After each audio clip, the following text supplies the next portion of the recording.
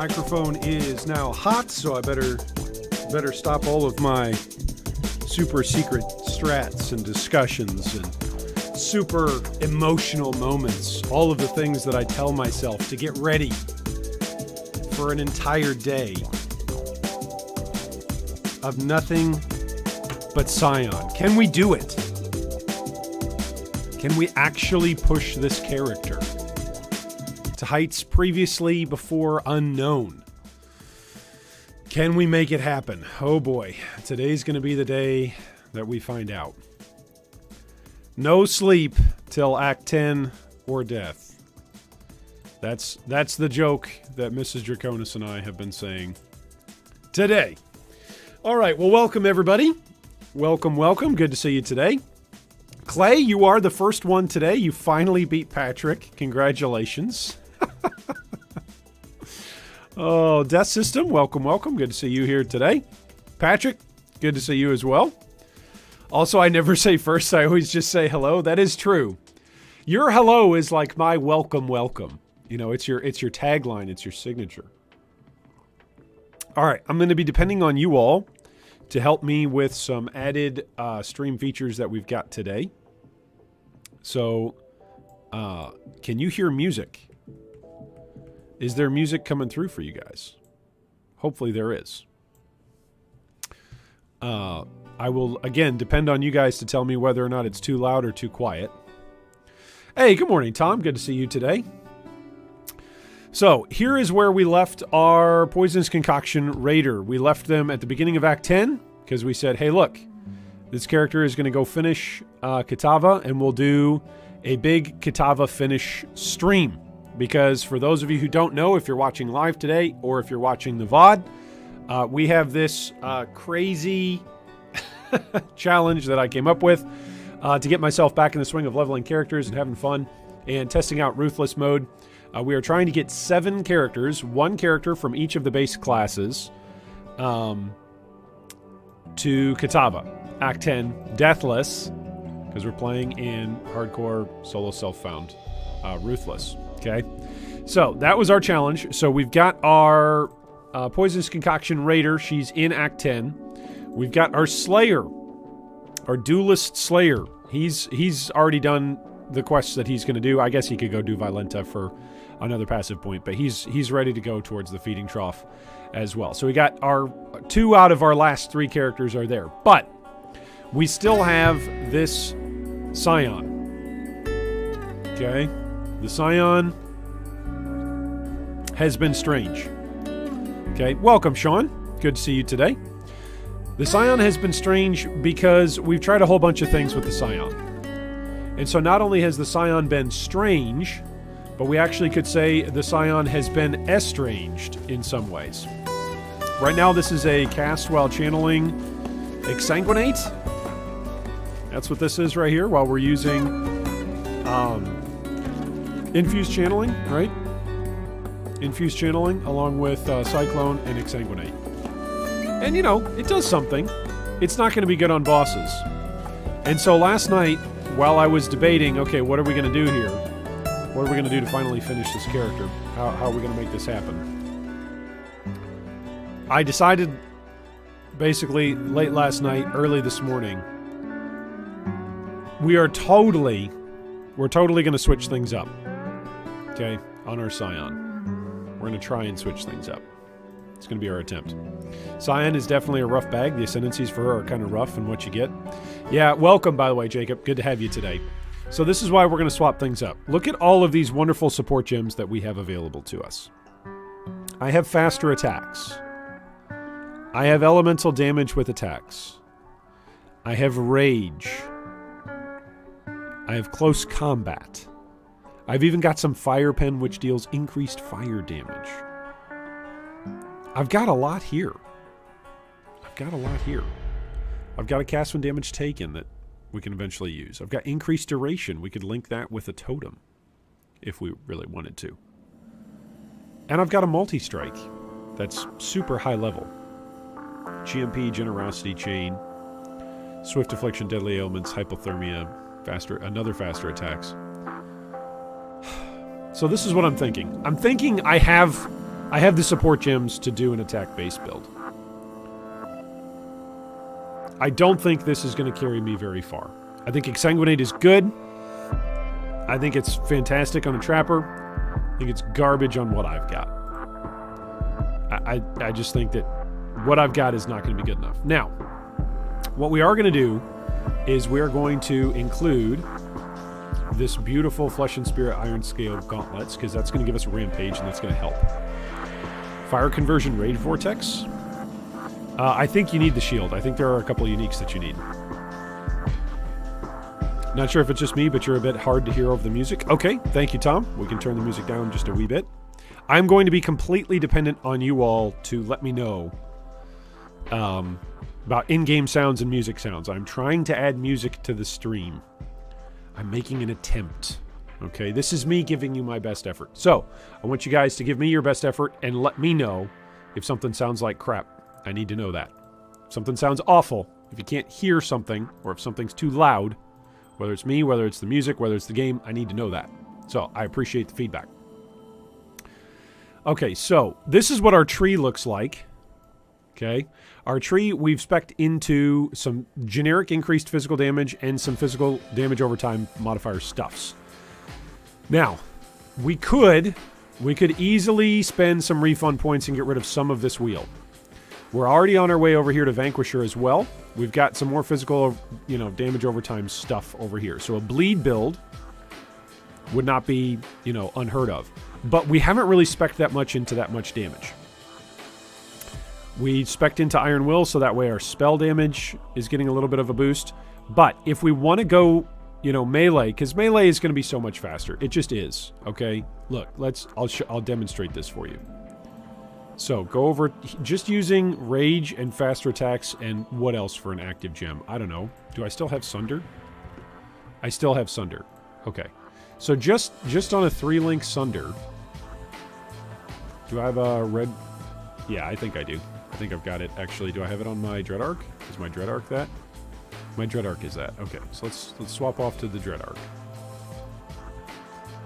This is an atrocious weapon for the level. But I'll bet you it's going to feel better. Where is it? Here's Sunder. Right there.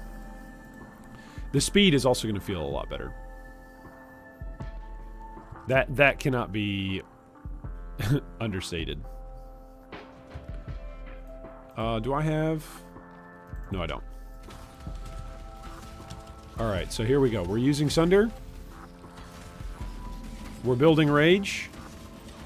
This is without using a totem to help boost our damage. It already feels better. That's going against a yellow. That's going against a blue.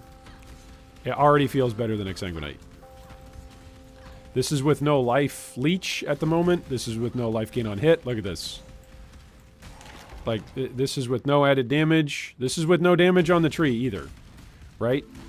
Just our speed. Which is what we want to do today. We're going for speed here. We want to try and hit Act 10 today. So just the speed alone.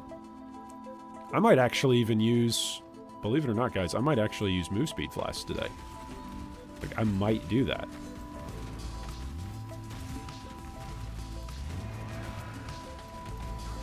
But look at this. This is definitely better. There's just no question. It's definitely better than the Castle Channeling Exsanguinate. It's even better than the Self-Cast Exsanguinate. It's just better. So I think this is what we're going to do. And this is using a low-level weapon. This is not using a weapon that we found, in Act 4. So I think this is the way to go. I think we need to... We also have weapon elemental damage with attacks. We have that as a support as well. So that'll give us even more damage if I have an elemental weapon. So I need to go back into the stash and check what sort of elemental weapons do I have. There's also Voldetnet Dead just for kicks. But this is better. This is better. Okay, so this is what we're gonna do. It looks like if the flash was hitting them with a wet noodle. It does. I like the lo-fi music in the background. I use it as at work as well. Oh, nice. Well, that's good. I'm glad to hear that, Sean. Glad to hear that. So there's some options, okay? I need to put in Vitality. So there's some options for us. I could even just use Cyclone as another thing even. In fact, you know what I could do? I could leave both setups in. At the moment, we could genuinely leave in both setups. And then you can apply Exsanguinate. That's something that we could do. Alright, I've got some totems in here. Ancestral Warchief is good. Shockwave Totem. I think we're going to vol the Ancestral Warchief. There we go. Alright. If you're going to use Dread Arc, wouldn't it be smart to use something like Molten Strike or another fire melee attack? Probably. Probably, Patrick. I'm not committing to Dread Arc. I was just changing Dread Arc over just to show, hey, look, here's a low-level weapon, and it already feels better. Ground Slam has the highest flat fizz, I think, if you had to choose one. It's also got nice AoE coverage, doesn't it? Alright, let's go grab Vanquisher. That's going to help us with Fizz. Do I have a Ground Slam? I think I do have a Ground Slam. Yeah, I've got a Ground Slam. Alright, let's go check out our weapons here. Ooh, I've even got some War Cries and some stuff in here. I've got a lot of options. So let's try and think through at least a decent setup here. I can also swap off haste now, right? What level is my haste on my Raider? It's probably ridiculously high. Yeah, it requires level 52. That's not that high. So I can swap over my haste.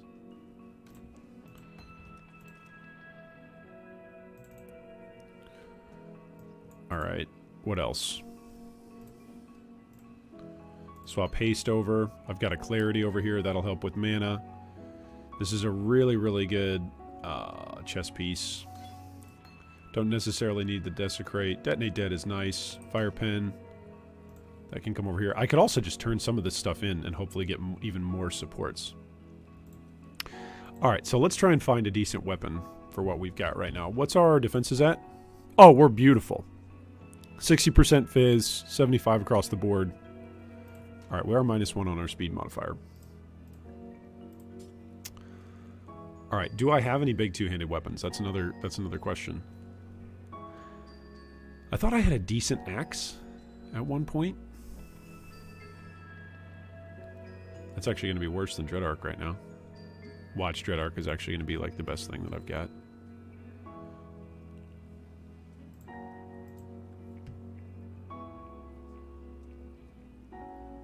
That's a lot of cold damage. What do I lose if I lose my shield? I'm no longer lightning capped. Okay. But could I swap off this belt and become lightning capped? It's actually cold cap is what I need. Well, I don't need to use the intelligence amulet actually either anymore. This frees up a lot. If I choose to go two-handed.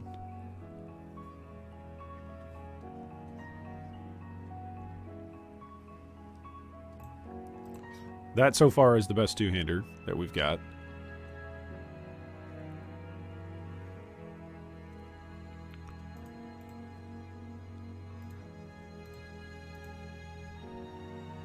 Ooh, look at that.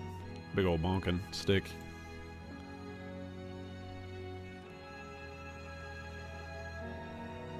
Ooh. It's even got move speed on it. Doesn't have quite as much life, but it's got move speed.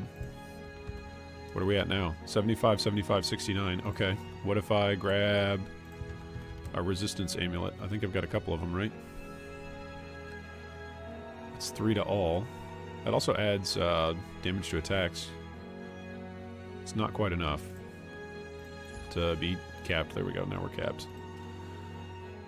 Okay, now I am only 50% Fizmet, so I did lose a significant amount. 79 armor apparently is a significant amount for me.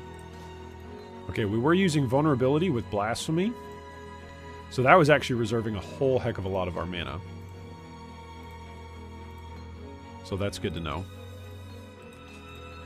Alright, so we're looking for a green... Green, red, red. Alright, so Ancestral War Chief can go in here. Is there anything else that I want to put with War Chief? How much is War Chief doing? War Chief is doing a little bit.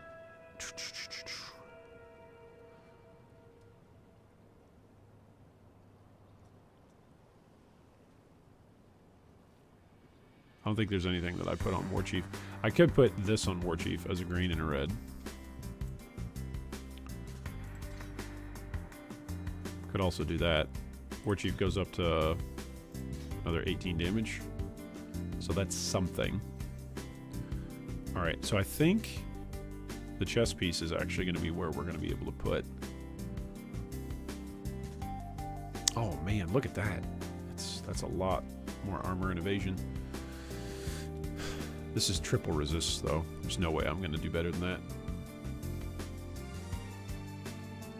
Especially if I'm using two-handers. If you're just joining us today, we are getting set up so that way we can melee our way towards some progress.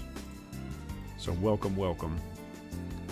Yeah, I think it's going to be the helm slot that we actually can look for, which I have lots of helms. This is the advantage of having lots of helms here. Am I close to another alchemy? Oh, I have another alchemy. So we could risk an alchemy orb onto a chess piece. I kind of like the sound of that. So let's go by... It's not Kira, is it? No, it is. Okay.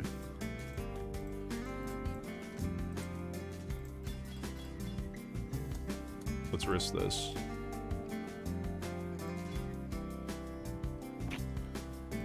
Let's see what that does. Not bad. It's only fire resistance. Okay. It's only fire resistance that needs to be fixed here.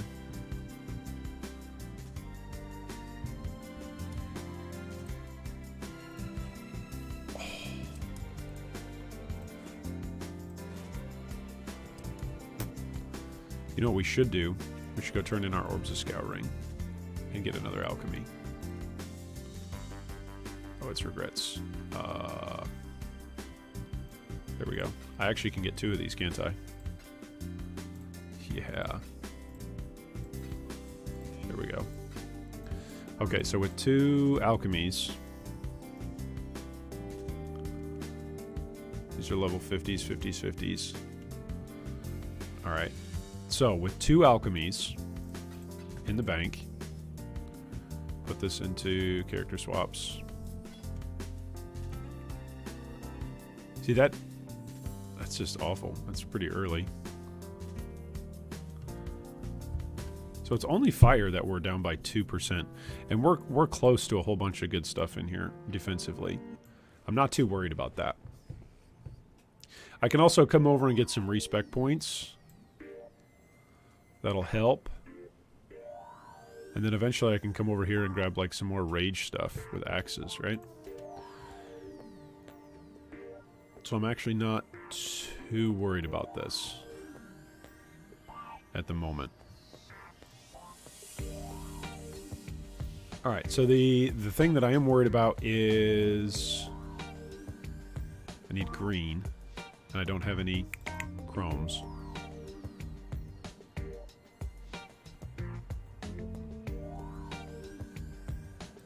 Alright, so let's take out these guys for right now. Go faster attacks. Actually, just go Sunder and Rage. And then I can do weapon elemental damage with attacks, right? Yeah, I like that. That's better. Then I can use, like, close combat.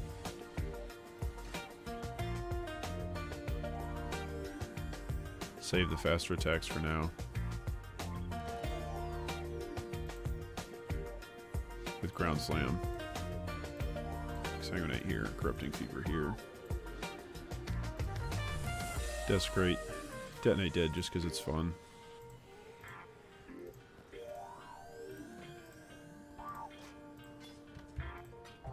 Alright. Amulets.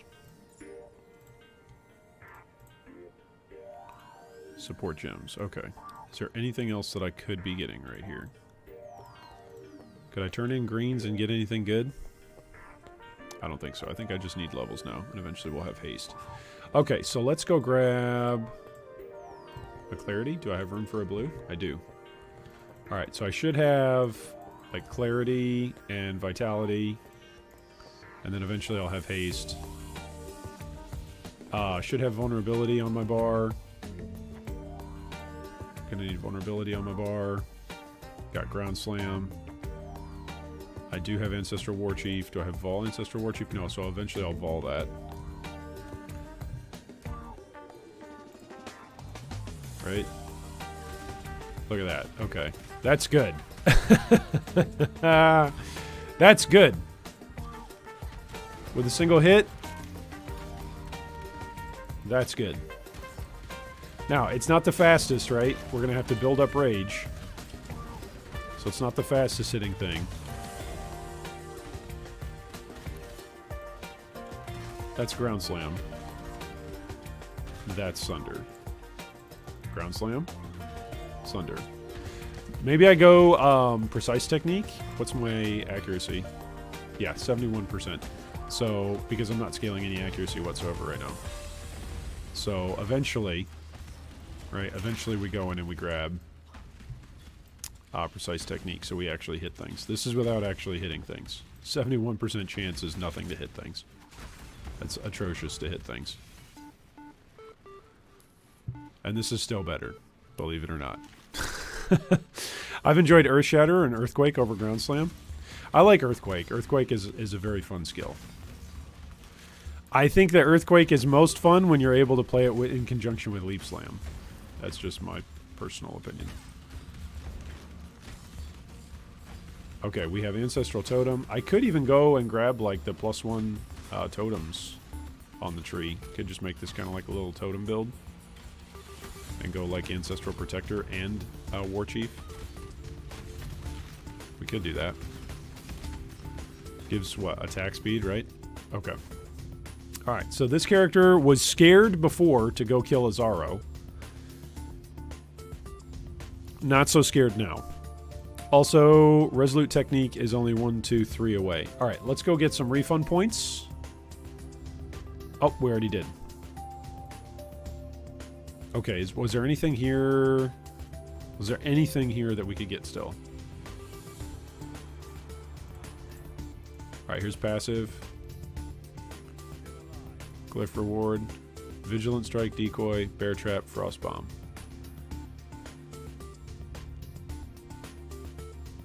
I guess Vigilant Strike?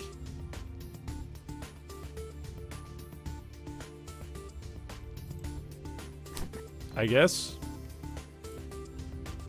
Just so that way we have it. Alright, let's also...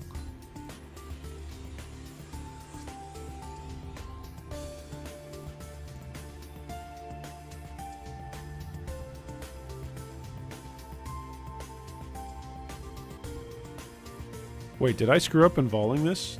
Do I not have the...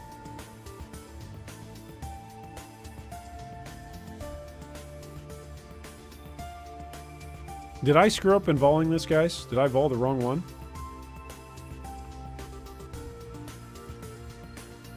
I thought Ancestral War Chief grants you like a whole bunch of guys that stick around when you've got vol War Chief. Or am I thinking of something different? One of you melee boys is going to remind me that I did this all wrong. Okay, what else?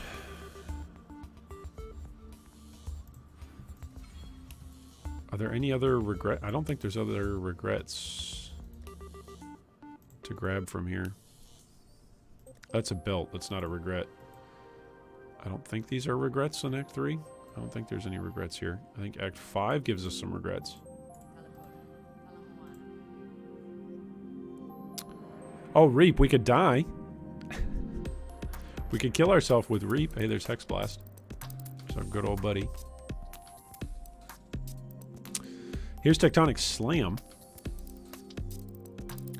We could also do this, actually. We could do Tectonic Slam. If I do Tectonic Slam instead of Sunder, then I can use... It's not the Vol version, it's just Corrupted. Oh, so I didn't... When I corrupted it, it didn't give me the Vol version. I thought using a Vol gem automatically gave you the Vol version. Wow. That's sad then. I am a very sad man. Should I corrupt this then and hopefully get the Vol version?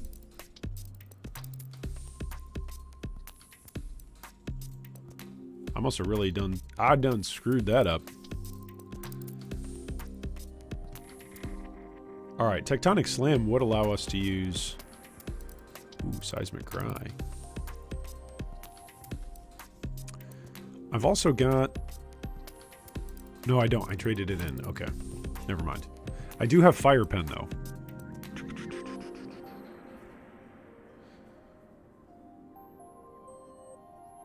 Oh, they only drop from Vol side areas now? Well. Well. I'm glad I just used 2 Vol gems, then.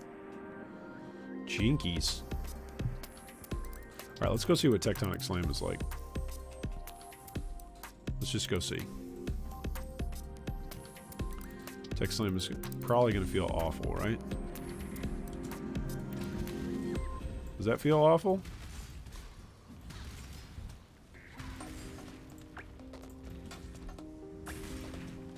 With 2-handers, it kind of feels awful.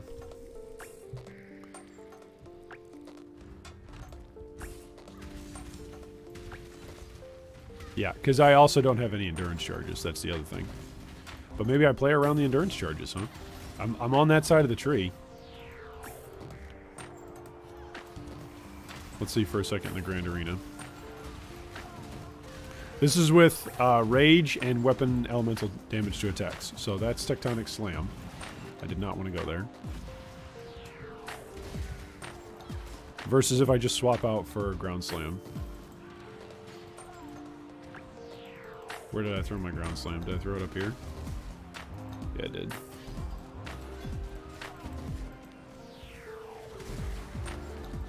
Alright, that's Ground Slam.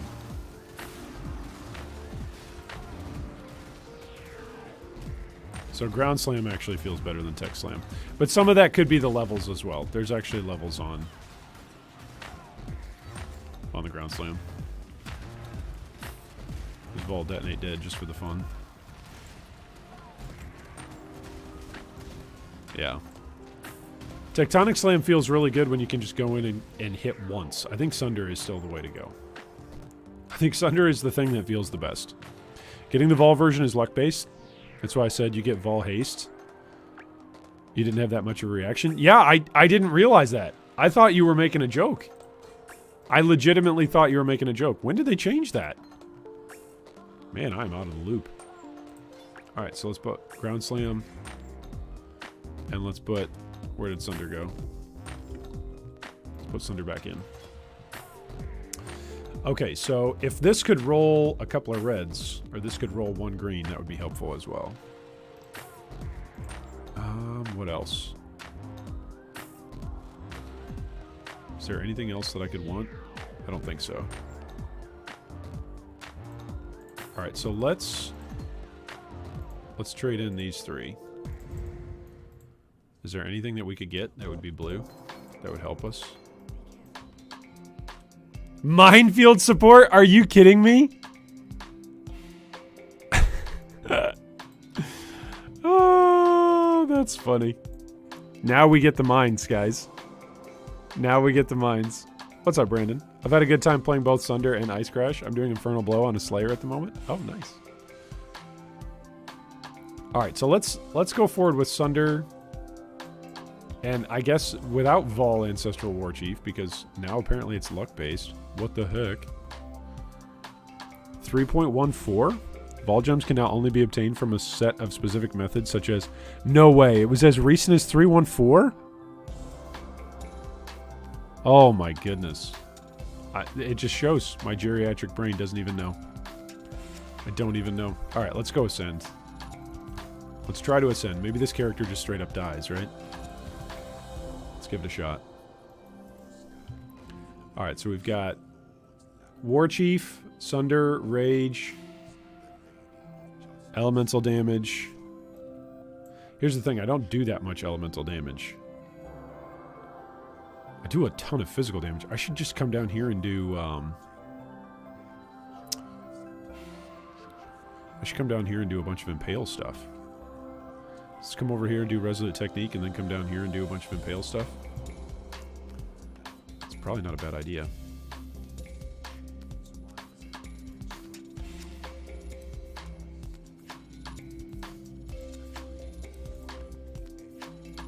Whoops. Can I click today? Let's see if we can click today.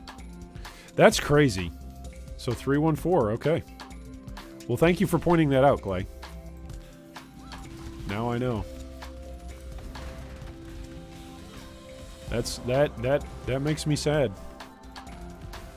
I mean, it means that I got really lucky when I hit the haste and got Vol Haste. So I guess that's good. Oh, I could be using a golem right now, couldn't I? Not even using a golem. What kind of player am I? I can also curse. There we go. Vulnerability. Vulnerability is going to help a lot. I don't have that many damage passives, like, invested yet, but I have some. Definitely have some.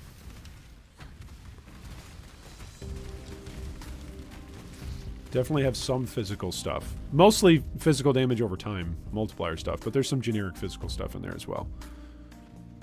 So once we go over and grab some Impale stuff, we should be blowing stuff up. A lot better. Even better than what we are. That's what I should say. War Cries would fit. I'm also down here. I'm down near the War Cries, so maybe I grab it. Maybe I grab War Cries or Instant.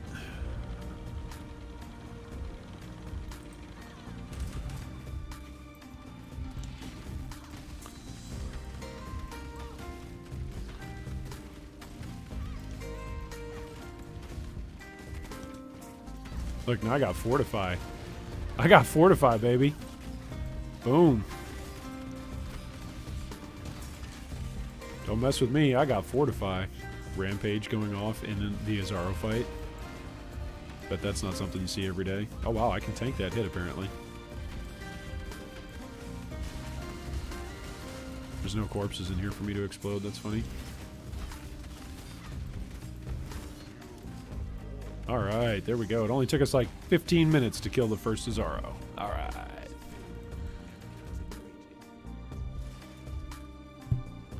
Alright, let's not die because we stood on a trap, okay?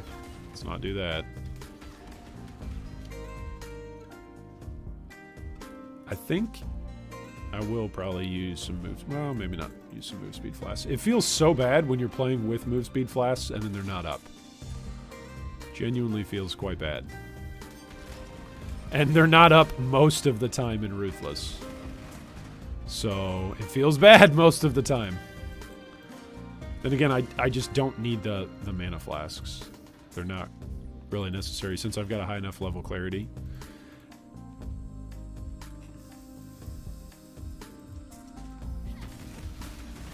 Oh my. Lightning Mirage?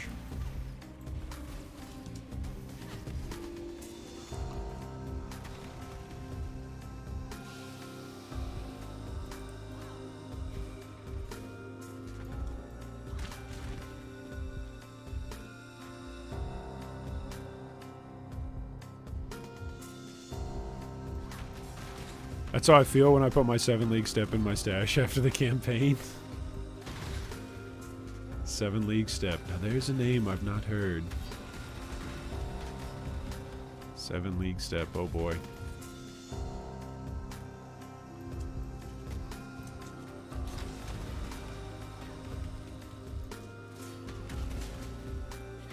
Wait, did I go the wrong way? Yeah, I went the wrong way probably. There we go.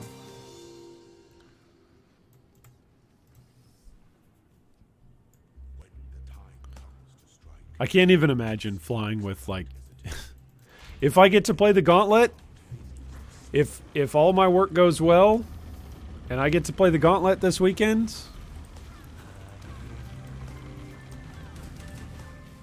That is going to feel very, very, very strange to have movement abilities. Leap Slam? What's Leap Slam? Leap Slam with faster attacks? What's that?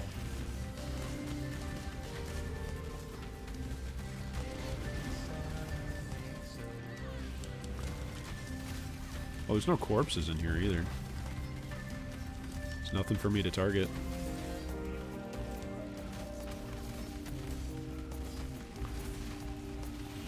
Ooh, that one actually hurt.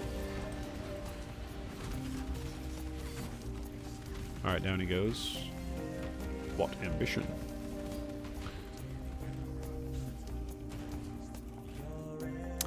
Also for the Gauntlet, I'm going to need an actual filter. I will eventually need to get a filter. I play all of Ruthless with no filter, but there will be so many items I won't know what to do with. Going back to regular PoE? Oh, man. Items drop regularly? What?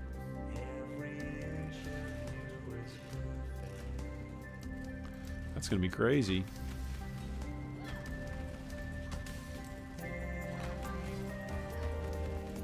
Phase run with 7 frenzy charges will make all other builds feel like a turtle. I mean, going from my raider with 6 frenzies and a little bit of additional move speed, that already feels it's noticeable. Going on to this character, that's ultimately why I was like, nope, you know what? I'm just gonna play melee. It's gonna be faster than Exsanguinate at the moment. It's just gonna be faster. Did I want to go this way? Probably. Okay, so this one doesn't work. But this one does.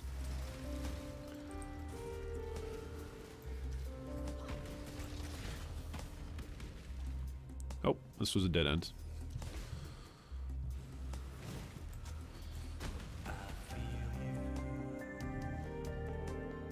Watch it being actually over this way. Man, having 71% chance to hit, that feels bad. That's probably the main reason why my damage is so bad right now. Oh, nope, we're going to walk back this way. Or at least my damage numbers. Because when I'm hitting, I'm like, the damage is fine. When I don't hit, that's when we have a problem.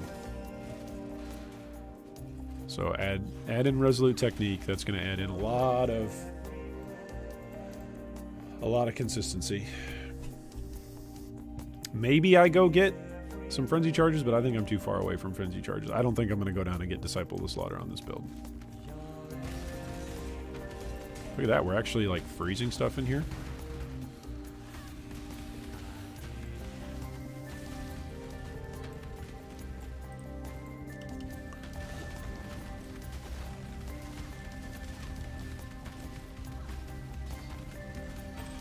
Yeah, it's going to help a lot to have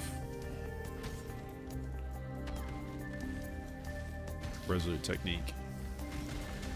And also any Impale chance. Any Impale chance would be big. Just because of how much physical damage we're doing right now. Like, check this out. Look at that. 500 Fizz. That is a good amount of damage. Oops, gotta go all the way around.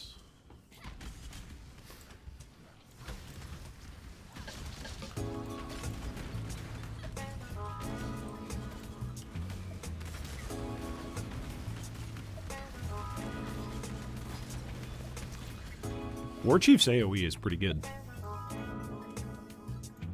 It's almost like it's useful. I think I figured out my build, by the way, for Gauntlet. I think I did. It's going to be a super hipster build. Nobody's going to know. Oh, I could be using Temporal Rift.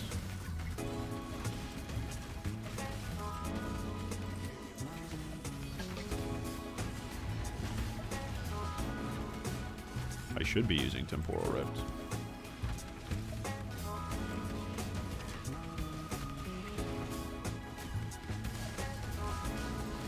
I'm kind of excited to ascend on the Scion just because I want to see what differences there are. If there are any significant differences.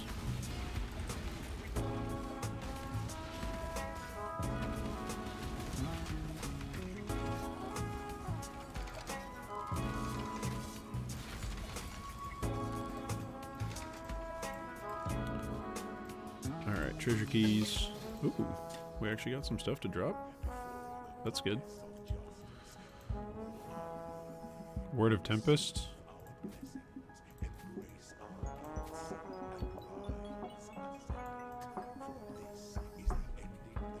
Okay, anything different? Probably just like the Onslaught stuff, right? Yeah, Onslaught is different.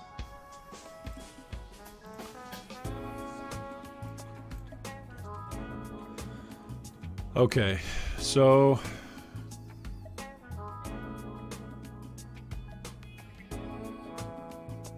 the taunts would be nice. You do get Culling Strike from Slayer. Ooh.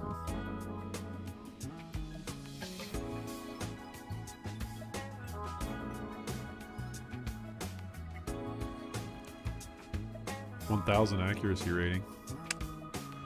Be kind of good.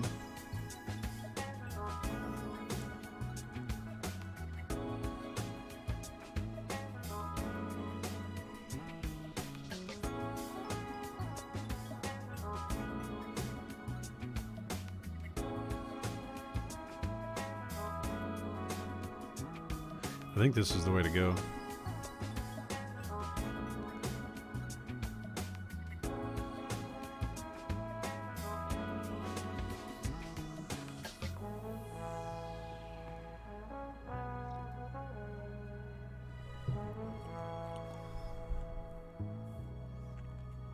I could go Hero Font again. Everybody was raging that I went Hero Font one time. Imagine going Hero Font twice. No, I think Champion is the way to go for us.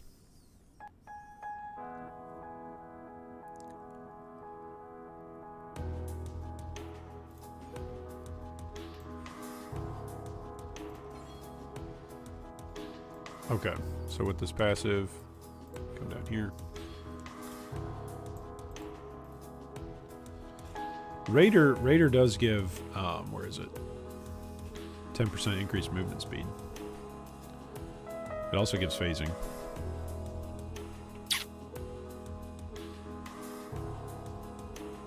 Hey, what's up, Darude boy? Welcome, welcome. I'd either do Fortify or Culling. Yeah. Culling is just so good, though. The improved Cull, like, I miss it when it's not there. Especially on bosses. Especially on bosses. Okay, so we said the fight against Piety was what was giving us trouble. The update's been good. The update's been good overall. To answer your question. Okay, let's actually grab a golem here. The update's been good. A lot of people have really enjoyed Sanctum. A lot of people have enjoyed the entire theme of Sanctum. I don't have another stone golem. Okay. I've been using all my stone golems.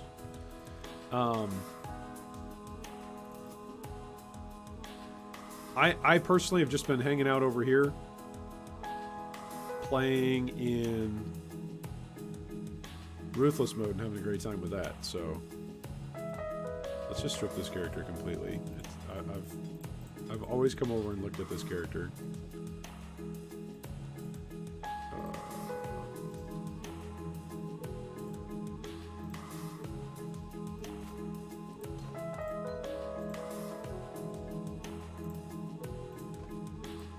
Cool stuff.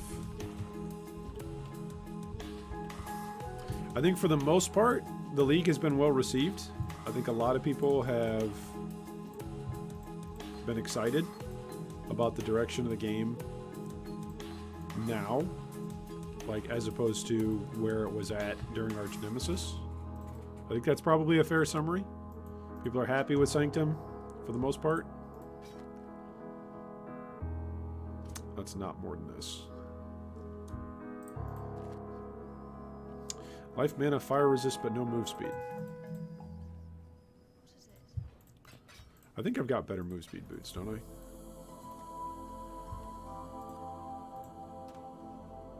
I think I do. I think I've got better boots than this. No, because I'm using this for resistances. That's right.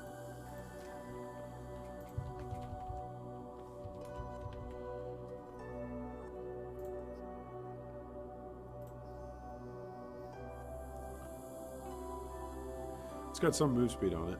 It's got lightning res. Well, it's got some fire resistance on it. It's got the same, actually. A little bit less.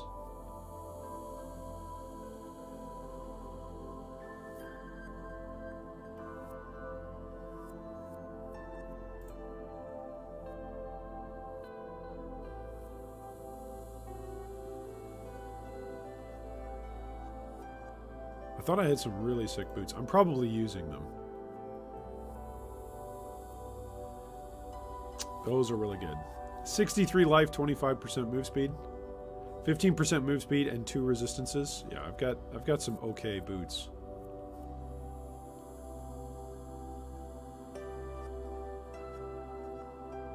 This over here doesn't give me any life. Do I have a... I have no fusing. Okay.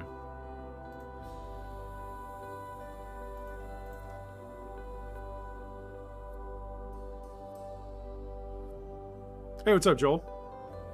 Progress almost done. Nice. Yeah, we're seeing some improvement. We're seeing some improvement. All right, so with this next level, we can go get Resolute Technique. That's going to make a big difference in our damage.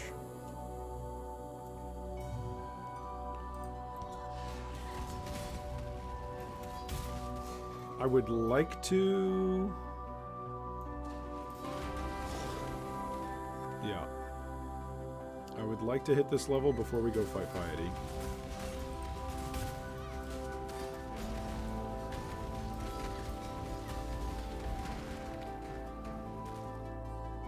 Piety fight's going to be pretty tough. I think Piety has probably been one of the scarier fights. Actually, this spot is kind of a checkpoint. Look at our damage go up. We went up from 320 up to 876. Oh, man. That's good. Das ist good, ja.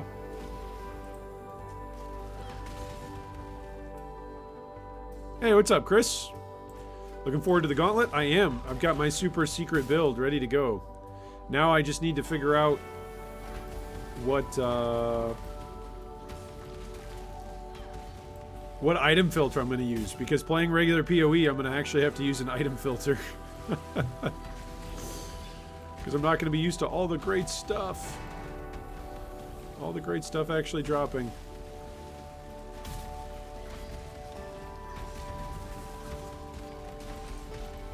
The Bone Queen. How about if I just blow up all your corpses for you, Bone Queen? How you like them apples? But she's even chilled too. It's kind of funny.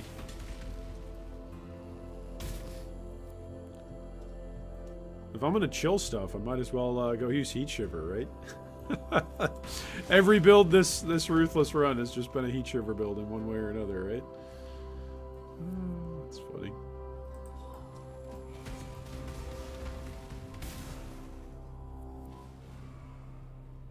Hey, welcome, Pedro. Sunder with Impale, Fortify, Shield Block. Should be easy to invest in where you're at. I think so. I think that's about right. I was watching your Ruthless videos, and I'm willing to try Ruthless now. All right, way to go, man. Hey, you know what? Only try it if you're enjoying it. You know, if it's not fun, don't play it. But if you're enjoying it, you might actually find out that there's a whole way of playing Path of Exile there that a lot of people are kind of going, oh, why would you do that? But then you actually go, oh, I actually really enjoy this. Remember, you're winning if you're having fun while you're playing video games. That is the definition of winning.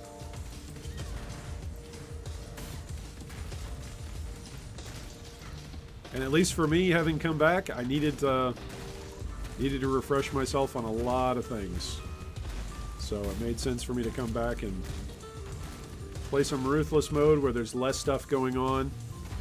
Not really worrying about the Atlas. I probably won't even have to worry about the Atlas either once we play Gauntlet, right? If work goes well and I get to play Gauntlet, I mean, I probably just won't even survive to get to maps, right? I'll probably die way before maps, so. That's an enthusiastic outlook. I'm just remembering that when we asked on the poll the other day, none of you thought I'd make it to level 90. Nobody thought I could make it to level 90. Alright, let's see how we do. On our way to piety. Any chance of a groupless league in the future? There is, Brandon. We would most likely do it for launch 321. We'll do Ruthless Trade or something. And we'll do softcore for all the folks that would like to join. It could be fun. I think that could be fun. But I am excited if things go well and I get to play in the Gauntlet. Like, I was just watching somebody the other day jump around using Leap Slam. And I was like, are you kidding me? Look at how fast this player is progressing. They just have Leap Slam and faster attacks. Are you kidding me? Like, when I actually turned off the video, I was like, okay, I have to stop watching, because when I go back into Ruthless, I'm gonna be like, what? Why is my character so slow? So, but I've enjoyed it. I've enjoyed the league, coming back and playing Ruthless and playing at a pace that is less frenetic, that is less adrenaline pumping. Like, Ruthless definitely gets the blood going, at least the way how I'm playing it, with, you know, hardcore consequences and the challenge in mind. And now I have to get this challenge done before, you know, before the Gauntlet. I'm not going to play the challenge over the Gauntlet, you know. If I have time to play, I'm going to want to play the Gauntlet, so. Sounds like a fun way to die a whole bunch of times.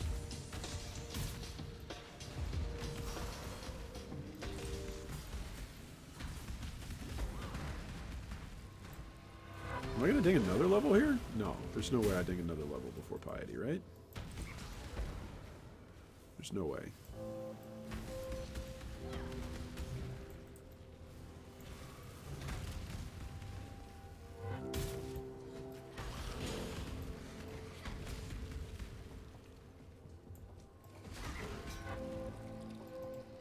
Ooh, what kind of X is that?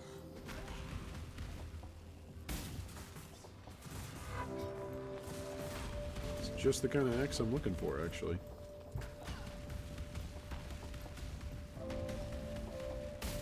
Okay, let's actually, do I have space for Corrupting Fever somewhere? Probably not. Okay, rather than Vigilant Strike, let's put in Corrupting Fever.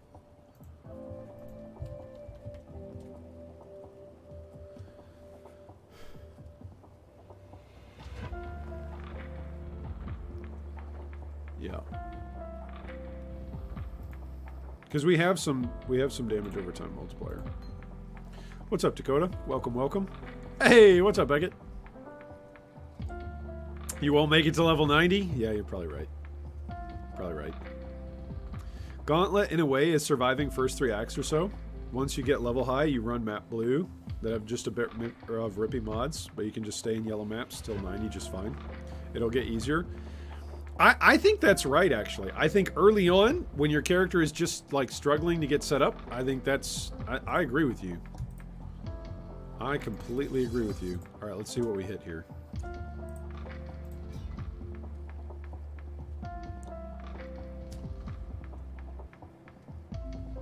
I think this is more. I think this is more damage. I think this is more damage. Okay. Let's take a look here. 876. 1013. Okay. Alrighty then. Okie dokie. Okie day. Okay, what if I switch out? Is it better to switch out elemental damage or...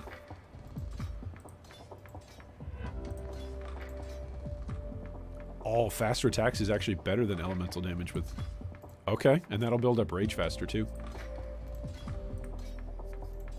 War Chief. Don't need the ground slam. War Chief should use... Okay, what is War Chief at? 490?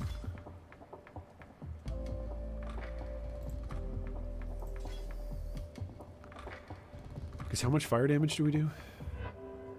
Not that much. So the pen with fire damage doesn't really matter that much. Okay. Alright, let's go die, huh? I mean, let's go kill Piety. Because we can totally make this happen. Oh, I've actually got another red. Got another red slot. Do I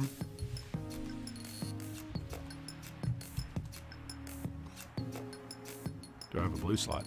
I do. That's increased attack and cast speed. Let's go use that. Let's go give it a try.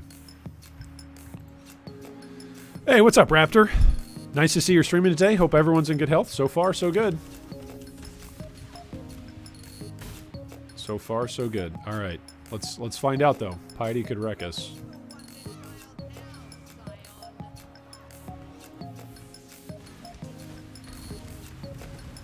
Okay, we want to keep her in the middle. Remember, keep her in the middle.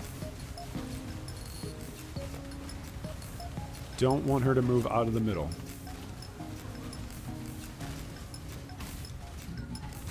Okay, here she goes. We're doing okay damage here.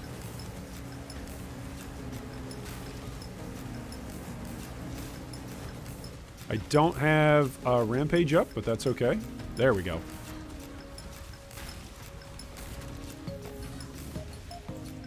Oh, don't switch which directions you go. Pick a direction. Oh, and stick with it. That is key. Yeah, Rampage is super helpful.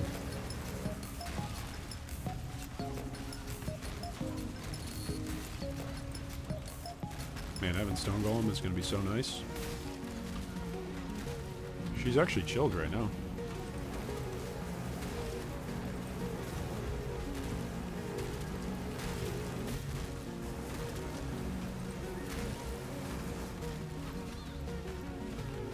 Not too bad. I'm at max rage right now.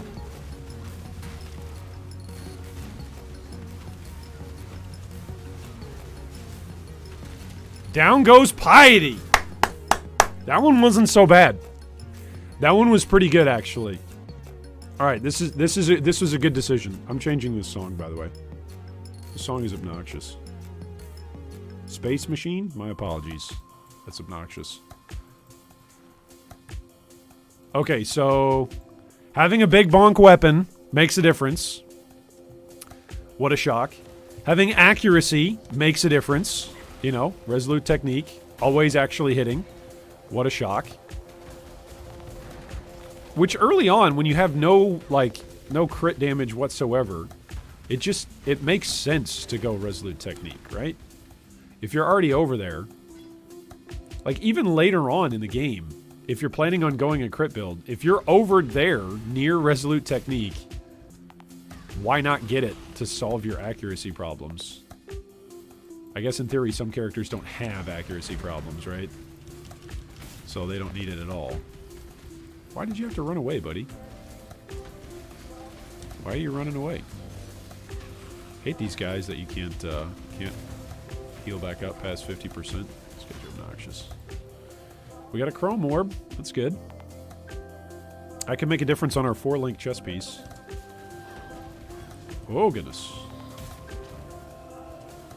What if we kill Piety to die to Dodre? Oh, boy.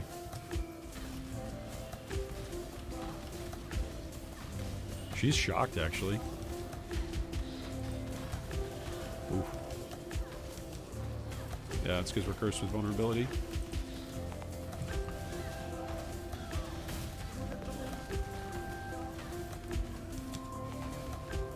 Alright, now we're, what, temp chains? Oh my goodness. No, you come over here. Come over here, Froggy. Oh, goodness, I'll come join you over there. Rather have Enfeeble than Vuln.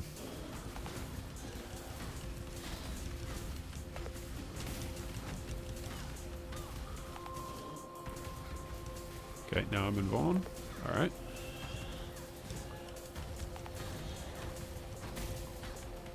Okay, is she gonna swap? Yep. Almost down. And down she goes. Alright. Yeah, having Rage makes all the difference. Rage and Rampage. It makes this character seem ridiculously fast compared to any other character that we've played in Ruthless.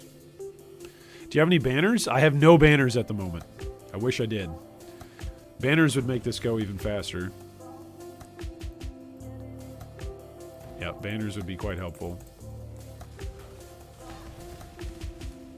I think that's the next damage boost that we'll get is going to be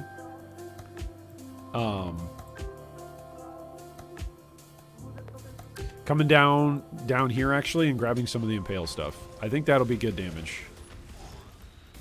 That will be good for our damage. Oof, that did some damage. Speaking of damage. Oof. Malagaro, what are you doing, dude? I'm at 64%. 0% chaos. What's the deal?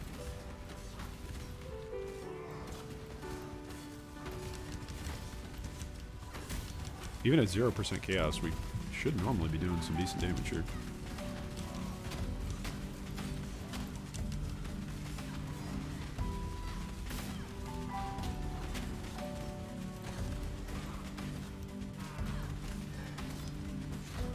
Go, down he goes. Is that a 4-link? No, it's not. Bummer.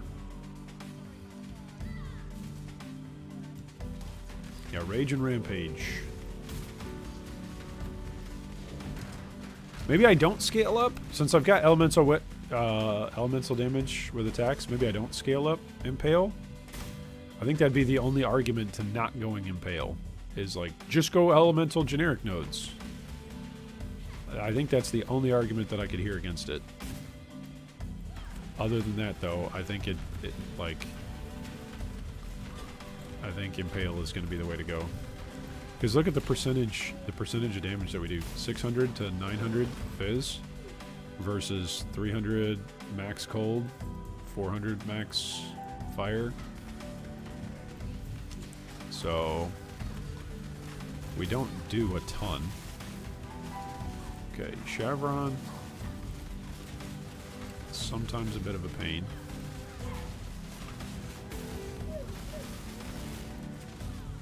Oh, there's her lightning tendrils.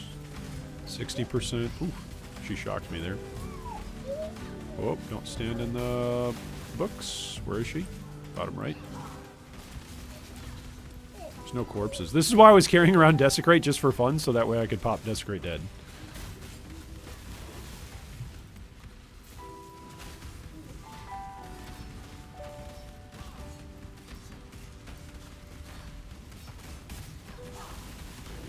Where'd she go? Oh, she got energy shield back. Bummer. Alright, down she goes. Let's go kill Malachi. Hey, what's up, bud? Yeah? Yeah? Well, you know, it's just the way it goes. Doing some gauntlet practice, and I was mad a little when I dropped a determination in Act 4 and realized this isn't Ruthless. Oh, yeah. I was thinking about that, going like, man, I'm going to be so mad when, like, I drop an Orb of Alchemy in Act 1, and I'm like, guys, an Orb of Alchemy, and everybody's like, yeah, those drop all the time in normal PoE, Iron. Oh, man. It's an Alchemy Orb. See, I don't think this is going to do that much. I don't have that much guarantee to chill. And even at 100% cold to fire, it's not a lot of extra damage. If you wanted to stick with Resolute Technique, you could go Mace and Shield with Impale. Rage and Rampage would help with Impale too. As long as the majority of your damage is Fizz, Impale should be worth it. See, there you go. That's what I'm thinking. Like, unless you're going with something that's explicitly elemental damage only.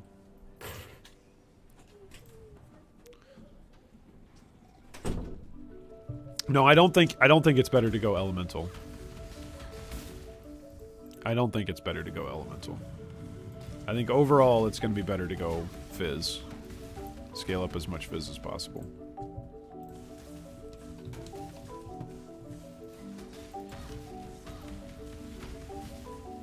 What possibly could make it better? Unless I drop like some other unique that's like, hey, X percentage of fizz is converted, but even then you still want to scale up your fizz to then get converted. So. Alright, let's fight Malachi. I have a quick question about curse mastery when it comes to brands. The mastery reads, enemies you curse are hindered with 15% reduced movement speed. If I'm applying a curse using a brand, will the enemy still be hindered? That's a good question. I feel like I don't know anything about PoE anymore. Now that voling skills don't give you the vol skill, I don't know anything. I don't know anything about PoE. Oh gosh, of course I used Detonate Dead like right as he was transforming. That was good timing. No, I think brands still count as something that you're something that you're cursing. That's how I would read that. Somebody else is going to tell me I'm wrong though. Brands, like when you kill something with a brand, it's still a you killed effect. If you're using brands and you have chance to gain frenzy on kill, you'll still gain it if the brand gets the kill. Brands aren't minions or totems. Right? Somebody help me with this. Somebody clarify.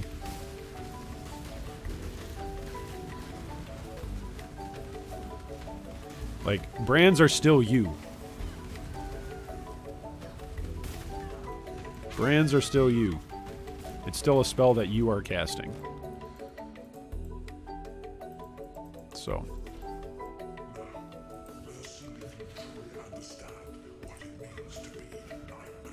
Alright, let's see if we know what it means to be Nightmare, guys. He always goes top first. Then he goes top right. He's already almost phased. Look at the damage on this. This is great. Look at this. Does Malachi not have good fizz resistances? Do we actually just do this much damage? Is this what it feels like to play a character that does damage? Because it feels good.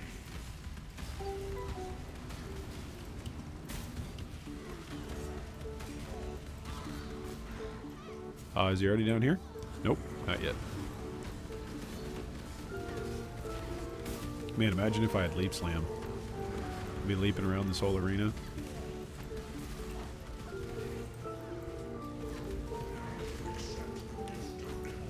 Oh, I'll accept it, buddy. Right after you.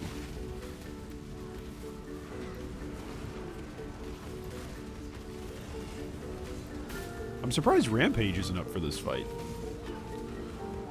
Like there's enough stuff around. Oh, gotta move. My golem is actually staying alive here. That's good news. I'm being selfish, really? I think you're kind of being selfish here, buddy.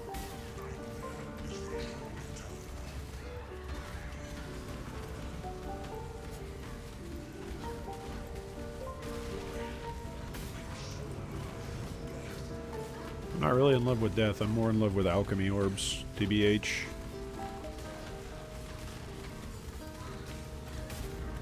You got any alchemy orbs? He usually drops a couple of rares, doesn't he? Be kind of cool if he drops a couple of rares. I think that's what he's been dropping. Hey, there we go. We finally got Rampage at the end of the fight. Oh, 2 magic items. Alright. Brand with Hex Touch counts as you. The only time Impale isn't worth it is if you're converting Fizz to Ellie. There you go. Okay, let's go get the Malachi reward. Right? Is there not a Malachi reward up here? Did I already get my Tasuni reward? Did I do that? I think we did that quest, didn't we? Right? Yeah, we did that one.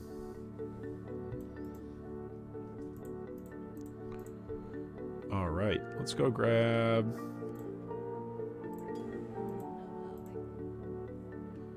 Stone Golem. Oh, look at all these links that we could get. Oh, Void Sphere. Who am I kidding? Let's go get Stone Golem. Alright, Stone Golem's going to be over here. But we're going to keep up our little lightning guy for right now. We're at 73, 75. What's my fizz at? 64% fizz still. So we should be good. Unless there's just some stupid fluke. Which actually, I don't even think counts. There's actually, you know what? I'm going to say something controversial. Get ready, old man's going to rant. I don't think there are that many stupid fluke deaths in Path of Exile. When you compare the number of completely legitimate deaths with the supposedly stupid, stupid random deaths that are unexplainable, like a lot of deaths are explainable. Most deaths, vast majority of deaths are explainable. That might sound controversial. Might sound like saying something a lot of people don't want to hear. Oh no, but Iron! I died this one time to something that was off screen. Okay. One time you died to something off screen. Hit /deaths. And when your character pulls up and it says 9,000 deaths, the one time you died to something off screen does not mean that most of your deaths are unexplainable.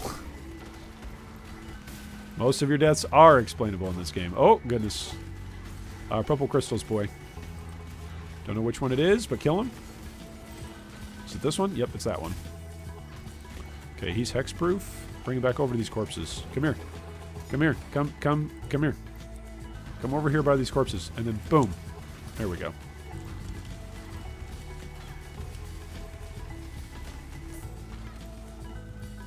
Faster attacks. Stone Golem.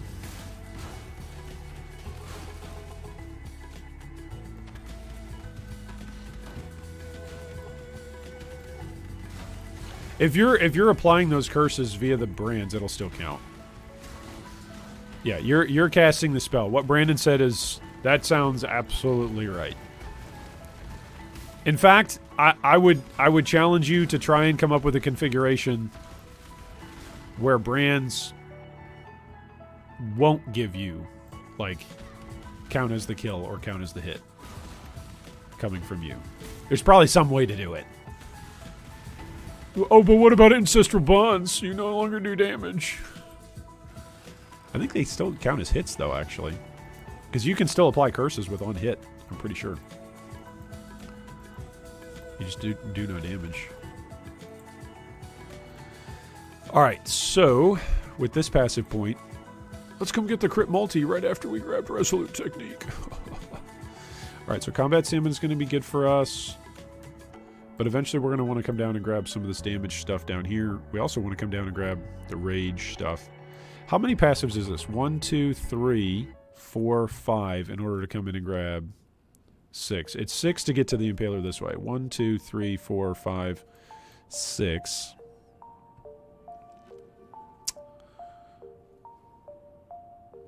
I think there's another Impale node, right?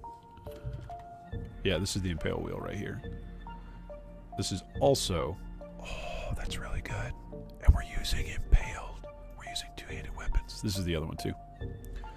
And that's with axes as well. I think we come around the outside. 1, 2, 3, 4, 5, 6, 7, 8. So it's 2 more passives. But we're passing by Barbarism, which is really good. We like Barbarism. It passes by Juggernaut. We like Juggernaut. It's really good. We like that. Passes Slaughter. We like Slaughter. I think that's the way we want to go. It also passes by Bloodless. It's no difference in terms of, either way, we're going to be up in here near Bloodless, near Soul of Steel, near Prismatic Skin, etc.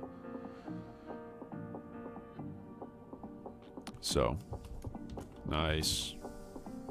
What'd you get? Base spell crit strike chance of spells is equal to that of your main hand weapon. Oh, cool. Yeah, let's go down this way. We'll go around the outside. On to Act 5. Time to update. Oh, good call. Good call, Clay. All right, let's update. We made it. On to Act 5.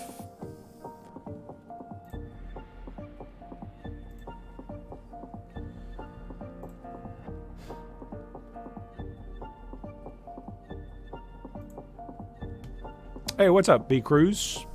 That's got to be you, Brandon, right? Welcome to the Discord. Glad to have you.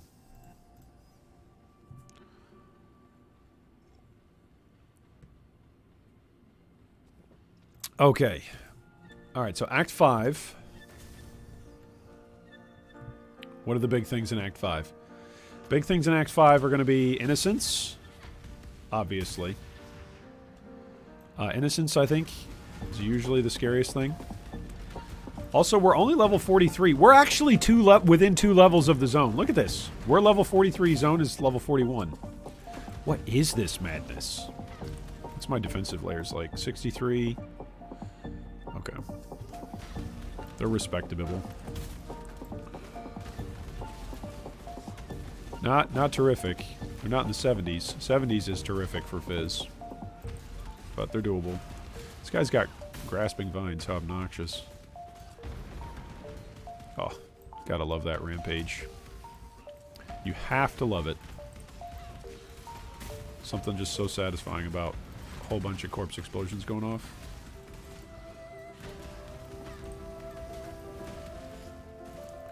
Alright, now something I need to remember is that I don't have to kill everything. Don't have to kill everything, right? That's something that I've done in Ruthless a whole lot because I've wanted to overlevel. And I felt like I've needed to overlevel a lot of the time. But when your character is actually doing well, you don't have to overlevel. Is that a 4-link? No.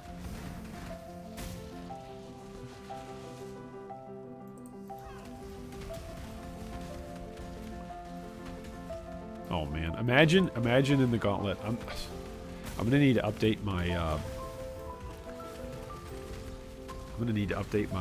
the leveling guide that I use. Like I can actually use recipes now. Vendor recipes for weapons? What? What is this madness? Oh, is that a superior timber axe? What if that axe is an upgrade?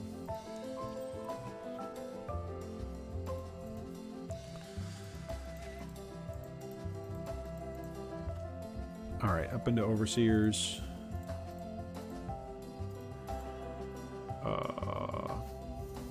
Sure, we'll try another ruby.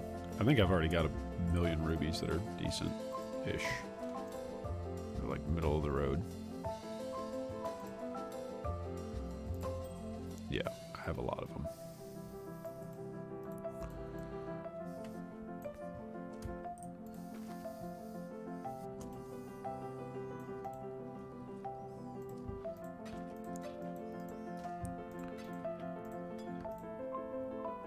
Gotten a lot of gold rings.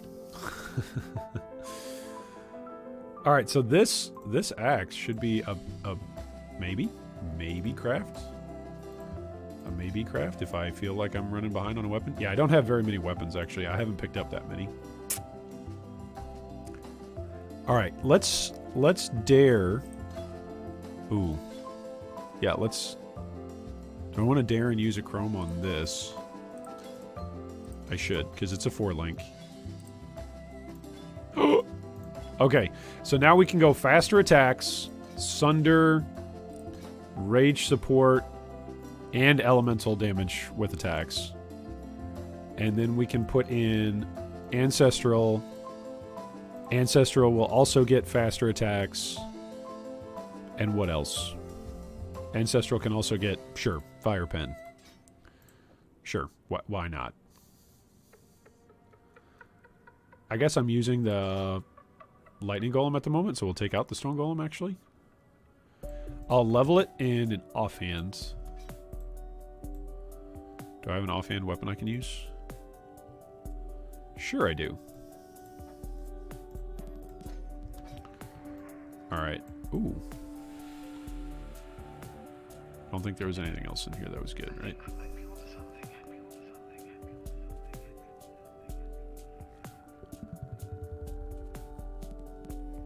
I'm not level 50 yet. Level 50 is where some of my good boots and stuff become unlocked. Okay. Onward to the control blocks. Let's go, go, go. Slave drivers. Look at that. Just casually walking up and killing stuff instantly. Feels good.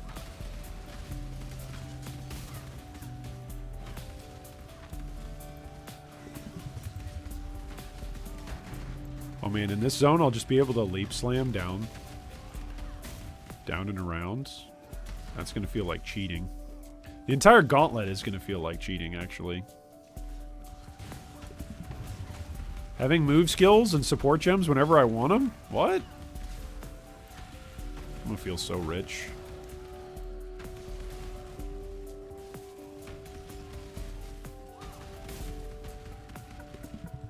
It's just the way how it's going to be. Okay, so totem kills count for rampage. They don't count for rage, though. That's an interesting distinction.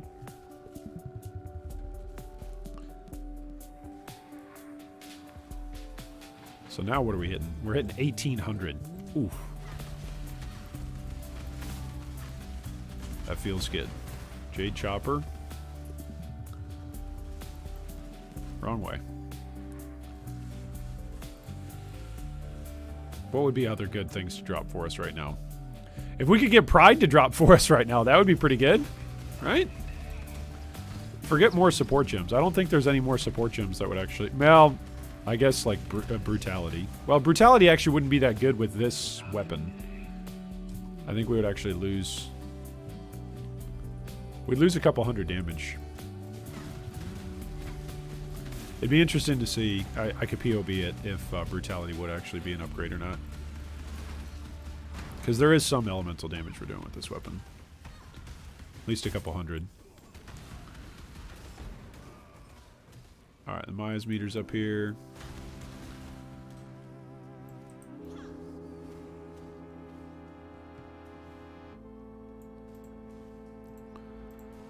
I'm not going to need to walk around in the gauntlet. I will just be able to jump down that side.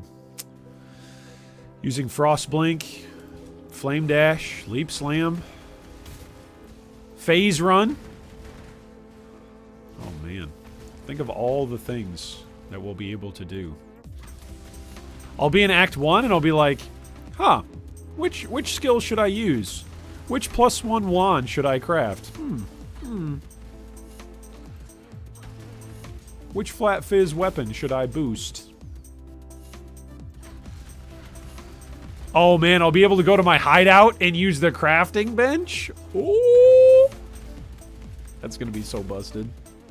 I'm gonna feel like my characters are just the most broken things ever in the gauntlet. Yeah, I'm gonna be in Act 2 bragging about my stats. Look at this, I'm resist capped. I don't even have a single passive point put into resistances on the tree. It's gonna feel great.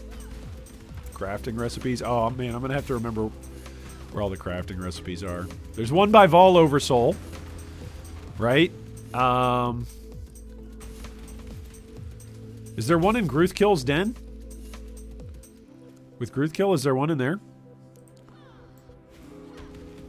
Your subs can be your gem farmers for Group Ruthless? Nah. It's got to be a fair trade. Got to make fair trades. Got to make fair trades. No, we got none of that shenanigans going on in here.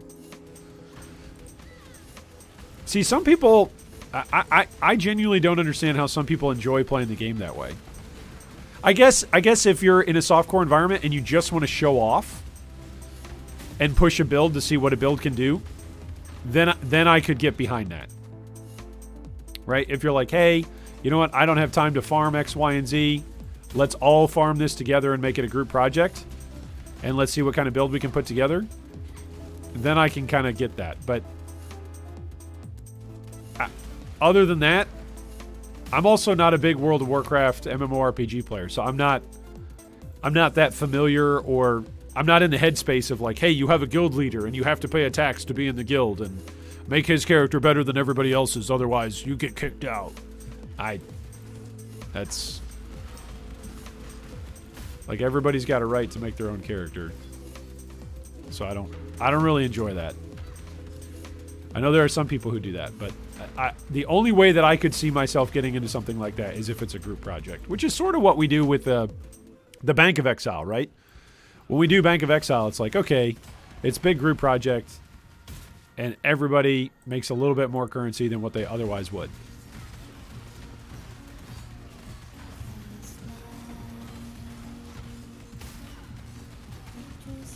Extra chaos damage, huh? That's what killed my champion. It was a guy with extra chaos damage. Alright, where's the matriarch? There she is.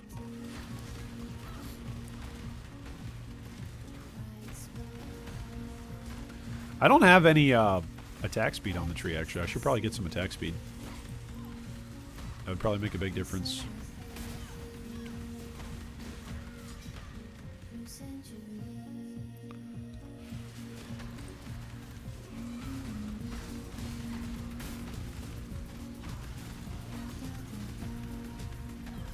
Oh, would increased duration, would that link with Corrupting Fever? Would that be a good idea? That sounds like a good idea, wouldn't it?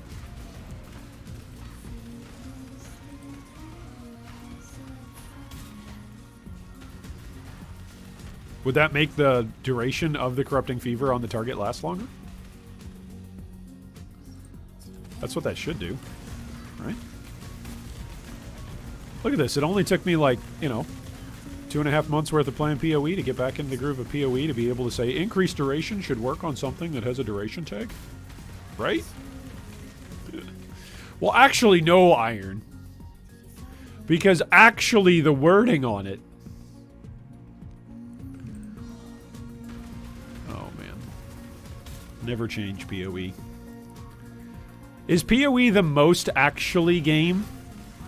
If there was a category for Game Awards that was game with the most opportunities for players to correct each other by saying, actually, that's not how it works.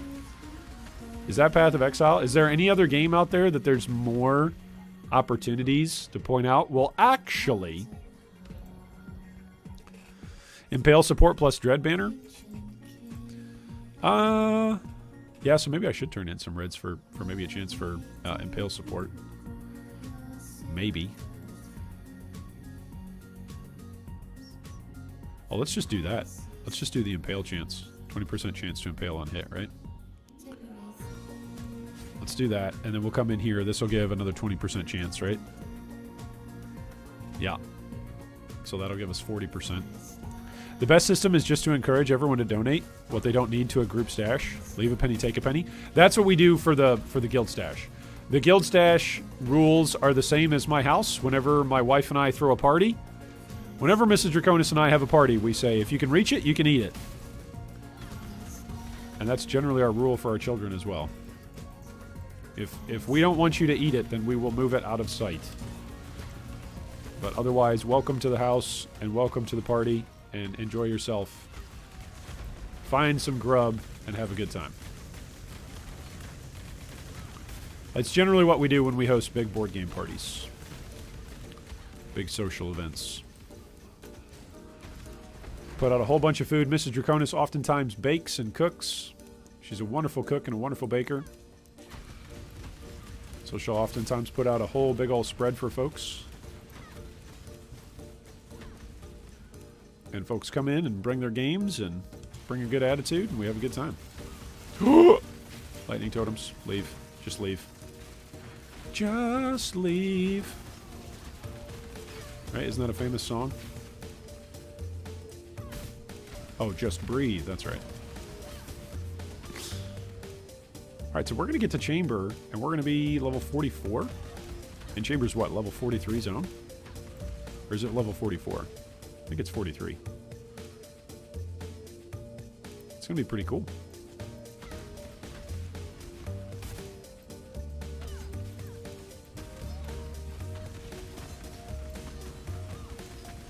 If I just focus fire something down like this, stuff actually goes down relatively quickly. That's pretty cool. This is kind of like what it felt like on the Slayer, when we got Hex Blast to start working. It was like, oh, a character that does damage? But now this character obviously, in some respects, is faster. In some respects, is slower, right? Because we actually have to cast more often. Because sometimes it's 2 or 3 or 4 or 5 hits to kill a blue or a yellow. Whereas Hex Blast, it's just like 1 or 2 hits and boom, the whole pack shatters. But this has got better, better bossing damage. Impale is green, if I'm not mistaken. Oh.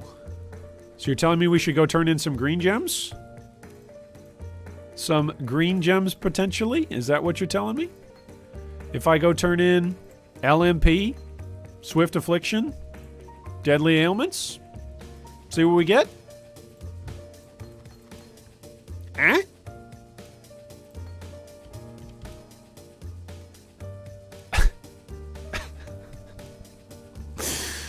Oh, I keep getting mine stuff. I've 2 turn-ins today. 2 mines are kicked out. That's funny. Let's do granite. And let's sell this.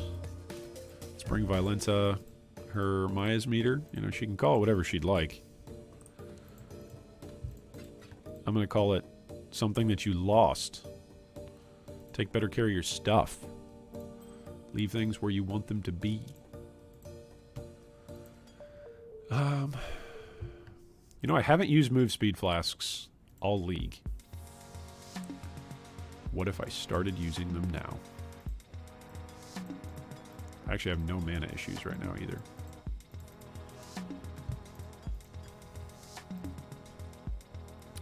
My wife and I recently got into D&D with some friends of ours. Oddly enough, it was her idea. It's a fantastic thing. It's a fantastic thing to do together. Alright, so I could come in and grab Slaughter. Which along the way would give us some increased attack speed. Or we can go towards Harpooner. I think Harpooner is what we're going to do. Okay.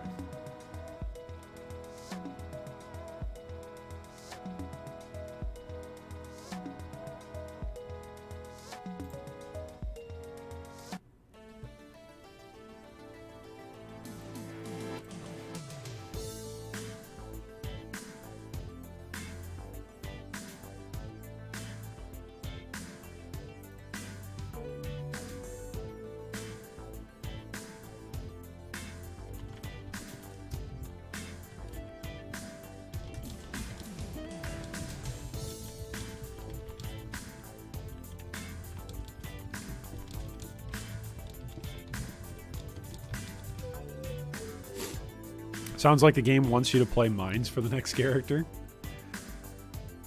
Maybe I'll be playing a mines character for the gauntlet. That'd be awful risky.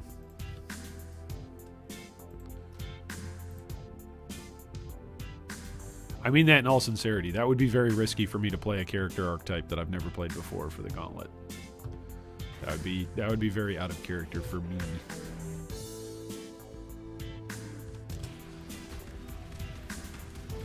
Oh, I was going to look up increased duration. That's what I was going to do. I was going to look up increased duration. See if increased duration on Corrupting Fever was worth it. Fire and Ignite resistant? What about Fizz resistant, huh? Yeah, that's what I thought.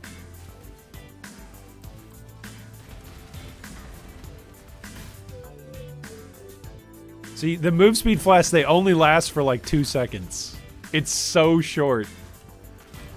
As soon as you press it, it's gone.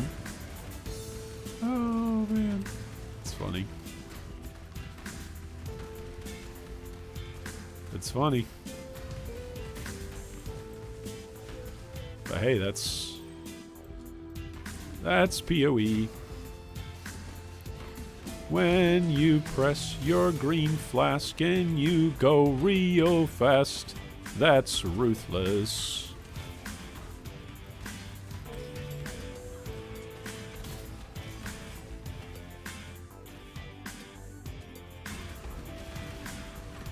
When you've drank all your juice and you want to move your caboose. But you can't because you're out of juice. That's ruthless.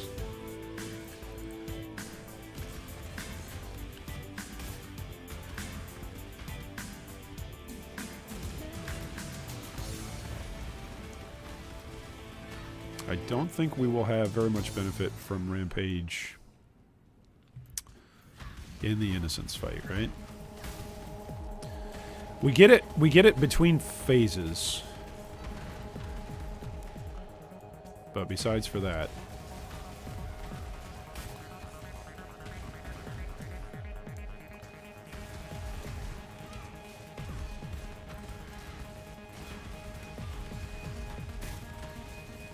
stop moving, will you?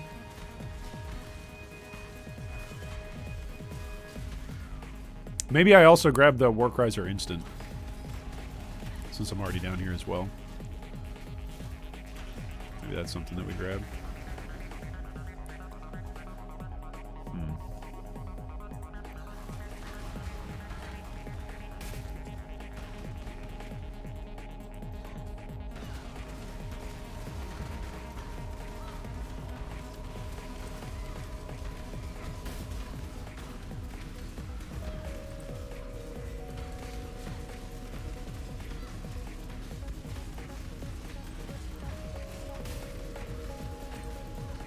Yeah, damage on this actually feels pretty good. I have 1500 HP, so I'm not that far away from where I would want to be. Normally my rule for killing Kitava Act 5 is 2000. I think my champion that died in Act 6 was 1600, right? So this is not like outside the realm of possibility.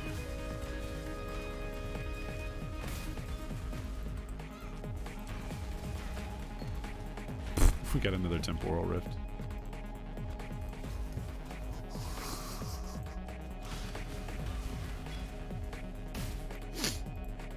This is how confident I feel.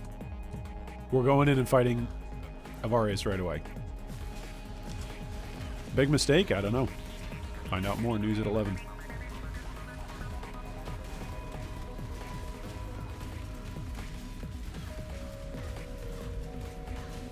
Forget to curse stuff.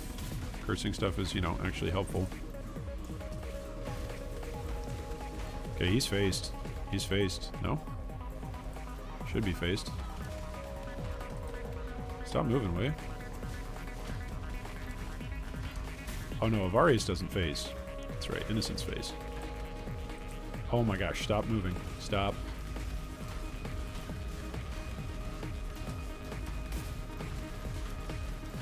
There we go.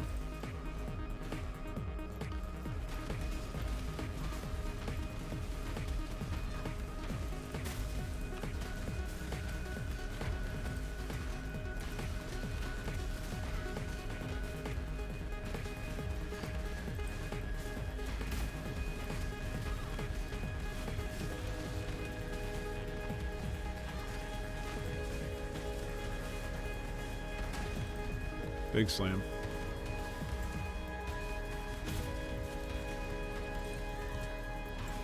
Okay, does he always jump twice?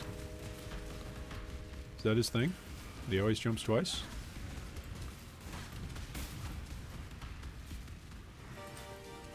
It would appear that way. He's gonna jump again? Yeah, he always jumps twice. Today I learned. Oh, goodness. Ooh, we survived the ball zone. We did it. We survived the ball zone. What a strange and amazing thing. Is he going to do it again? Don't you do it again, you jerk. We're going to have to deal with it with Innocence. Whew! I am Innocence. Ouch.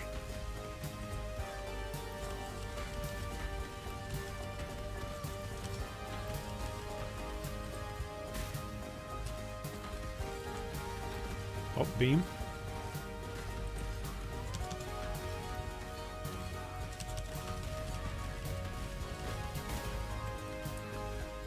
Decent damage. Slam.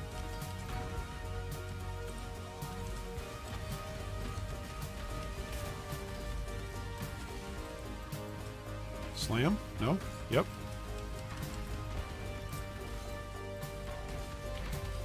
Slam. Okay, phased.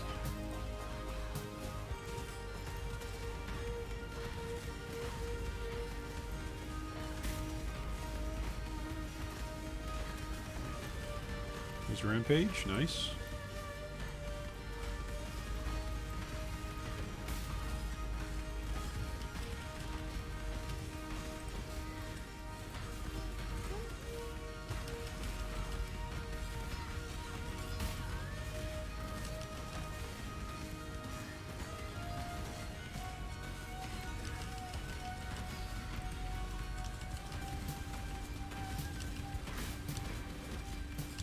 Okay, yeah, just, it's not worth the risk. Just go back out. It's fine. Never worth the risk. Anything in my stash? Nope. Okay, go back in.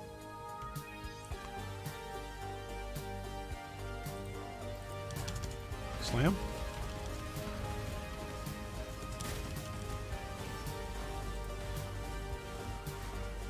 Slam? Nope, no slam yet.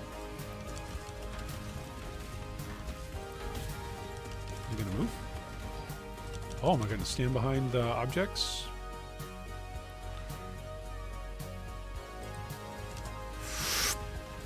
Ooh. Use move speed. I am out of my golem.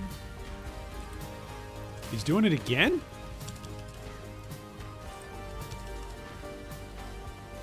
Oh my goodness. That's obnoxious fighting him in a corner. Mental note, do not fight innocents in a corner. Okay, phased again. Summon a golem. Keep him in the middle of the zone.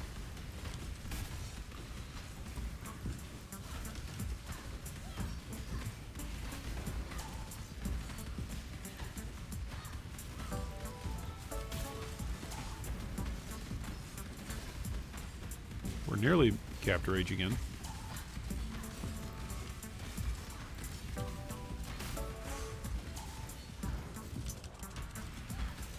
Beam cannon?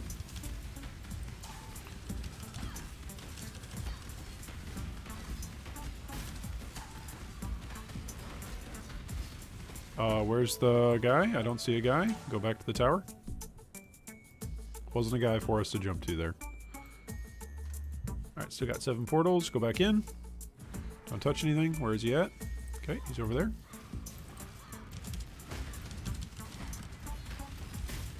Where's he at?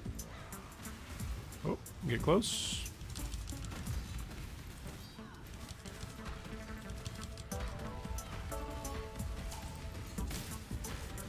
Oh my goodness, why? Why with all the balls, dude? Oh my goodness! That was close. That was too close for comfort. Dude, Innocence, why are you being such a meanie butt today? Is it because I didn't overlevel by 5 levels? By 10 levels? Okay, that is officially the lowest level Innocence kill that we've had all of Ruthless. Level 45. Woo-wee! Alright, let's watch the coolest cutscene in the entire game.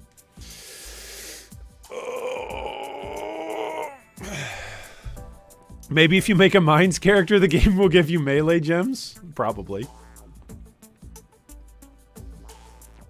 Oh, man.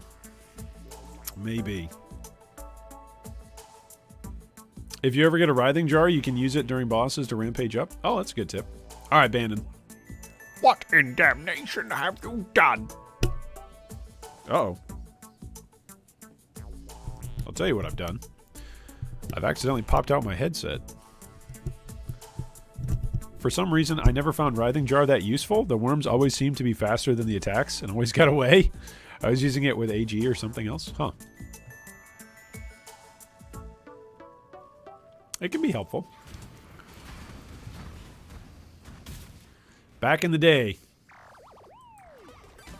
Back in the day, using Writhing Jar, going into bosses, popping the Writhing Jar. exploders. Or using it for the Herald of... wasn't it for Herald of Ash? Wasn't there a build that used it for the Herald of Ash explosions as well, I think? Oh, goodness.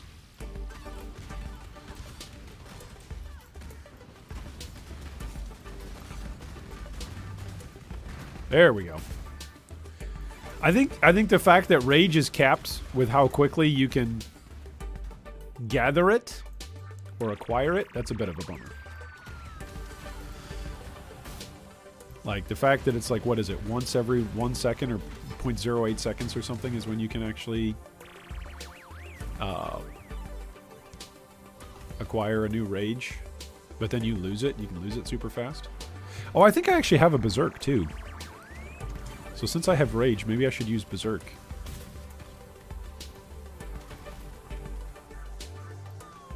Right, because Berserk consumes a bunch of your rage.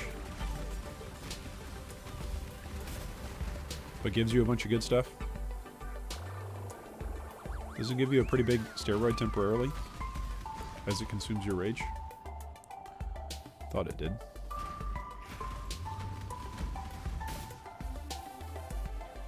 What if I go Berserker? What if we do that for the generic more damage? Goodness, then we take more damage though too. It'd be pretty spooky.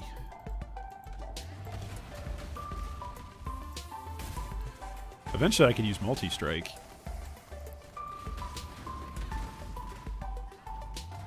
Which I don't like being locked in place. It's actually interesting to me that my mana costs are not a problem right now. That's how good the level of clarity is that we're using. I used the Writhing Jar to proc Rampage on a Dancing Dervish build a few years ago, back when you scaled minion speed to deal more damage. I mean, you still scale you still scale minion speed to do more damage, at least if you're playing SRS, right? SRS feel a lot better with as much minion speed as you can scale. A Jasper Axe. It's a one-hander.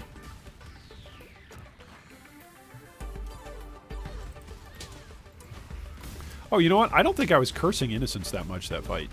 So that's also some added damage that was missed out on. I could have performed that fight a lot better. With some added curse usage.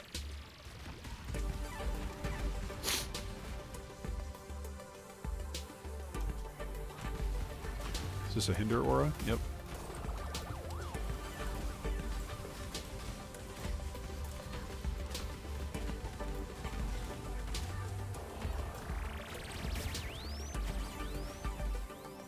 Touch waypoint. Go ossuary. Alright, here we go.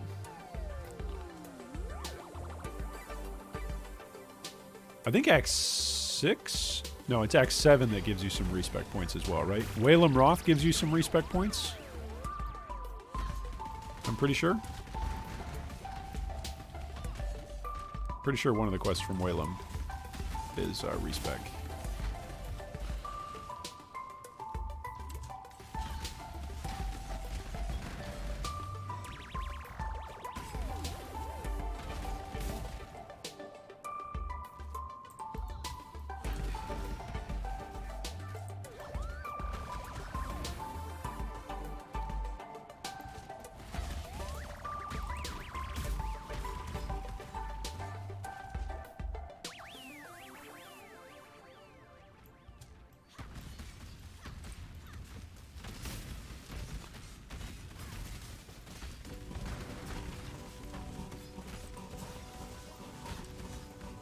Lightning Mirage guys used to really scare me, but they do not compare to crystals.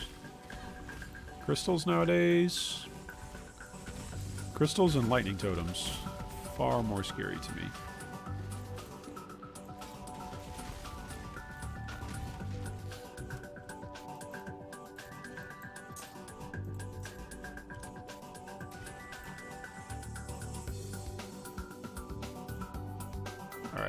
Anything else that I need to do in here? Got an uncarved gemstone. Alright, let's go look for Berserk and increased duration. increased duration. Does it work on Corrupting Fever? It does. Okay. I just don't have a red link for it. That's fair. Alright, what else was I going to look up? Berserk. I just don't have a red link for it. I could take out Fire Pen. It's not doing much for us anyway. And what does that do? At least 5 rage is required to start berserking. It consumes your rage, though. Each second, 20% more rage is lost. But you get less damage taken, more move speed, more damage. That's just a big boost. That's just a big, big boost. Alright, we are level 46. Is there anything else that's good that we could use? I don't think so. Nothing that's going to replace a 4-link chest piece right now. Anything that could replace the boots, though. Or the helm. His boots do have move speed. Oh, wow.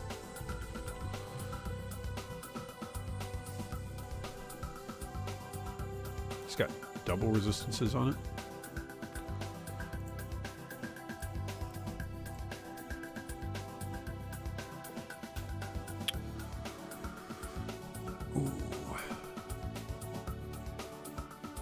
But I think my fire will dip. Will my fire dip? No, my cold will dip. Okay.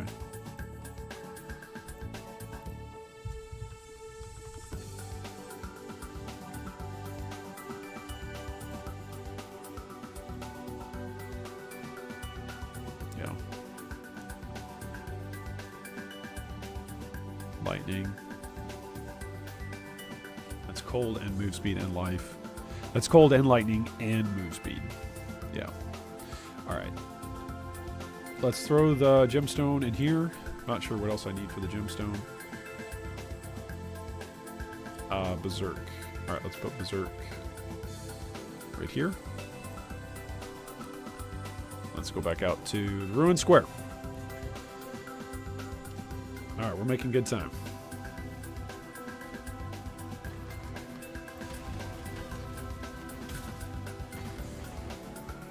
Isn't there a rage mastery that gives you improved rage generation? Or is that on the Berserker? Am I thinking of an ascendancy? That might be an ascendancy.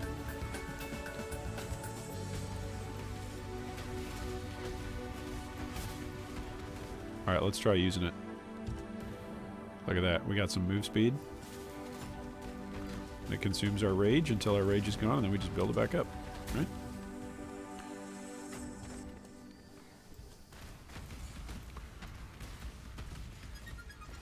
I want to do Kitava's Torments, right?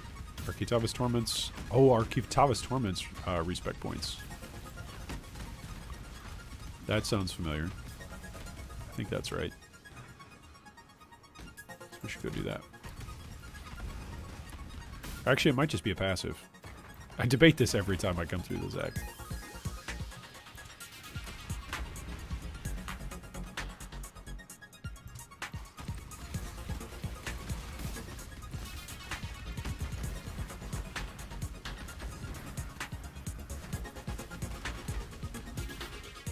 I'm gonna get so spoiled playing the Gauntlet. What's that? You don't have to talk to an NPC to fill up your flasks? Went the wrong way.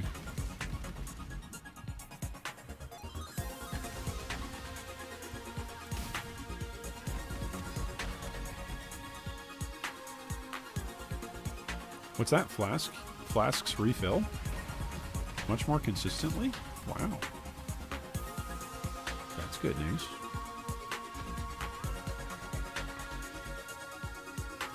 Barrels out of my way. I can take down innocents, but I can't jump over a barrel. Leap slam? No, not in Ruthless. Alright, there we go. Waypoint. Okay, now there's always at least 1 or 2 annoying rares in this room. Okay, extra chaos damage is what the magic pack seems to have. Okay. Lightning and shock resistant, that's fine. Don't really care about that.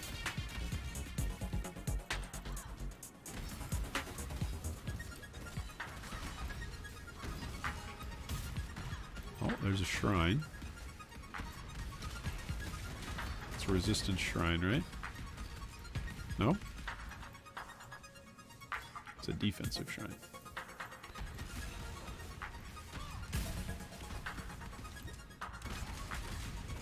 Increased AoE, extra life, and accurate.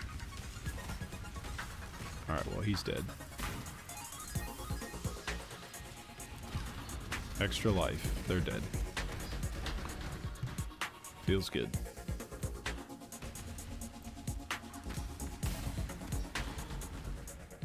Oh man, my little totem is actually going down quite a bit here. It's kind of spooky.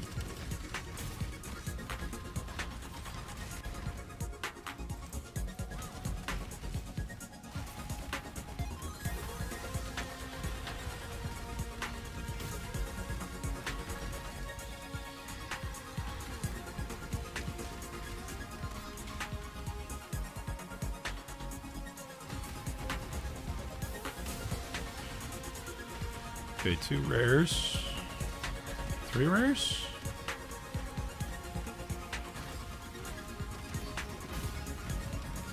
Crit resistant charge removal? Well, this is one of my few characters that is not relying on charges, so don't care.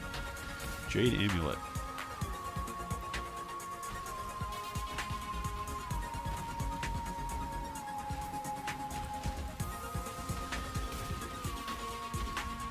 Lightning damage and exposure, that's kind of spooky. Let's fight it. Extra crits? No thanks.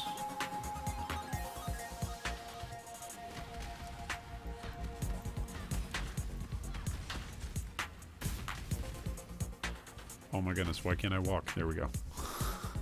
I'll just be able to leap slam over that stuff. Ah! Go this way.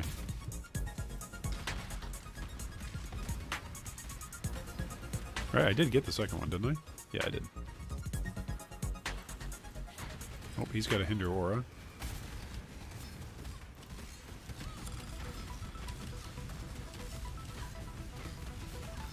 And powerful minions. Oof. Yeah, far shot cannot be slowed.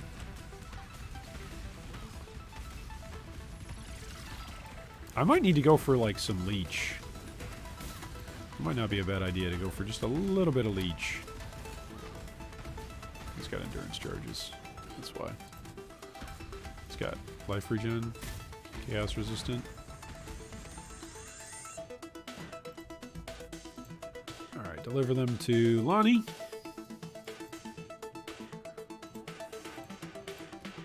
Passive point. With 2 passive points.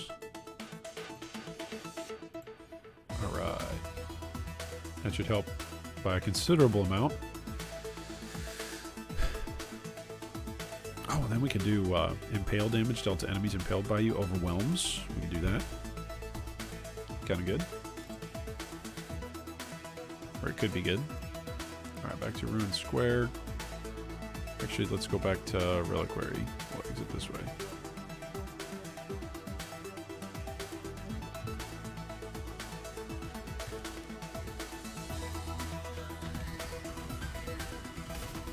Okay, my resistances are going to look atrocious as soon as we kill Kitava. Yeah, so that's going to be something that I'm going to need to figure out. I know there is a good amount of resistances in the Juggernaut Marauder tree. They're not all dependent on having a shield. So we could keep using the two-hander. I think some of the reason why I'm not at 2k life yet is just because I'm putting all these points into damage and I'm not using a shield. Right? I've already put a significant amount of points into HP, though. 1500 HP should be fine. It should be fine. In fact, maybe what Ruthless has taught me this league is that my thresholds for what I've had historically are actually too high. Like, I probably play too cautious. Famous last words, right? But maybe I genuinely play too cautiously.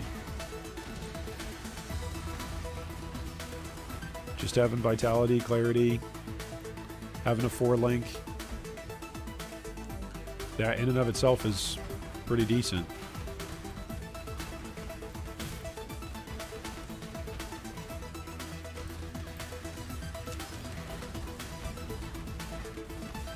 Yeah, having Berserk is really good.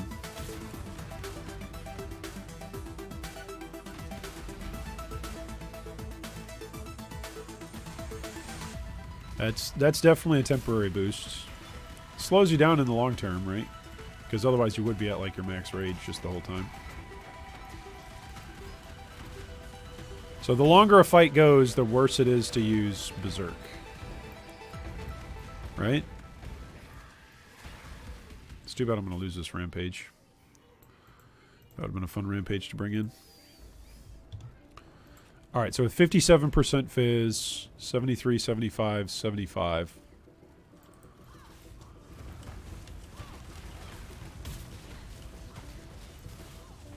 He's getting impaled.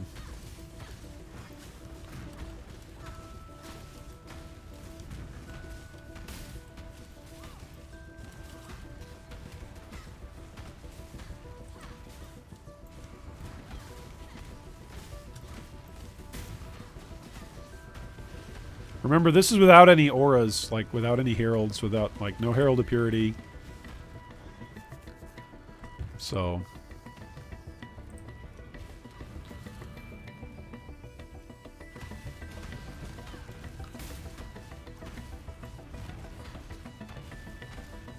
okay, watch the big hit.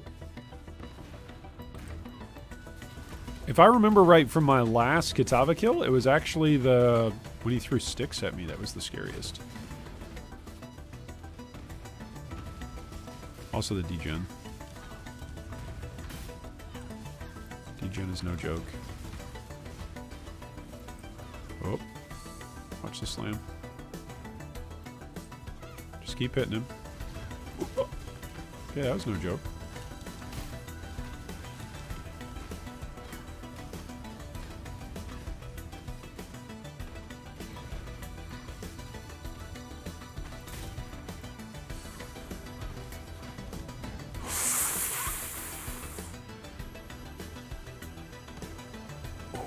That one was close.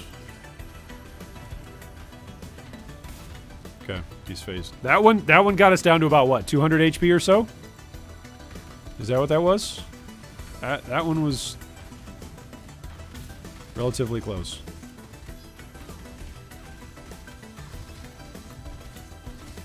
Are there no corpses for us to explode here? There's no corpses for us to explode. Okay.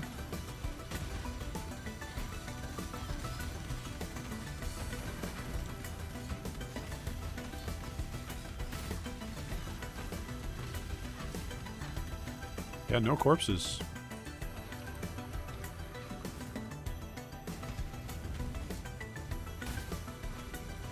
You watch the big explosion. Watch him slamming.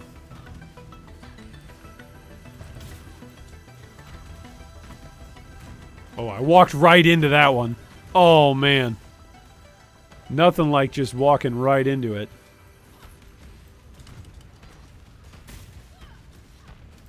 Oof. Okay, watch the big slam. Yep, it's when he throws those sticks. That was the last time that actually did the most damage to us. I'm trying to remember to keep him cursed. Trying to do a better job of that than I did with Innocence. Okay, watch for the slam.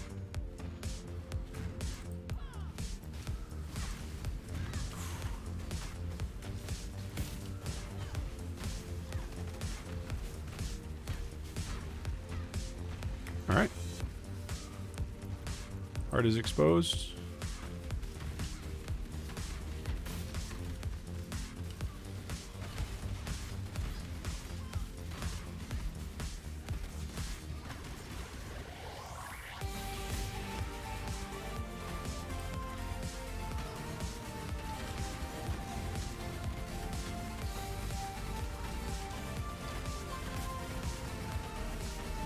There we go.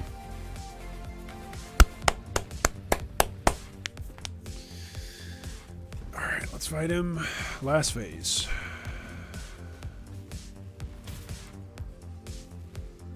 Ooh. See, it is the sticks. The sticks are what hurt the most. Well, not individually, maybe. Maybe it is the slam that hurts the most, but those sticks are surprising. How about that? Surprising amount of damage from the sticks.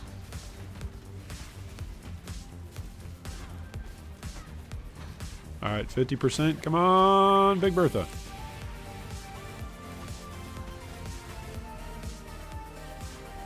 Slam. Slam. Alright, down he goes. Alright, X6. Here we go. Let's update. We're just flying here today. It was a good decision to swap to melee. That's what I'm going to say. It was a good decision. Swapping to melee. It's the way to go. At least for this character at this point in the league. And with the supports that we had. Right.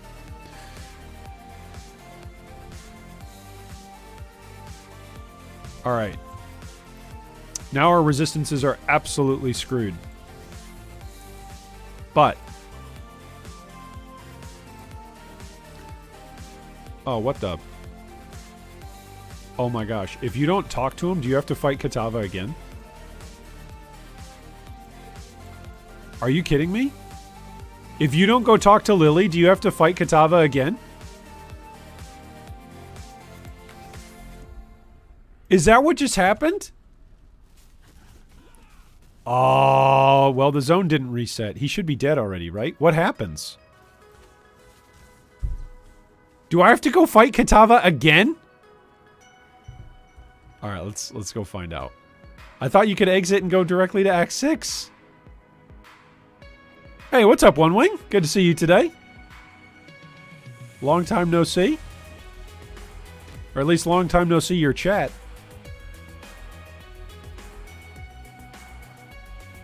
What did I do? No, it's still the same. Okay, do I talk to Sin? Because Sin picks you up. What happened? Did I just brick my run? There should be a portal to the docks? Okay, I hope there is. This all looks different. I've never seen this zone before. Like with the Kitava fight. What the heck? Look, everything's red? I've never seen this. Why no Vigilant Strike for Fortify? We were using it. We ran out of red sockets. I don't have any more red sockets to use it. Good question, Dakota. Flesh and Stone would be great for this build. Blind and less damage taken. Oh, that would be good. Oh, Maim. Maim would also be good as well if I had Maim support. Been too wrapped up playing my own game this league? Nice. That's okay, man. What have you been playing?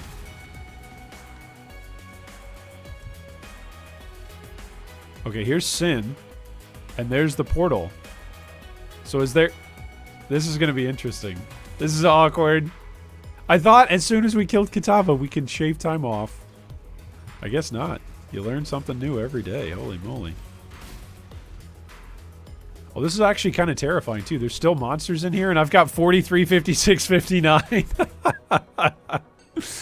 Oh, no! Leave me alone! I haven't gotten to interact with my stash tab. I can't go in! Guys, the door is closed!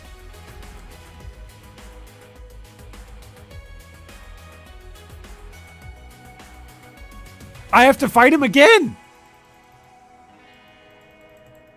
Ah! Okay. This is fine. I have to fight him again, but now I'll have worse resistances. Are you kidding me?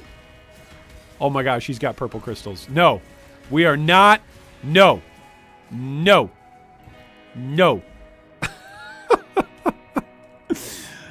You're playing a ward loop build. Oh, nice. Check the waypoint for a portal to the docks. Look! Look. Where? Chamber of Innocence.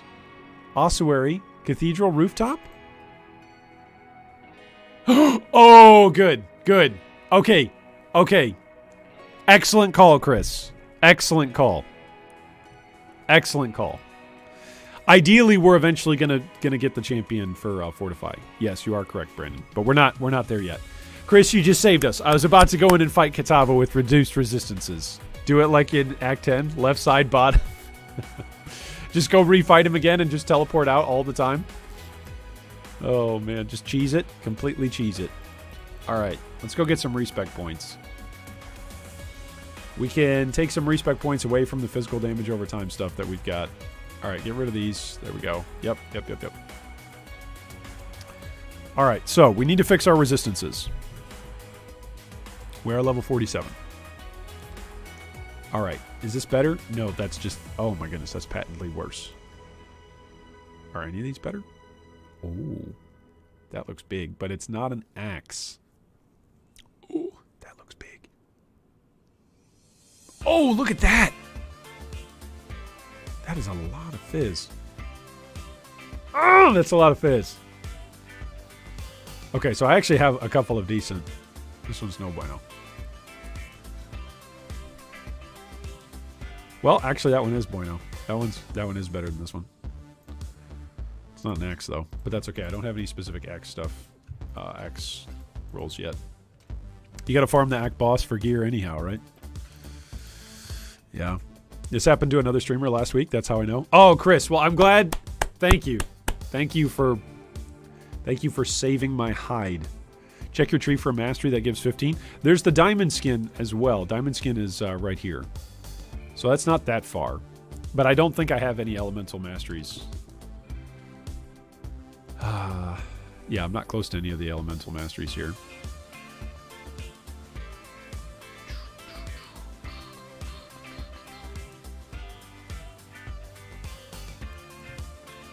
Where is it? Yeah. Yeah, there's down here. Where is one of those masteries, actually? Are they over here? No, that's the resistance and ailment. Cloth and chain.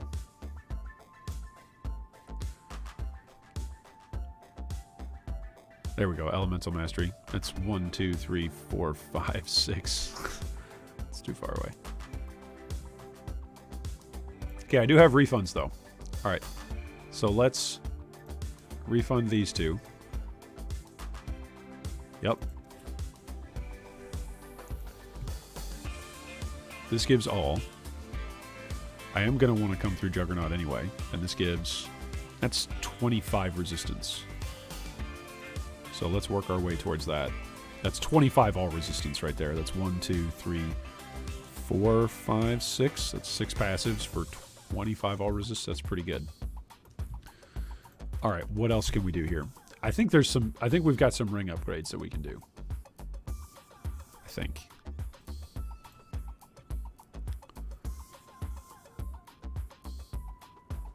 I think I lose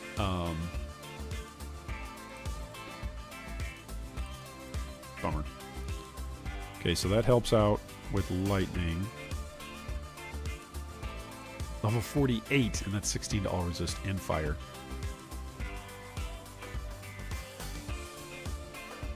That's really good cold. But no, I've got no fire resist. That's 75, 74, 60. In an act where there's a lot of fire problems.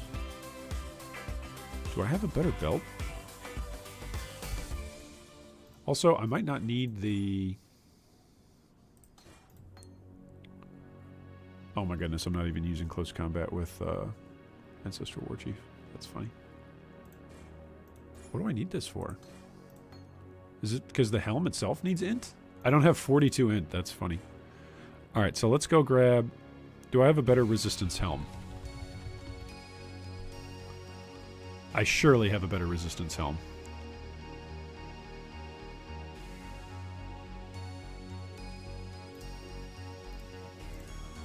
If I'm screwing with my gear, I might as well Oh, look at that. 63, 65, 74. And that's without a helm. Okay, so we're actually pretty close here. Have you found any jewelry with resistance? I've got some good rings, but not so good amulets. There's also Ash, Frost and Storm near the Scion starting point.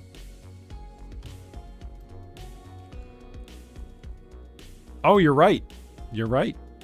And when you're right, you're right. The thing is that the rest of those points don't do me any good. But you're right, though.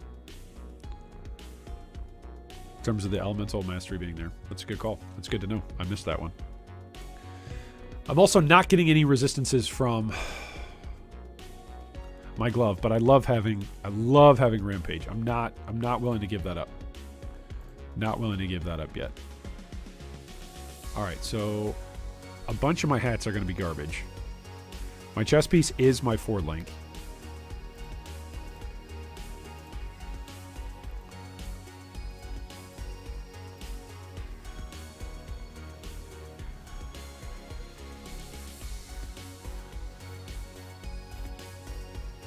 This is minion and fire resist, which isn't it fire resist is the only thing that I'm low on? Fire and cold, okay. Should go in 4 links, by the way.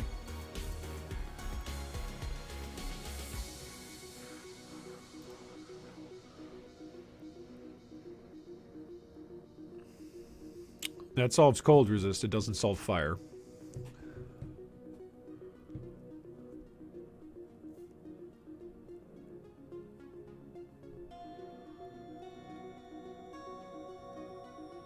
Really don't want to give up the 2-hander because the 2-hander's just, the damage is really good. The damage feels really good too.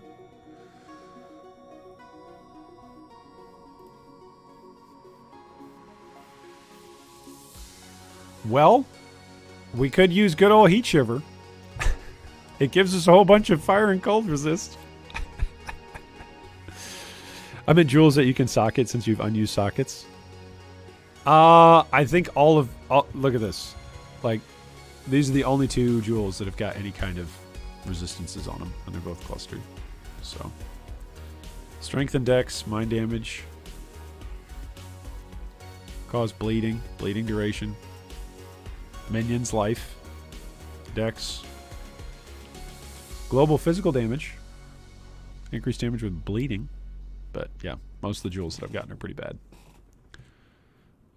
Just as they've rolled. So. Okay, so we can still use Vitality. Vulnerability can fit in here.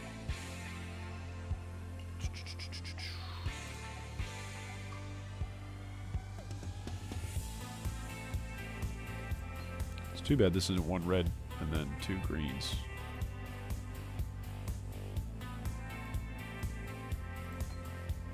Alright, let's put these back into our ring spots.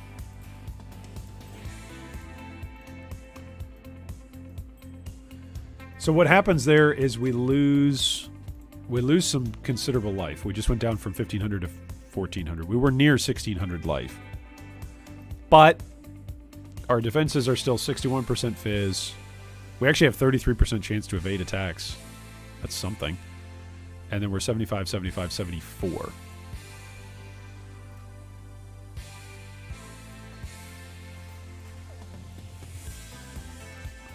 This is a 4-link.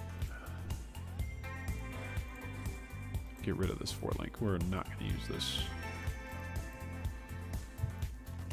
Okay.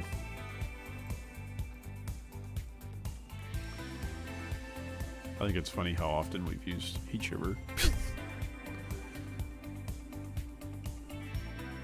Oh, that's a chrome. We could actually sell that for a chrome. We actually are going to sell that for a chrome. Because with our 1 chrome, what could we roll here?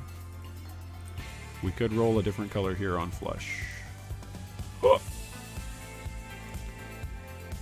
Okay, so that actually gives us... What did I have to take off? Clarity and the minion. Okay. I'm one passive away from just grabbing Ancestral Knowledge, and then I can equip both of those things. Alright, so let's go push for a level here in Twilight Strand. Then we'll be able to equip Clarity again. I keep forgetting we're playing Ruthless and you can't roll gems with alterations and regals. I mean, you can. It's just you gotta have them.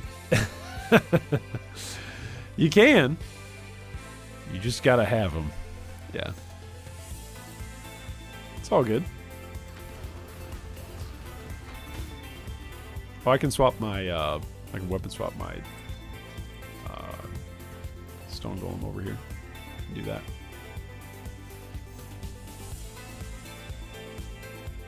Use my Stone Golem for a moment.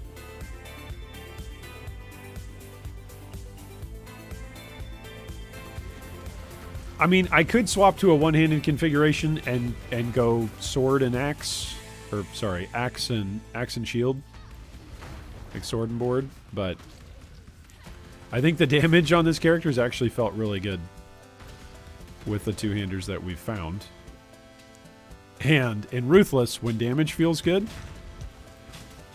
everything else also feels better. Right? So.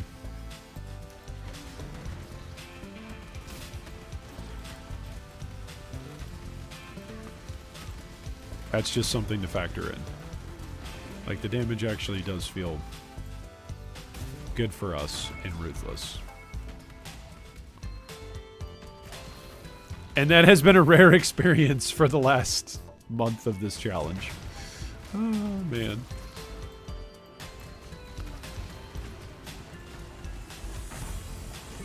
He just extra chaos damage. He's standing on top of the Sanctum thingamabob.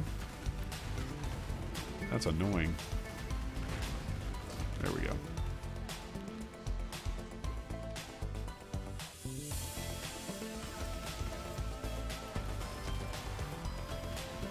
Alright, is Abraham here? Here we go. Who's Abraham?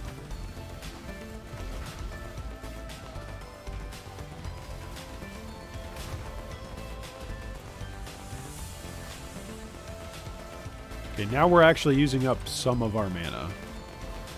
Like, eventually, at this rate, we would need to be having a mana flask. Eventually.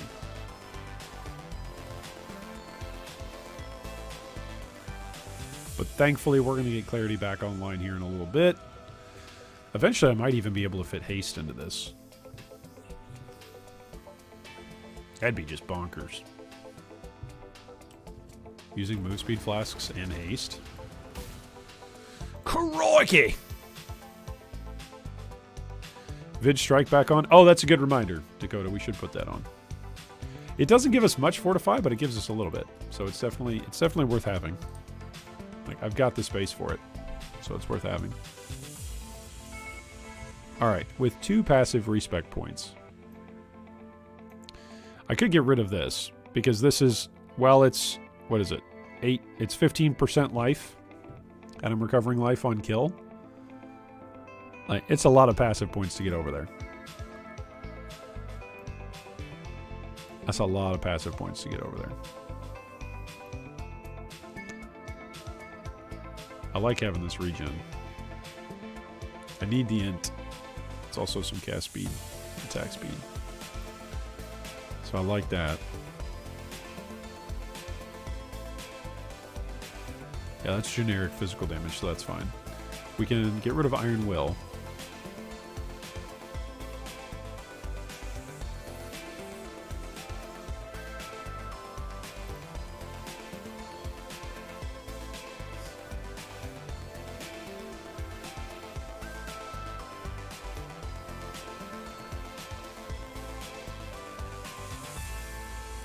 Alright, so that gets us to 5 all elemental with the next ding of a level.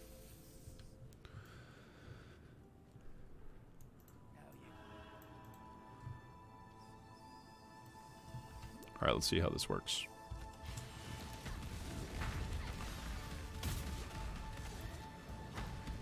Stuff here usually does, this is usually fire damage, so this is the lowest HP that I've been at in this act for any character. So we will see how it goes.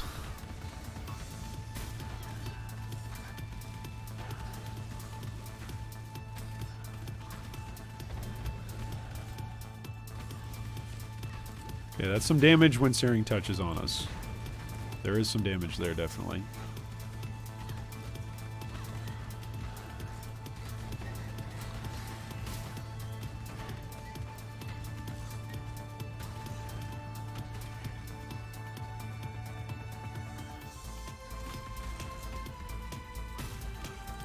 Oh, Searing Touch.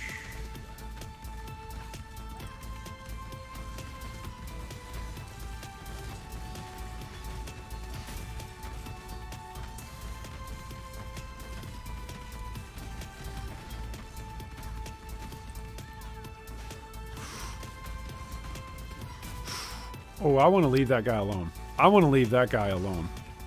We're leaving that guy alone. He was doing something funky. Doing something very scary.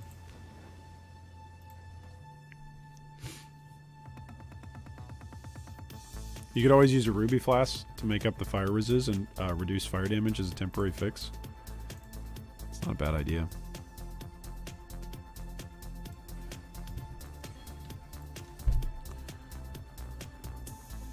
Ruby flask?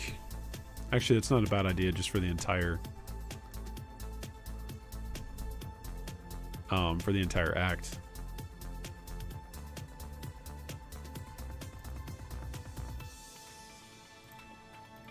Also, I'm sitting at 1400 life.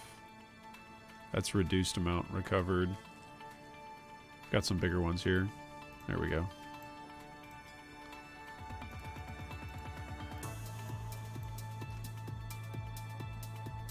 Poison immunity. Maybe I just go Bismuth.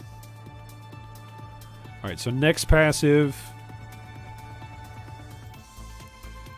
goes into intelligence for ancestral knowledge, so that way we can use our attack speed guy, our attack speed golem, and our clarity. I do think this is a little spooky just in terms of the HP pool that we have.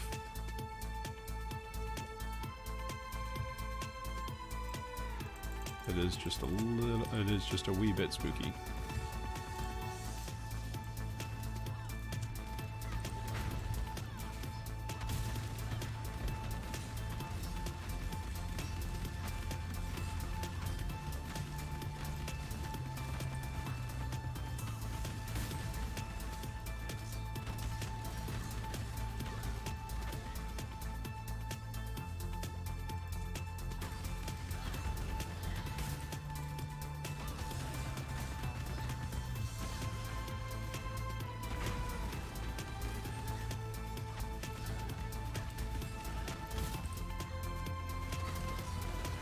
I got stunned there. That was kind of spook. Kind of spooky.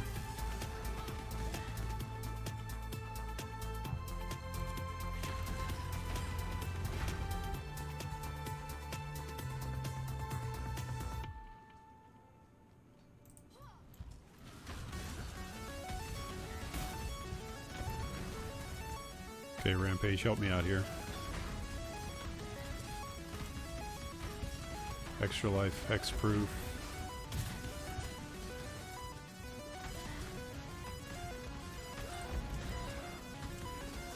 Summons undead, extra life. What is this? Burning ground on death, okay. I'm getting stunned by something. No, it's just grasping vines. Okay. Ooh, there's a rare weapon. It's a rare two-hander? No? Nope. Rare one-hander though.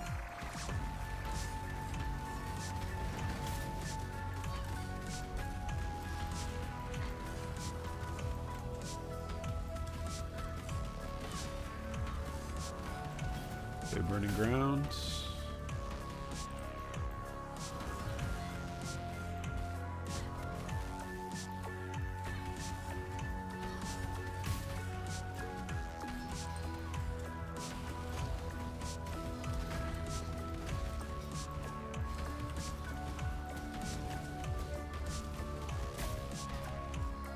Oh, yep, I'm out of mana.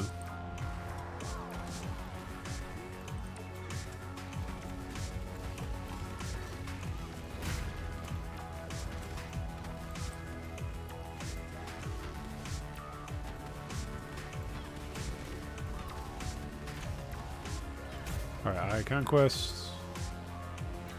Timber Axe. Alright, this is the way up to Tukahama. I think I'm going to farm that zone for a second. I'll go all the way around Tukahama. I'm not going to take the shortcut to the right. We'll go to the left. Shockwave support could be good once you get Impale. Gives you an extra attack that counts for Impale. Would also make a one-hander plus shield more viable. Ooh, did I trade in my Shockwave support? Because I think I did have one, but I don't remember if I traded it in. It might have been one of the things I traded in.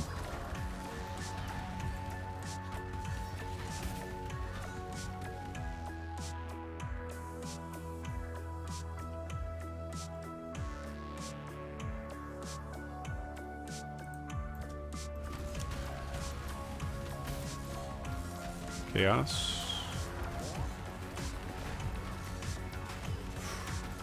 Ooh, that hurt. That hit hurt. Yeah, when he's slamming the ground, he hurts.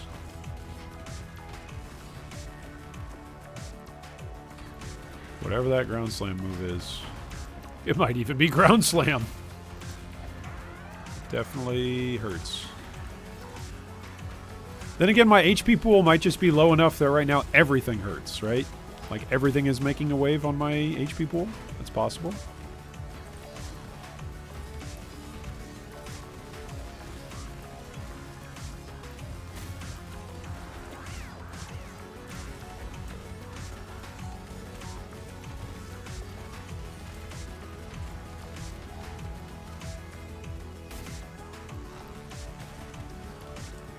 All right. Okay. Do we go fight Tukahama? Let's do it.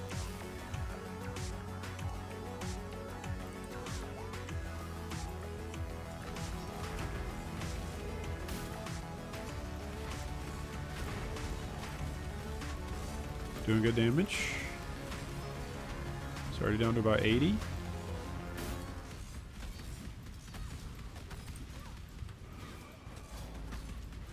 Doing good damage.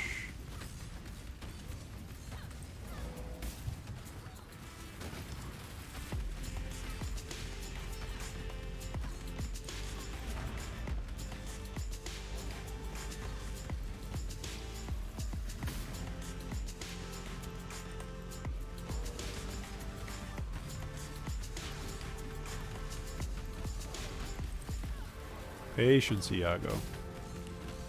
Patience.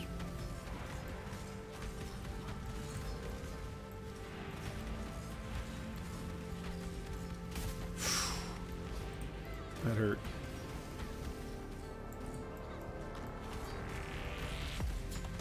You're not supposed to be able to use Sunder. I'm using Sunder.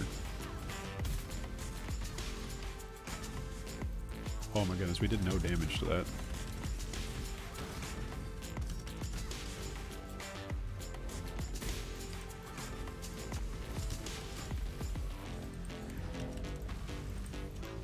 Just keep rotating. We're not in a hurry.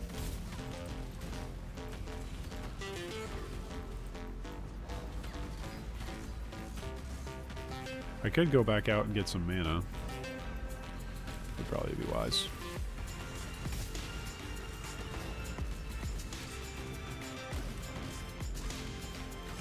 Okay, there's one down. Let's go get some mana. This will be so much easier with clarity.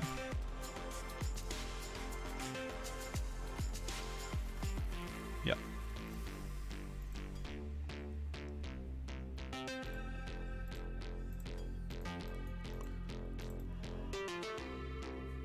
Do I have a shockwave support? No, I must have turned it in. I must have turned in shockwave. Or was it just shockwave? Did I just have shockwave drop for me? I'd Shockwave Totem.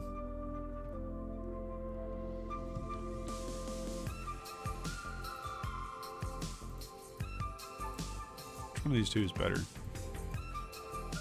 Oh, they're both the same.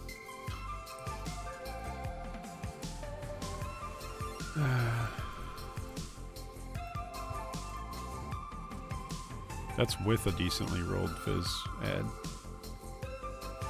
That's still pretty low.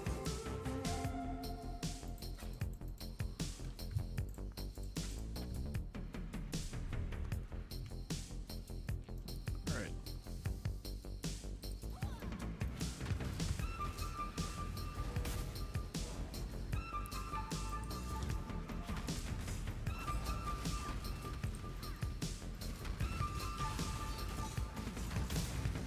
Oof.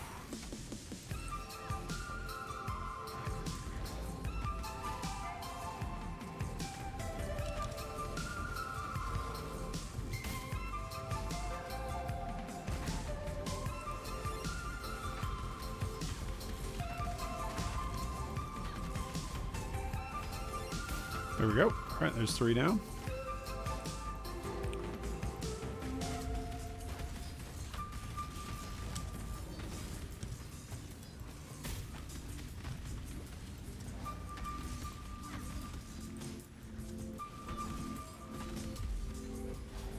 All right, just let the totem do its work, right?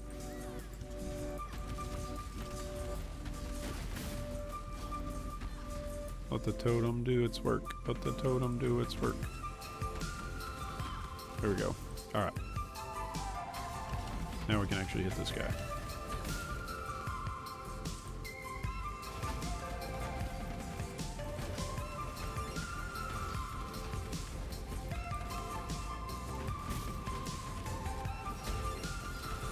Big Molten Strike.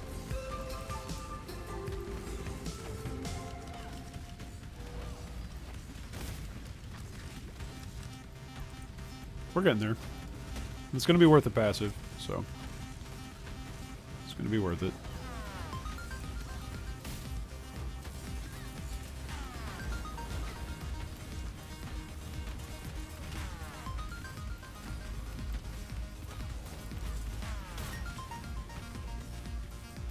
Is that it? There we go. Another one-hander.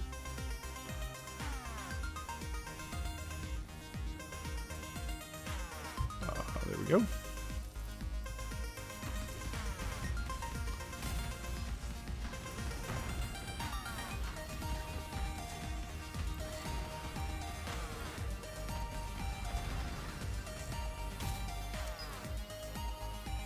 I'm not sure. I think probably the last time I killed Kitava with a two-handed weapon in hardcore was probably back when I played Juggernaut, EQ Juggernaut. It has been several years. Probably 2019 was probably the last time that I played EQ Juggernaut in hardcore. Might even be further back than that. It might have been 18. It has been a while since I've used two-handed weapons in hardcore. It's just so valuable to be able to have a shield. Shield can give you resists, armor. It can be a unique spot for a build enabling shield unique. Like, even dual wielding. I think I probably killed Kitava dual wielding in hardcore more recently than using a two-hander. Is this a dead end? Oh, he poisons.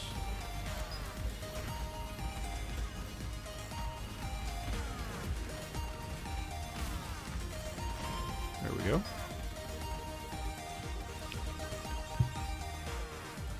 I could probably swap back now off of my mana flask. Go back to move speed flask. Probably should do that.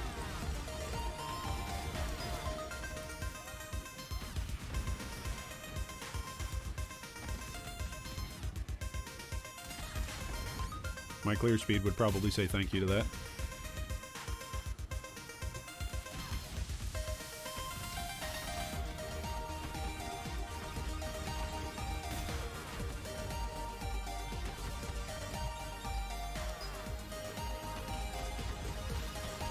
Ooh. Did you see my HP go way down and then way back up? Did anybody else see that? That was kind of spooky. Golden Chris. Don't we all just love Chris regularly? Doesn't have to be golden. Chris is cool no matter which way Chris wants to be. That's partly what makes Chris so cool. It's a golden Chris.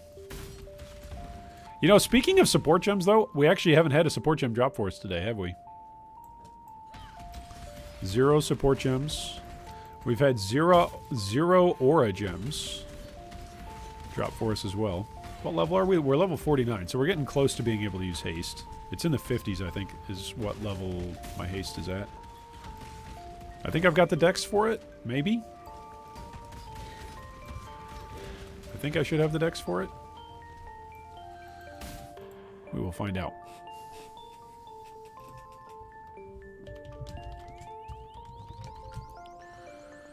All right.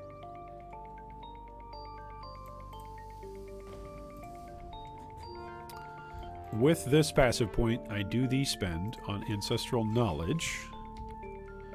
So that way now we can use Clarity. Oh, no, I don't have a blue. That's fine. That's okay. We'll just keep using Stone Golem for right now. That is A-okay. And then Vigilant Strike was somewhere in here, right? We were going to sneak that in. Sneak in Vigilant Strike right here. And then have Clarity over here. I'd also keep an eye out for good staff. You can get a big chunk of staff block with good fizz damage. Dual wielding, also good for block and speed and impale. Two-hander may be less valuable without a 6-link. It might be.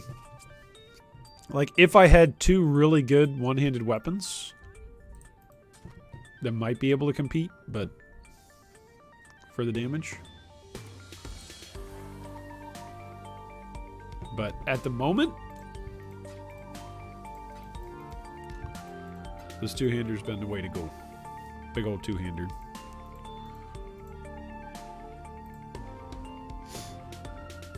I might even craft one of these later on. I've got an elk.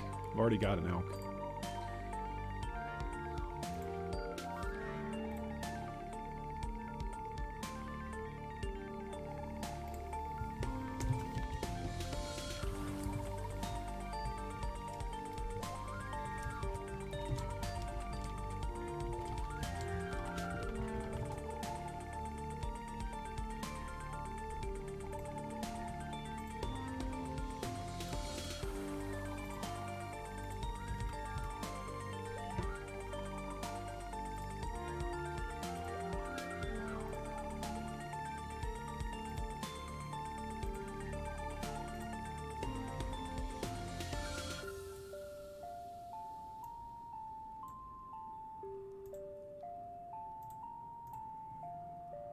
Throw a couple of green supports on Vigilant Strike.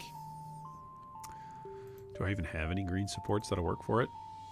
Oh, I guess Close Combat. That'll grant Combat Rush with Vigilant Strike, right? So there we go. That's something.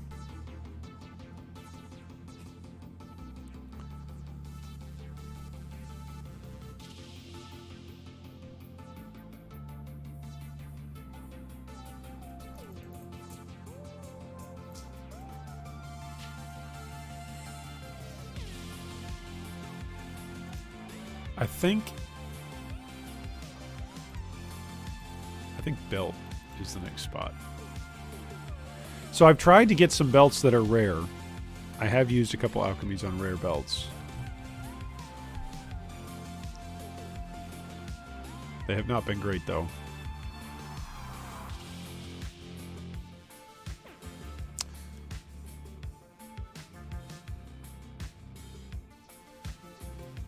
That one is life and armor. Pretty sure I need the fire resistance. Oh, I don't need the fire resistance.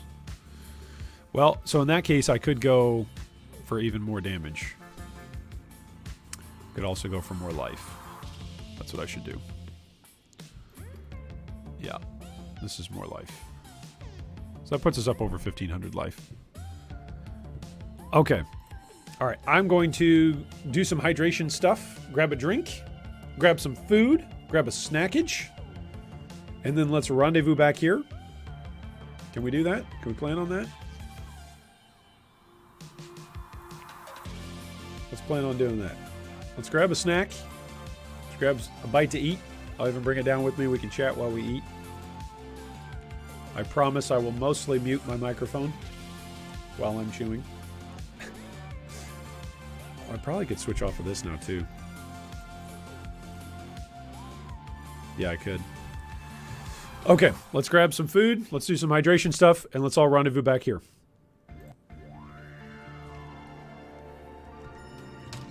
All right.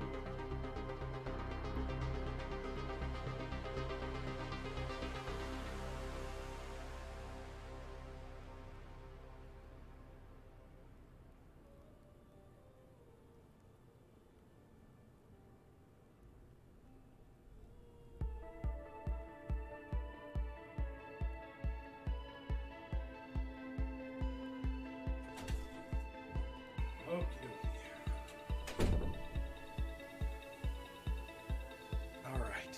Whew. All right. I'm back with food. Look at this. Look at what Mrs. D made today. She's got like homemade pizza. Can you guys see that? It's like homemade pizza. It's got bacon and pepperoni on it. Good.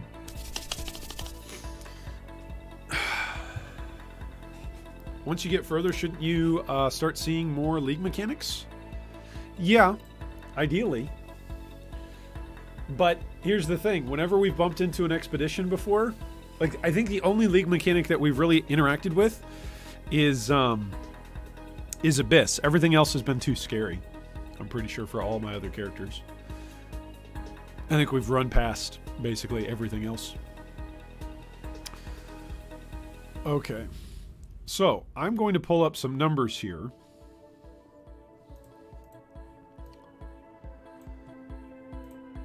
Because all right, how to say this? I think that some of the people who are talking about builds for the Gauntlet are looking at the wrong thing. So, recently saw somebody talking about the Gauntlet and suggestions for builds, and what they were doing was they were going off of Hardcore Soul Self-Found, which is fine, but they were going off of the latest snapshot. That's not what you want to do. Like, if you just want a meta snapshot of what things are, like what's popular now towards basically the end of the league, that's a good way to look at things. But if you want to look at what people are going to be playing in a 1 week solo self environment, you actually want to be looking here. Like day 1, day 2, day 3 is actually what you want to look at. Actually, I think.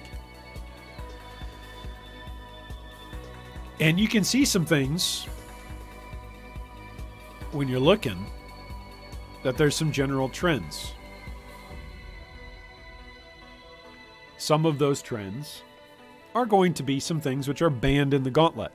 For instance, Seismic Trap, banned in the Gauntlet. Vortex, Creeping Frost, banned from the Gauntlet. And there's one more. No? Aren't there 3 that are banned? Or maybe it is just those 3.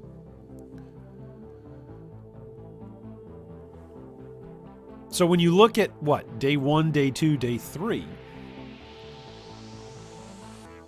If you remove Seismic Trap from the equation, you can begin to see what are some potentially strong builds emerging in a solo self-found environment early on as players are racing towards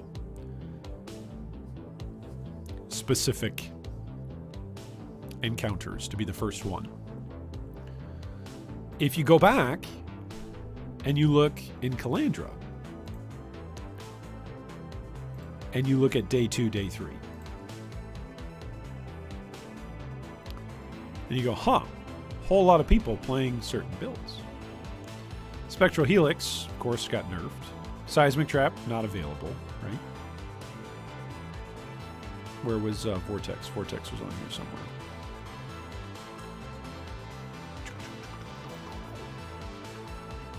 Creeping Frost. Maybe it wasn't on the day 3. Maybe it was day 2 that I was looking at. But if you're looking at this and you just go, what could be good? Then if you go back to Mayhem, again, Seismic Trap, Vortex, Creeping Frost. But you start to see what's dominant over multiple different leagues. Multiple different races. Multiple day 3-ish. And you can get a sense for what's going to be good. You can get a sense for what's good in terms of ascendancies. You can get a sense of what's good for main skills. You can even get a sense of how people are using those skills. Right? Anyway, so I was debating making a video about that this week. Ended up just not having time. And so I wanted to bring it up today and talk about it on stream while I had a second. So while I'm eating my lunch, you can think about that. If you're planning on playing the Gauntlet, don't just go and look at what's popular now. Make sure you use the time machine to jump back, and then feel free to play around with like previous leagues. Compare hardcore solo self-found environments in the first week-ish, several different days. Look and see what's good. And then compare. See what you're looking to play. Like, where is it? Explosive Trap is still pretty much up there all the time. Granted, it's usually in conjunction with builds that are also using Seismic. Often. But maybe a Trapper is still the way to go. Toxic Rain has been populated on all 3 of these searches, whether we're looking in Sanctum, whether we're looking in Calandra, whether we're looking in Mayhem. Like, there's a lot of different approaches that I think are all pretty valid. Anyway, those are some thoughts. I am going to chew some food, but I'm going to mute my microphone.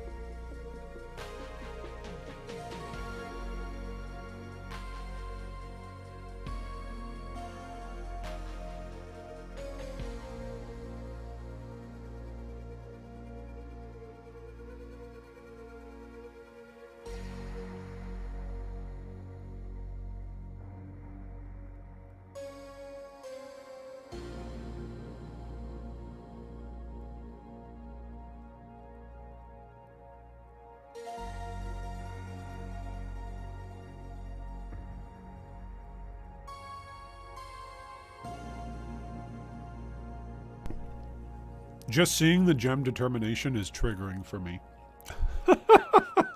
After playing Ruthless for so long.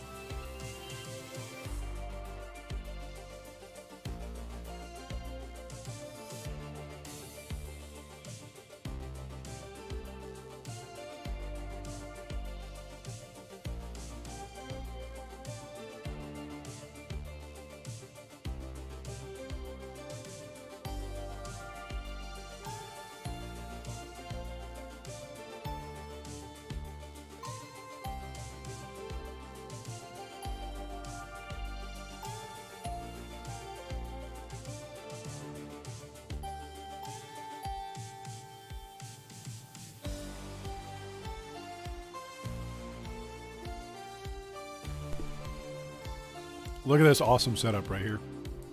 Arcane Surge. Gain Arcane Surge after spending a total of 22 mana. His Flame Dash. Level 19. Costs exactly 22 mana. Boom. Pretty impressive.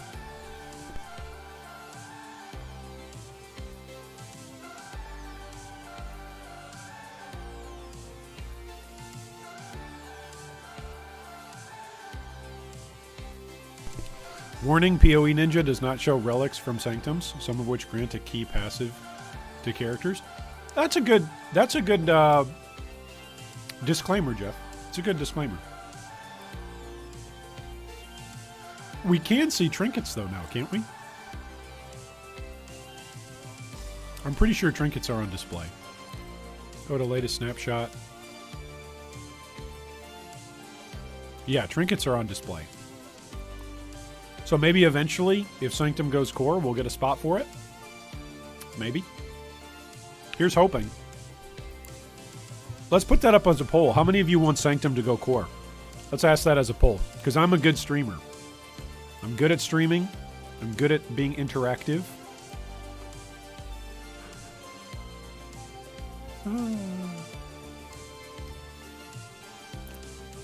I'm making a joke, of course. Well, let's go add a poll. Do you, not do you think Sanctum will go core? Please make sure we're all on the same page about this. Do you want Sanctum to go core? Yes or no? It's a yes or no poll.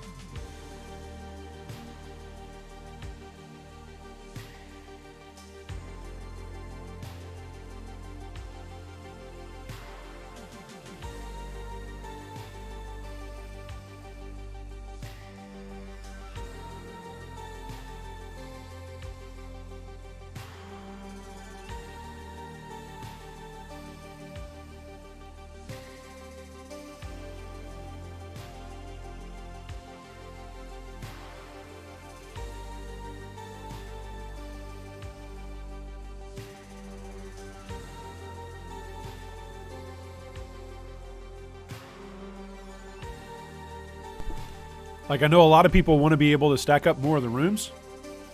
So, if you were only given the options, Jeff, of you can have Sanctum in its current state or you can't have it at all. If those were the only two options, it'd be interesting. The League is fun, but I think that is more because Arch Nemesis is like 90% gone. If Sanctum would go core, there are so many little things, in my opinion, that need tweaking. So many little things, wow. That's really surprising, because so many of you have said, oh, Iron, you're missing out on Sanctum, and Sanctum has been a great league. I just think the game overall is in a great state. And that's coming from a guy who's only playing Ruthless this league. You know?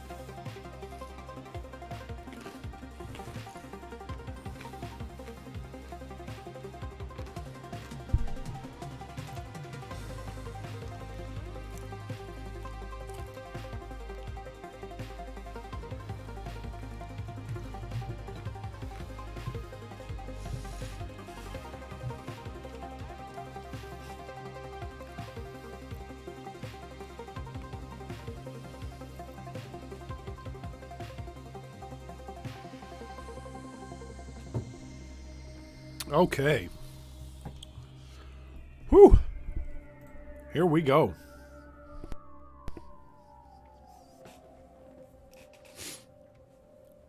I would love it if it went core, but I would want it more set up like Incursion, where you do the whole run once, rather than in short bursts.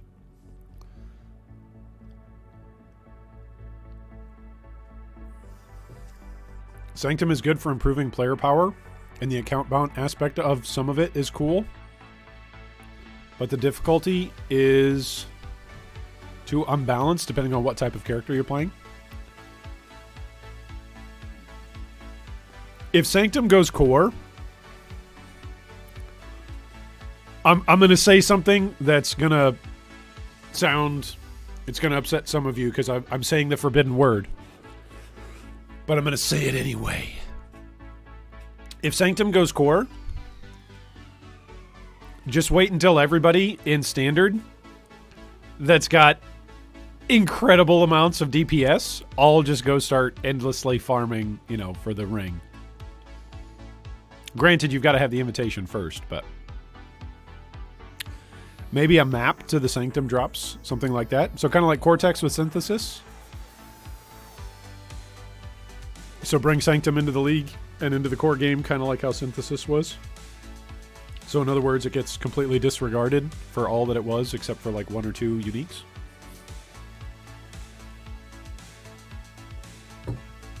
Maybe that's being too harsh. I think that's probably me being too harsh and being too spicy. It shouldn't be that spicy. It's because I just ate some food. I'm sorry. My apologies. Okay.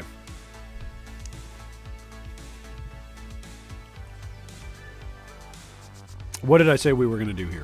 Oh, that's right. We're going to rush. We're going to rush to get Kataba. That's what we're doing. I'm actually surprised to see this number of votes for, like, it's just split.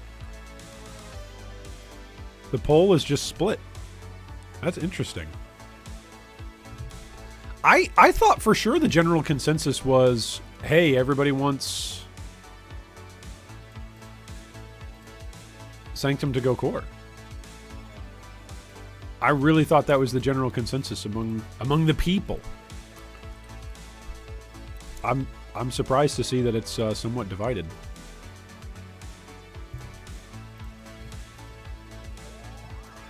That is surprising to me. All right, do I still need the Ruby Flask? I'll need it for when we fight Aberath,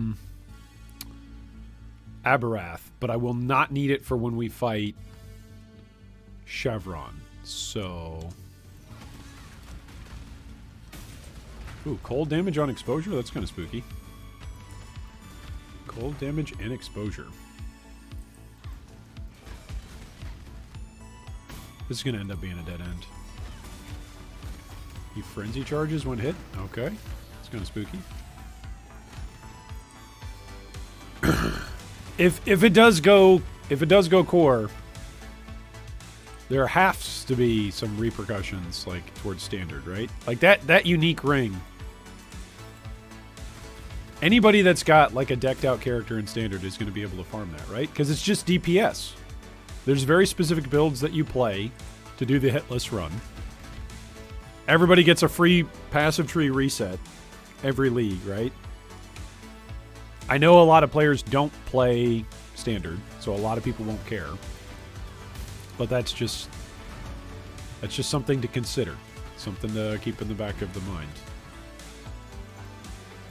Which maybe that's okay. Maybe it'd be okay if everybody just had, you know, cool, awesome, build enabling, unique ring.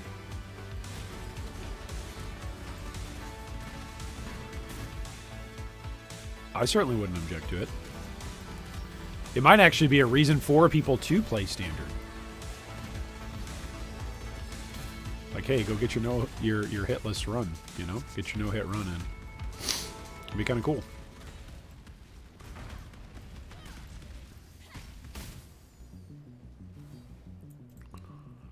Not a big fan of the relics, but I do like the cool uniques to farm. I mean, the relics are really incredible. In terms of their powers, like some of the ones, like +1 max power charge or frenzy charge or endurance charge, like those are pretty good. Like they're for 0 opportunity cost, right? Like a passive tree, they're arguably much more powerful than a passive because the opportunity cost is just an item slot that you're otherwise not using. Right, we're just not using that item slot right now because it doesn't exist permanently. So for it to exist permanently and go core, that would be a lot of player power. that would get added. But maybe that's okay. I don't know. I kind of wonder how many more item slots there are available before PoE 2. Like, even once we come into PoE 2, how many more item slots are there going to be? Oh, I need to swap off my mana flasks. That's the other thing I needed to do. Swap off mana flask.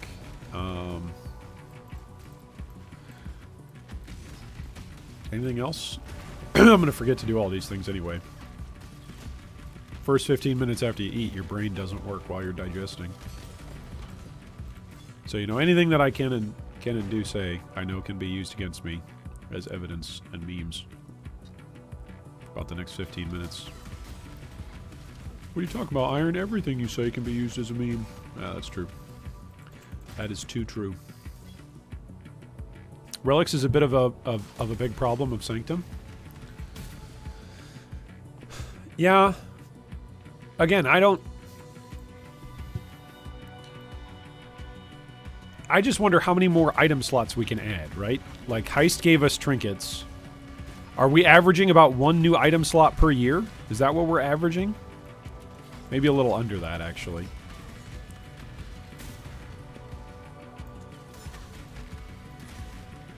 Not sure how you want to count it, because would you want to count every single item slot that was released on base as well? As like 1 per year. So on average, we're actually getting more than 1 per year. But it's not a common thing that we as players get an entire new item slot into the game. Right? That's not common. In fact, what was it? There was like the Vol Flesh thing during, which league was that? I forget the name of it. Was it Ritual? Not Ritual. The other one. The one that I didn't play. Wasn't it 319? Or 317, 318? I forget. But where we could socket stuff into our flesh, right? Where we got all the tainted stuff. That was kind of an item slot, right? At least for the duration of the league, it was an item slot. Where you would socket in and corrupt the thing as you farmed souls and whatever to corrupt your items. I guess it didn't really give you passive power, though, while you were farming, it, right? It was just on your character.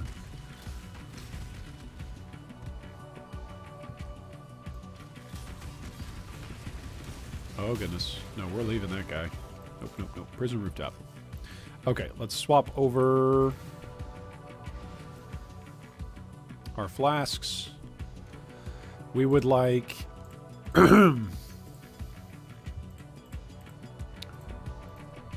probably... What kind of flask do we want here?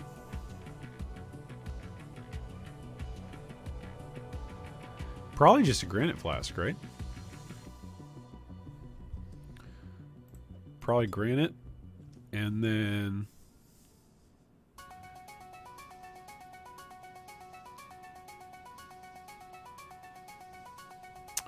Where's a topaz flask, right? For lightning damage.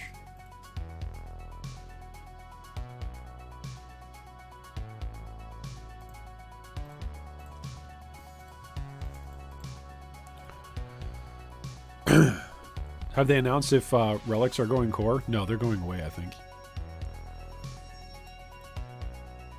I have a relic that has 11% effective non-curse auras and gives me pain attunement. Pretty nice. And it's not even considered a high power relic. Yeah, that's good. More DPS hunting is pretty much the main reason my friends group and I play Standard. Yeah, I think it's a completely legitimate exercise. Like, I think it's quite enjoyable. I think it gives people a reason to play. Which is a good thing overall. You know?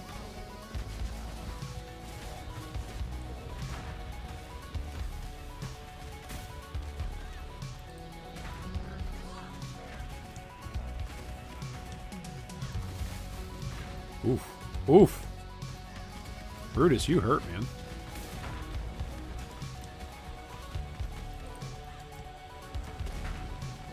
Alright, where'd he go?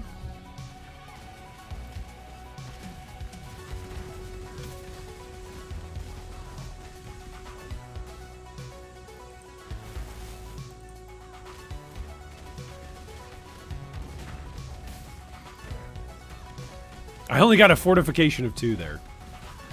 That's hardly worth it.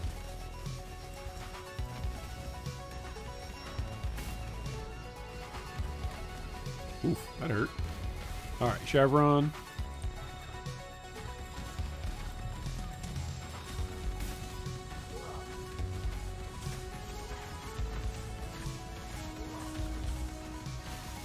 Okay, is she gonna do multi-balls? Yep, multi-balls.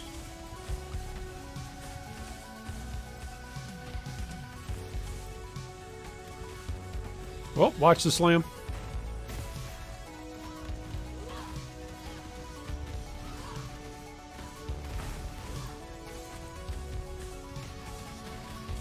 Slam. Okay, she does multi-balls.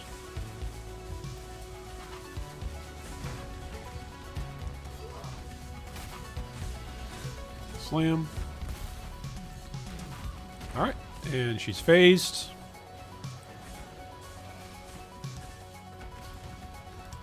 Oh, Brutus, come back. Brutus, come back. You can blame it all on me.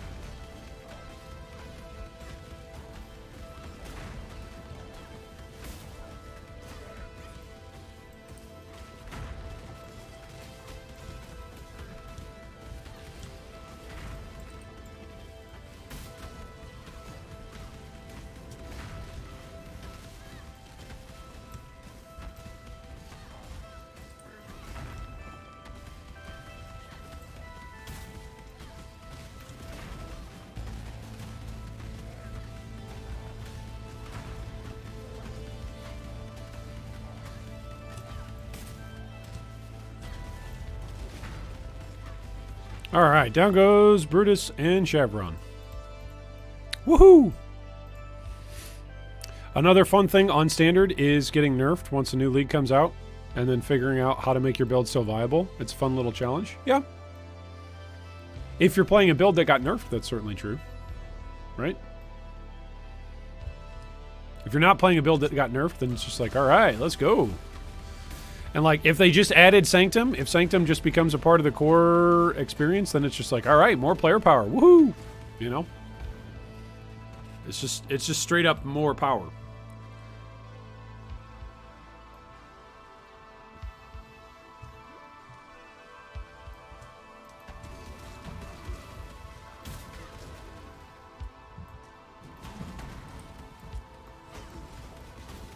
Okay, what are the things that were dangerous in this part of the act? I think there's some rares. Oh, there's the uniques. There's the unique monkey that, like, frenzies, right? There have been some unique monkeys that are kind of spooky. Also, chaos damage, right? Might want to bring in a chaos flask for dealing with Puppet Mistress. But other than that... Wow, we're actually almost the same level as the zone. We're almost not over-leveled at all. That is pretty nifty. Pretty nifty, neighbor.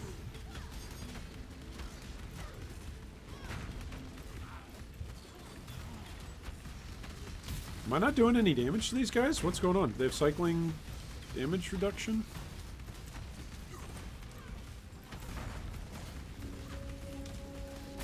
Okay, that one went down.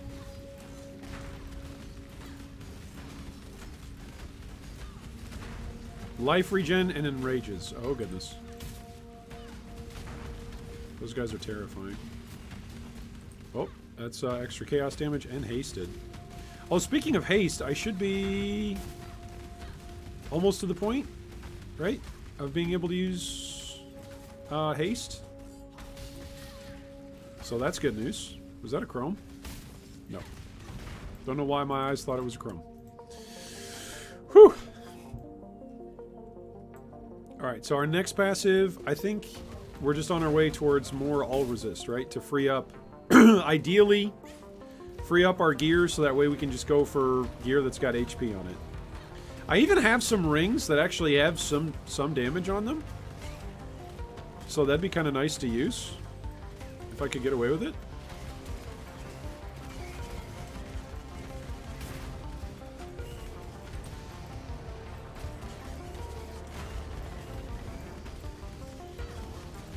Something this build doesn't have much of is... Oh, I could be using Infernal Cry. That's what I could be using.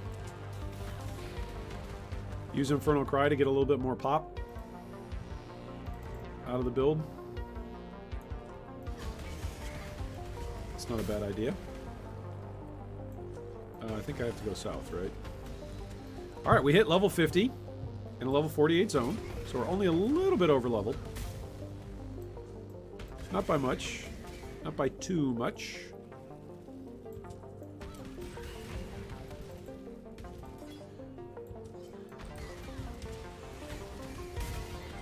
Oh, he's got Soul Eater. That's bad news. And he's got life regen. Ooh. Can I get this?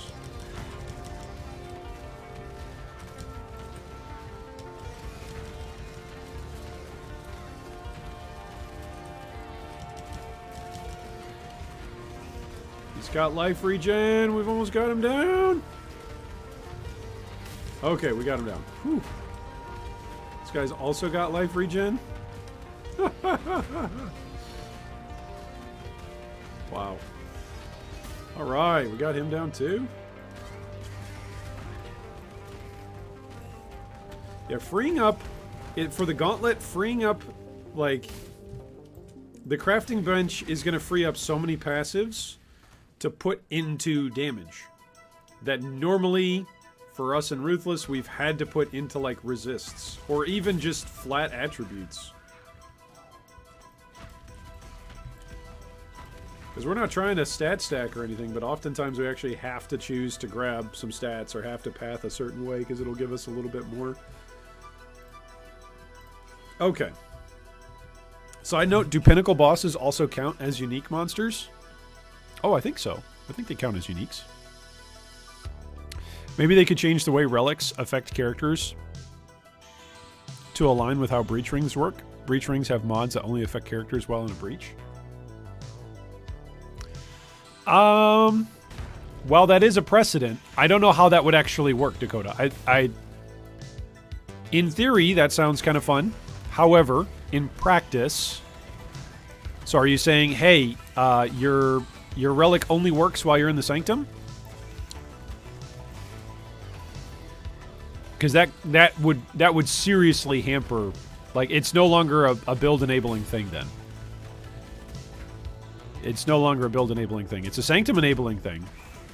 But it's no longer a build-enabling thing. Which, I don't know. At that point... I would say that's pretty heavy-handed. Like, at that point, why even keep it in the game? If you're just going to make it so that way it just interacts with that content. Because, like, as some of you have mentioned, some of your relics that you have, like, they give you notables. It's not just, hey, here's some generic stats. Here's some generic defensive stats or some generic offensive stats. Which oftentimes is what a breach ring is, right? It's just stats. But now imagine a breach ring says, like, you know, iron reflexes. You have iron reflexes while you're in Sanctum. You know? Like, how does that work out? Ooh. I don't think that works out too good, you know? At least not for anything that has a notable. In which case, it makes you feel bad if you've got one that has a notable, right? And you're never going to be able to use it. Alright, don't need to full clear. Just need to kill stuff that's in my way. And then keep on moving. Because we are on our way to Kitava. I'm probably actually going to need to farm the Blood Aquas, actually, for levels. Well, if we get there. If we get there, if we don't die beforehand. All things are contingent on, you know, not dying. Trying to get closer to finishing the challenge.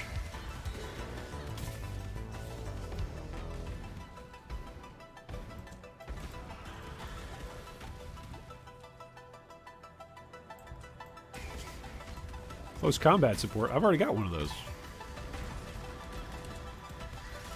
So I guess we can turn in the greens and hope for another Impale support. Right? That's what we said we were hoping for with greens. Go turn in greens and hope for an Impale. Right, so then it's only available for, or viable for people that want to farm Sanctum content. Okay. I could see that.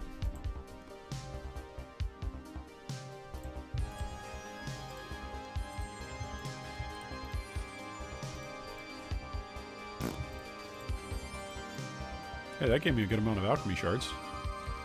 I'm A-okay with that. So what greens do I have? I actually only have a couple greens. This is green, right? I kind of want to keep hypothermia. Or maybe not. Let's try.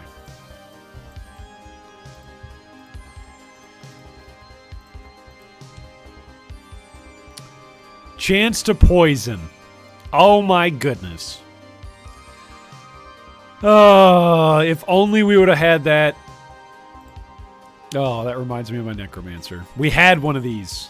Oh, on our very first Necromancer of the league, we were using Chance to support on our SRS, and it was actually working really well.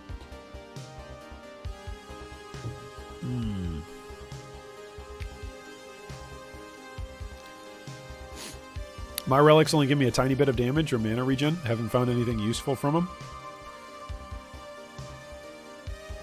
Yeah. That's a bummer. Alright, do I just keep looking for a weapon? Or do I risk crafting one of these? I think I just keep looking. I think just keep looking. Just keep pushing forward. Alright, what's our resistances at now? 98, 106, 94. Okay, so that's relatively good.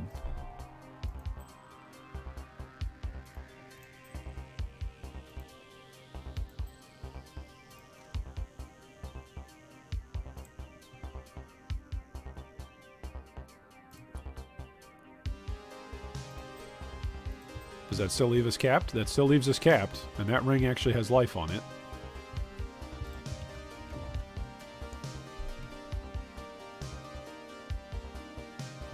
Ooh.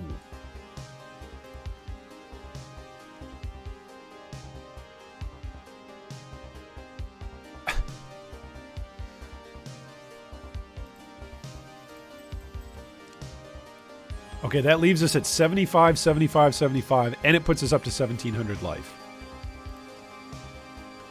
I like it. 1,700 life. I need the all elemental resistances here. Okay, so maybe the next thing that I do is come down here and get the Harvester of Foes. What's my main hand chance to impale?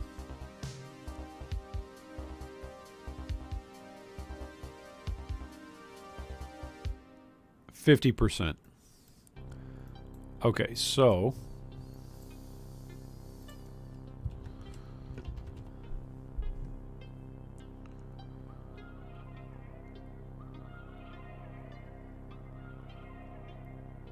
this is going to be another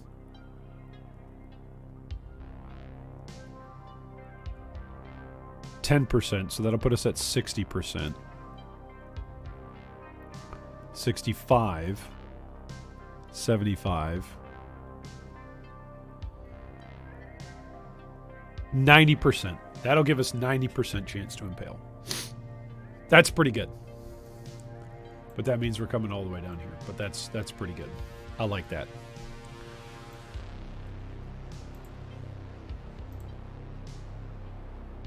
Like, for instance, Jeff's Relic with Aura Effect and Pain Attunement is absolutely insane for a Aura Stacker. It would almost give too much power. But if it only affected you well in certain content, then I would feel it's at a more reasonable level. I don't know. I'm surprised to hear that so many of you don't want Sanctum to just go core. Like, just have it be a chance to pop up. Maybe you make it a unique map or something that you can just go in and constantly farm. Make it like Beachhead, right? If you want to interact with Harbingers, what do? You go farm Beachhead. Make a unique map for Sanctum. You know? You could even make it almost like the Elder or like the Shaper, where you give it different components. Where, like, you find a tier 1 map, kind of like how Beachhead has got multiple tiers of maps. You just do, hey, here's a floor 1 map, here's a floor 2 map, and you gotta just put them together, right? But I think that would be a pretty natural way of bringing it into the core gameplay loop, right? Just use the mechanics that have already been laid out and set out before it with Harbinger. I think that'd be pretty straightforward. Okay, we are no longer one-shotting white mobs. So I'm going to say it's going to be time for us soon to upgrade our weapon. That's what I'm going to say. When you're no longer one-shotting white mobs, that could be a problem. Let alone blue mobs. Oh, they've got life regen on them. Some of that might just be because we didn't have very much rage built up, but I think some of that is also our damage is starting to fall off a little bit.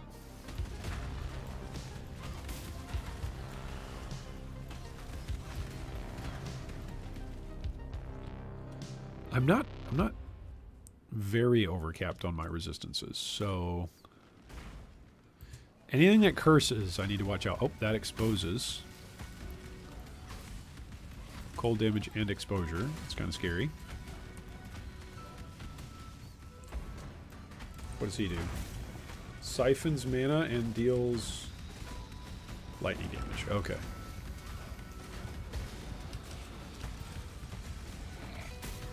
Gore Shrieking. Yikes.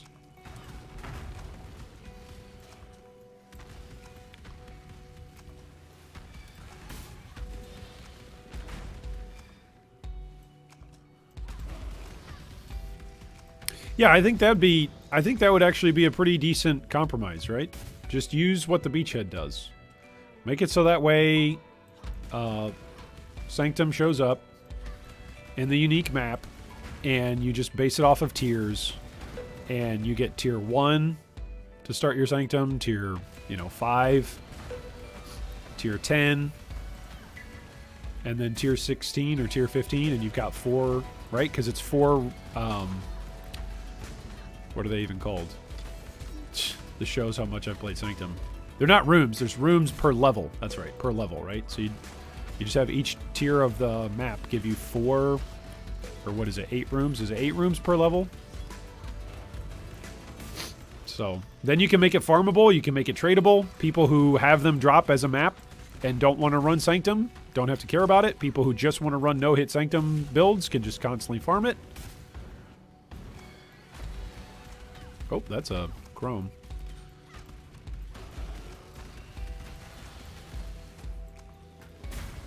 Right?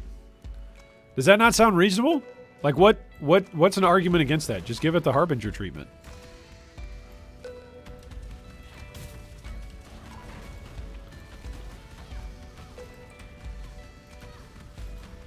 Is there anything about giving it the Harbinger treatment that would be a drawback? Is there any way?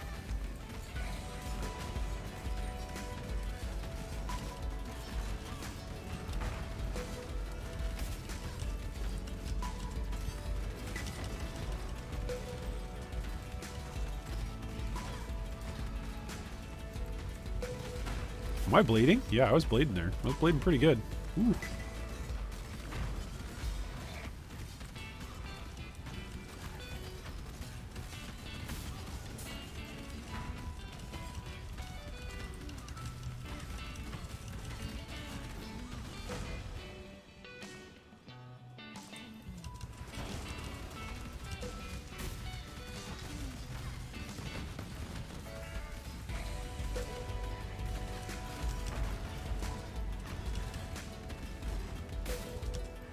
No, don't let the beacon retreat.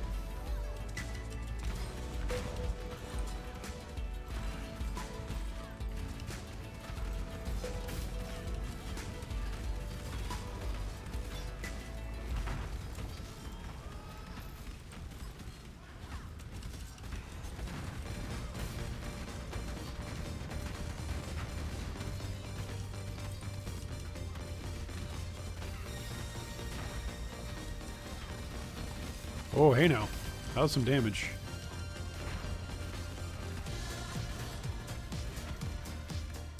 Alright, light the beacon.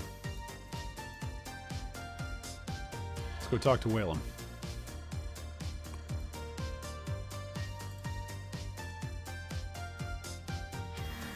%28 increased armor. That'd be a lot. Let's use this to go get more of that impale.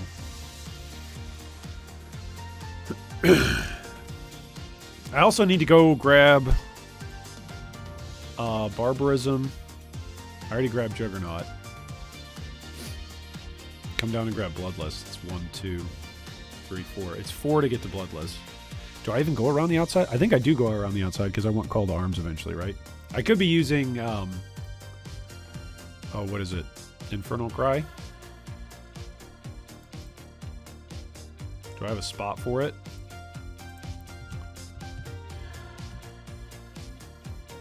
Level 58. Okay. General's Cry. Seismic Cry.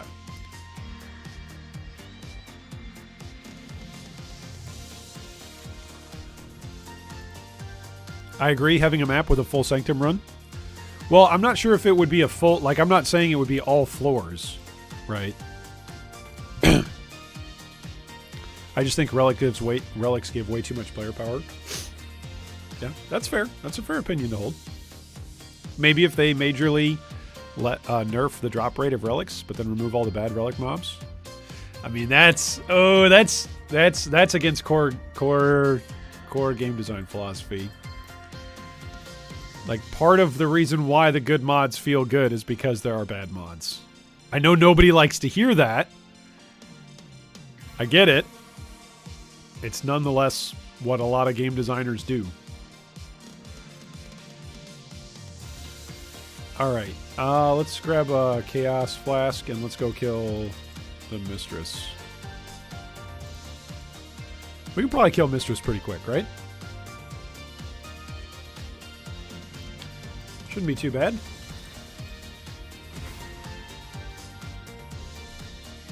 I have no Chaos resistance right now, though. -30.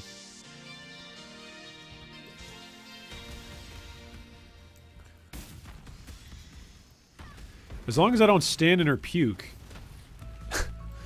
Things you won't hear said around the office. Well, you know, as long as you don't stand in her puke, you're doing fine.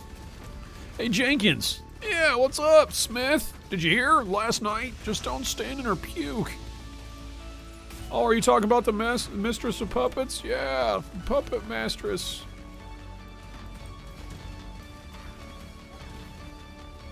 What's that? Did you say you threw up on a mattress? No, the Puppet Mistress.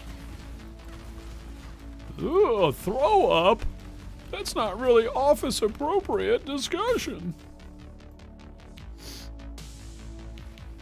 Hey, at least we get to keep our rage when we enter the zone. It's kind of nice. Rislava!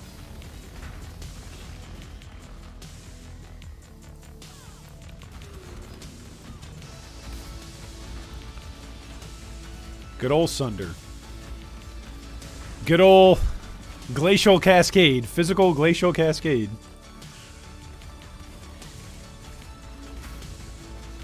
Good old narrow ground slam.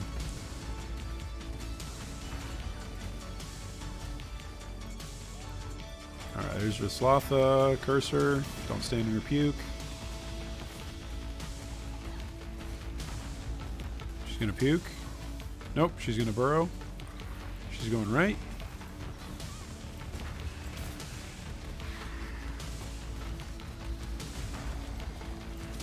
She's gonna burrow.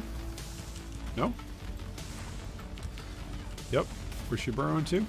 Bottom? Oh, she's gonna puke. Oh, hey. Don't stand in her junk.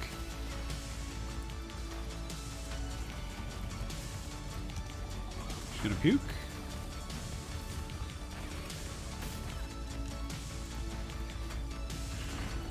Okay, she's gonna burrow.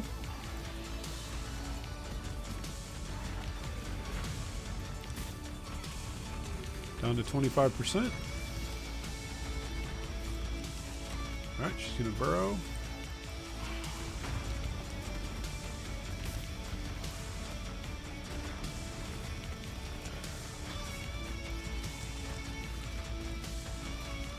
Oh, how's she not dead? There we go. Oh, that's a crone. The Slotha!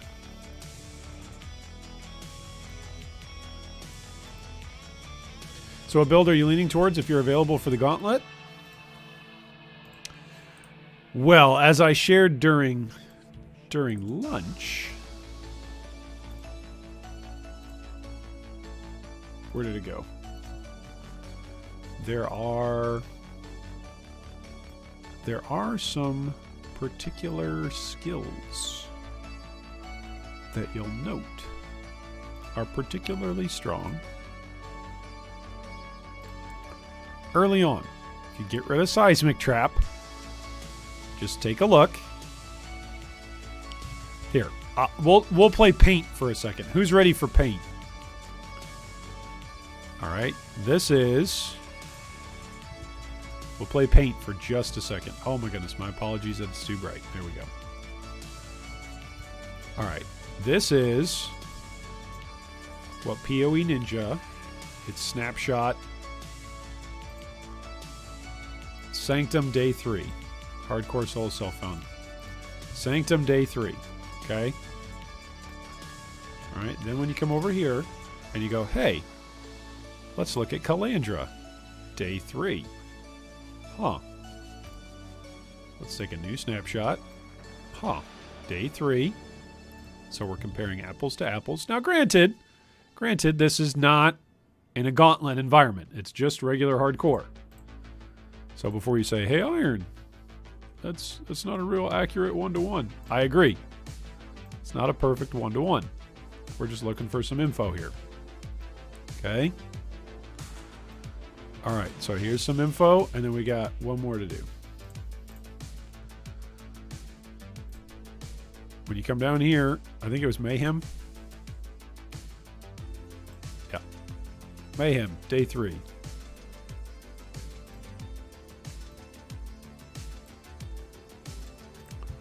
Now, there's some skills which will look good this way. There's some which will not. But you'll be able to see some general trends of what players choose to play and what's strong. Here, let's cut some of these. Let's move this stuff.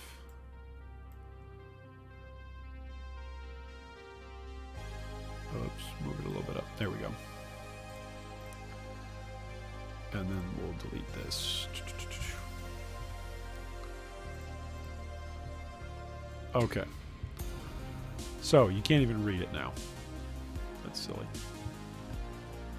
Let's bring this over here. There we go. And we'll bring this over here. And look at that. Now it's readable. Oh, yeah, man. Oh, yeah. Who knows how to PowerPoint? I know how to PowerPoint. Okay. So, when you look at this and you compare, just take a look. What do we see here? Most recently, remember, Seismic Trap is not allowed. Not allowed. Not allowed. Vortex. Not allowed. Right? Creeping Frost, not allowed. Right? Let's go check Ziz's rules again.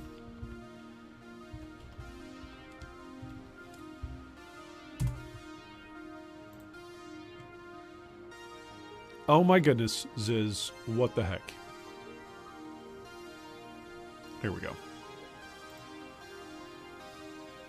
Alright. The rules are...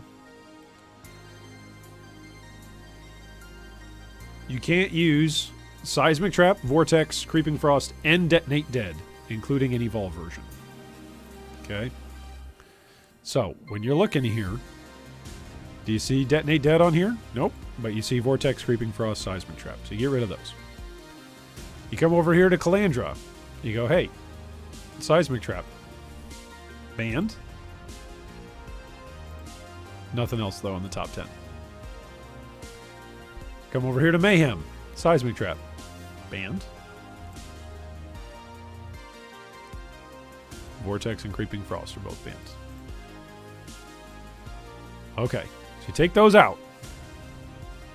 So you're not allowed to do that. What do we get at the top end? Here is what you get. You get, as possibilities, Explosive Arrow. Oh. Explosive Arrow seems to be a pretty popular thing. Oh. In fact, if you look across the board, besides for Seismic Trap, Explosive Arrow is the most popular thing in Hardcore Souls self-found environments. Besides for that, you see another skill emerge. Oh, where is it? Here it is. It's the second one on the left. You see Toxic Rain, Toxic Rain, Toxic Rain. See a lot of Toxic Rain. Oh, interesting. You see another skill emerge. Poisonous Concoction. Huh. Poisonous Concoction. Huh. Poisonous Concoction. Huh.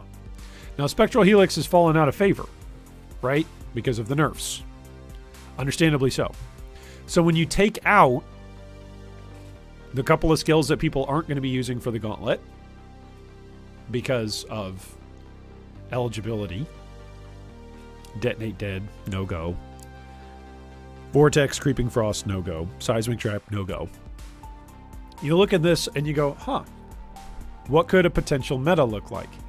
Now, I'm not saying I'm picking a winner skill here. Who knows what Ben, or Lighty or Darky, depending on whichever persona he would like to use. Who knows what the likes of what Tai Killer, Havoc, Ben, Karn.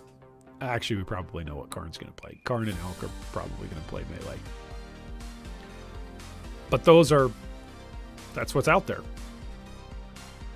Like Poisonous Concoction, relatively strong early to progress your character. Not that strong, though, if you want to go take down bosses. If you want to go take down bosses, some of the best builds are still going to be trappers. Even if Seismic Trap isn't on the table. Trappers aren't necessarily the fastest characters, though, to get there. So there's options. There's options.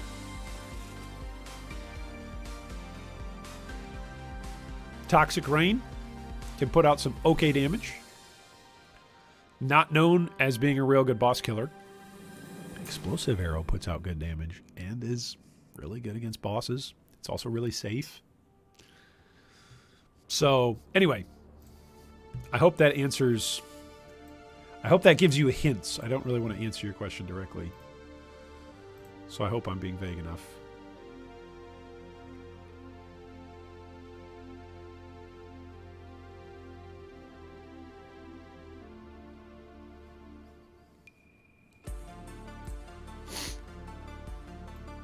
All right, let's take down the poll. Let's see what the poll results were. What did you guys vote?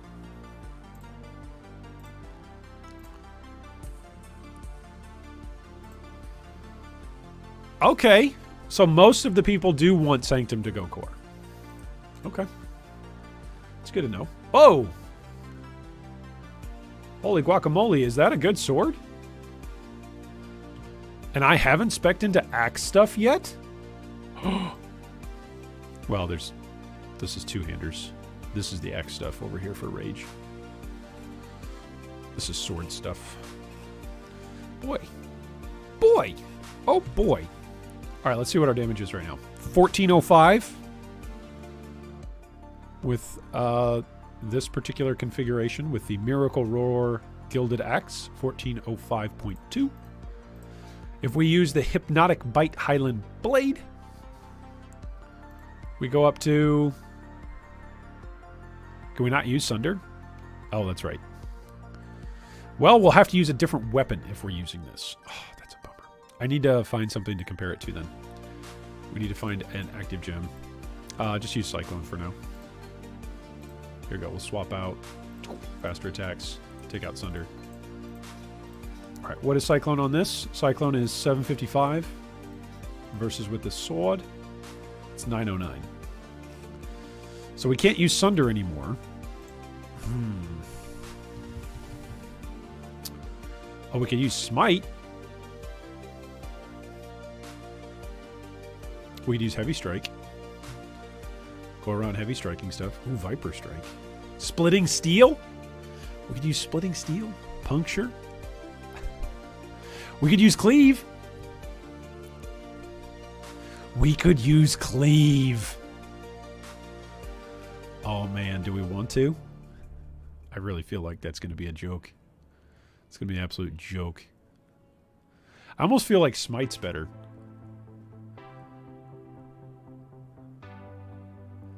The attack damage on Smite's actually higher.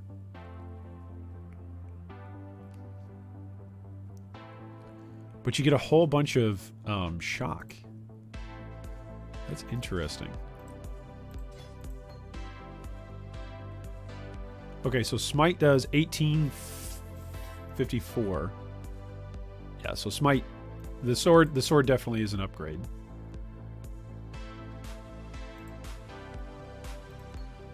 Okay. Still use Berserk.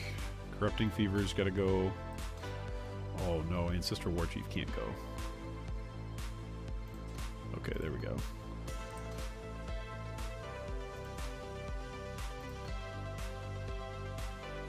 Alright, that's just gonna have to be what it's gonna be.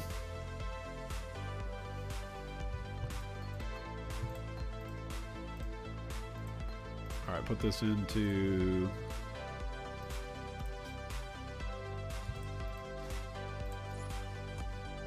amulets. This is a chrome.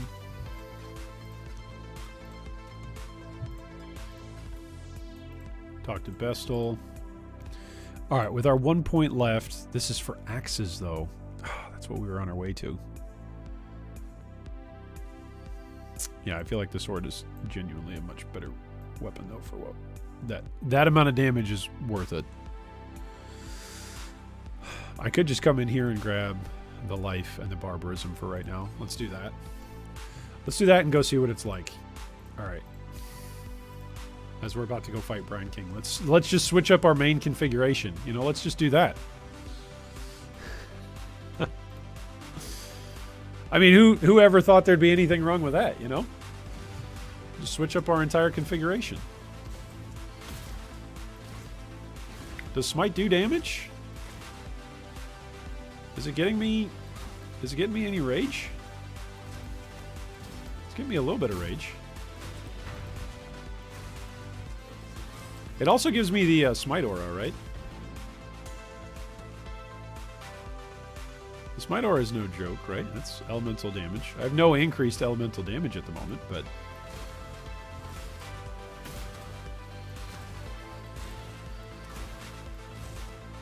And it's not Vol Smite either. I don't have Vol Smite. I don't want to hear anybody being like, oh, Iron, you got the Vol Smite. Use Vol Smite. I don't have Vol Smite. I got nothing.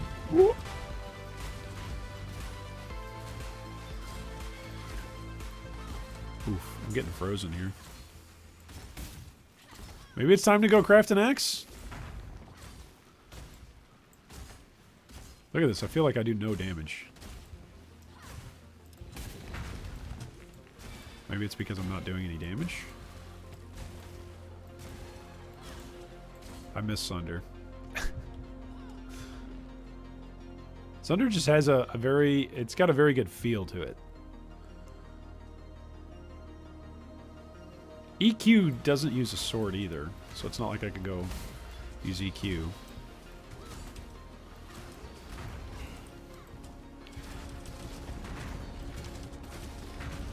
What's another skill that we could use that would be good with a sword? Cyclone. You could use Cyclone.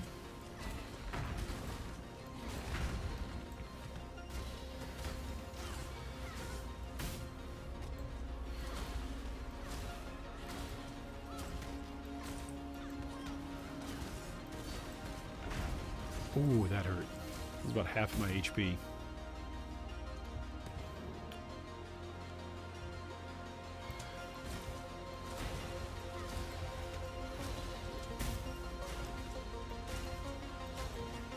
See, look at this. These are white mobs. These are white mobs. These are not blue mobs yet. This is not good. This is not good. Go splitting steel?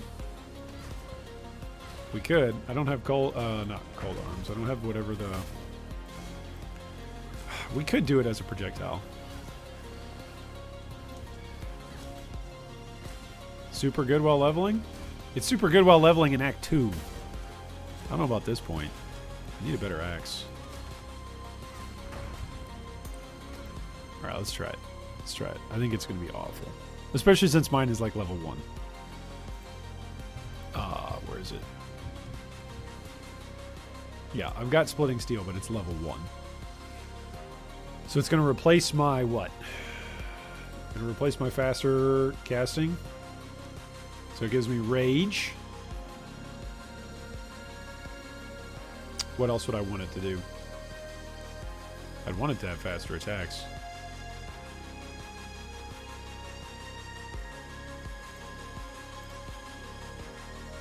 Are you invested in Pale? I am. Sweep isn't a bad skill, but not as smooth as Cyclone.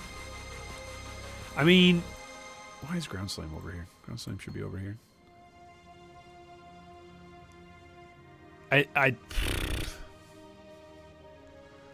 think I might as well use Cleave. Might as well use Cleave. Try Cleave instead.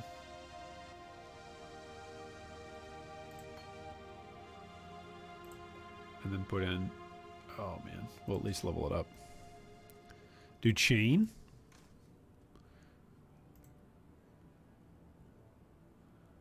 I don't have double greens, though. I don't have a fork support. I do have Chain. My problem right now is that I'm not doing enough damage with hits, so I don't really want to put less multipliers in there. Alright, so let's see here. Alright, so if I fire... If I'm shooting... Oh my goodness, I'm going to get frozen here and stunned and killed.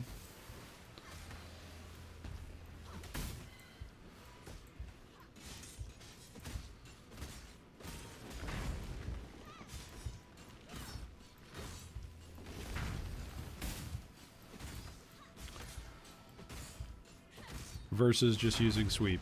Nope, this is all bad. Look how bad that is.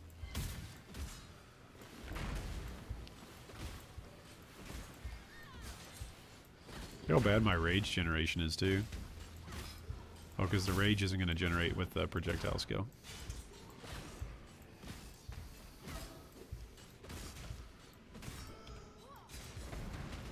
Oh, we actually killed enough stuff to get Rampage going.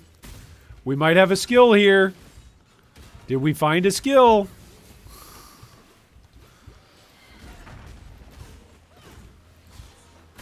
No, this is awful. This is awful compared to... Oh, Sunder, how I miss thee. Oof.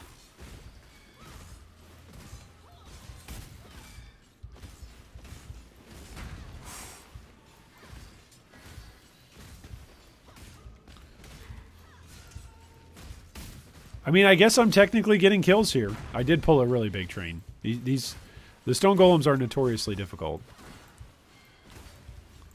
So that is something to take into account.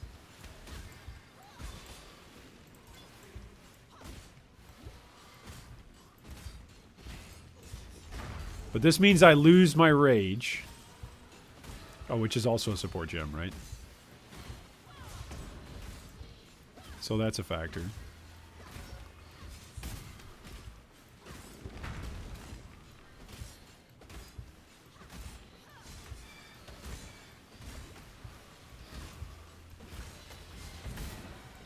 Oh gosh.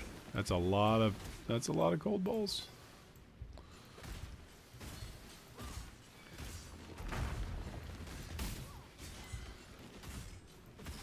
I mean, we are definitely thinning out the herd, but we're also not killing any of the rares.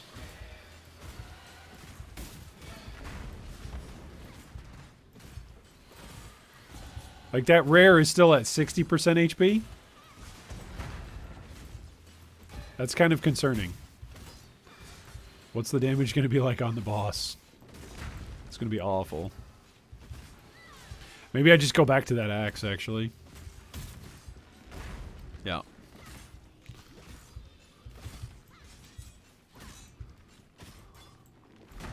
I know it's lower level. I know Splitting Steel is lower level, but look at this. It does no damage to him. Hiya!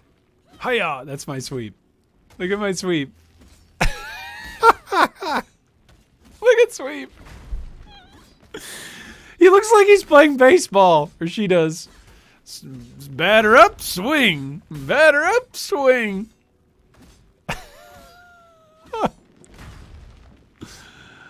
Oh, man. Look at this. Alright, here we go. Look, I have minions now. I have helpers. Actually, just using the sword in conjunction with Ancestral Warchief should be better, right? Because the damage is better on the sword than on the axe. But, man, that axe feels a lot better. Alright, I'm gonna use Berserk! Alright, we killed it. Oh, thank goodness. Alright, this is not his reef. Ugh. This feels awful. This all feels awful. Go back to Sunder. Does anybody have a good good axe? You got a good axe base for me, buddy? No, it's just gonna be the same. Need to wait. I'm so close to the next act.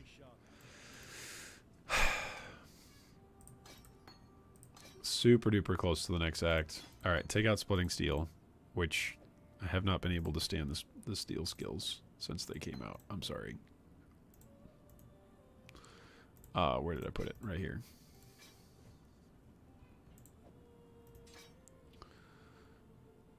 Alright, what else do we have in here?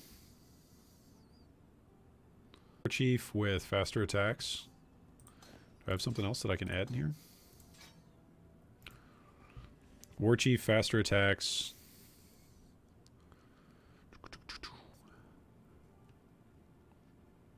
Oh, I could put Cruelty in there. Let's do it. Let's put Cruelty in. It's a 19% more multiplier for the War Chief. So why not? Also, I could use Smite because that also grants me an aura of 3 to 49 added lightning damage. Yeah. So why not? Okay, then let's get rid of Cleave. Oh, Sunder. Where did Sunder go? Alright, there's Sunder. Alright.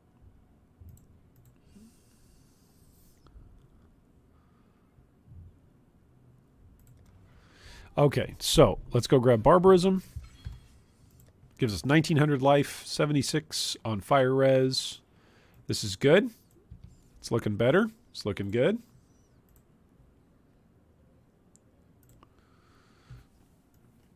I should say better. It's looking better. I wouldn't say it's looking good. All right, let's go back out to Brian King's Reef. Maybe I throw an alchemy at like a decent...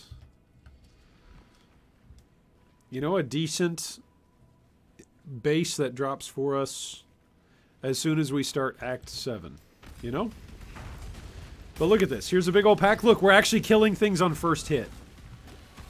Like, that makes a big difference. That makes a ginormous difference. Look at that. We killed all of that white pack. Like, with what? 2 hits? Yeah, look at that. Look at that. So even though the damage looks better on the sword, it's not.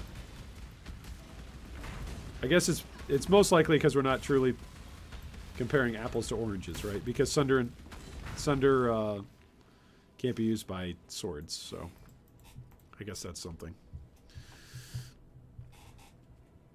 I had an On's might drop and it was easy breeze after that. Oh, nice. That sounds like that would make it a pretty easy, or an easier time. Not necessarily an easy thing. That's still pretty awesome. That's really awesome. To finish that high in an event, not many people can say that, Dakota, so that's pretty cool. Yeah, I would say that sweep is not as smooth, Jeff. I think that's not smooth at all. That's a good way to put it. Not as smooth. Whereas, look at this. We're actually doing damage here. We can see his health actually going down as our character is impaling him. Oof. We're actually taking quite a bit of damage there. Rampage is helping us, so that's nice.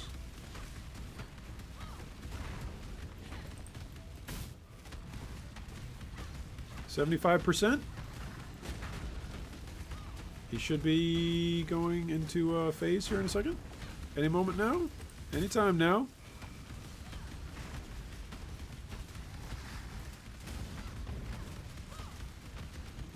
Did we actually stun him? No, he stuns himself after he slams the ground. Alright, here we go. Phase 1. Don't get hit by lightning. Don't get hit by lightning.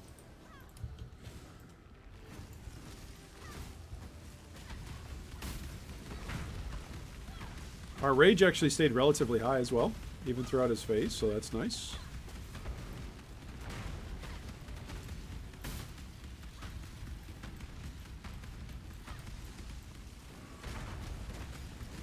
Still have Stone Golem up. He's getting impaled a lot, so that's good.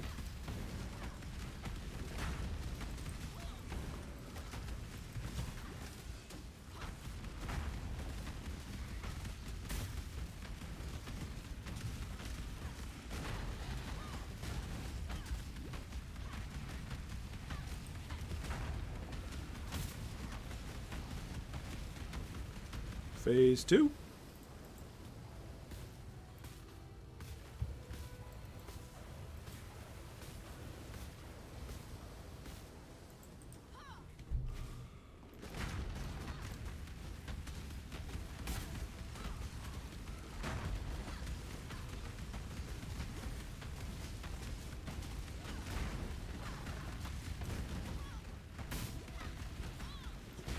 Oof. Stunned me twice there.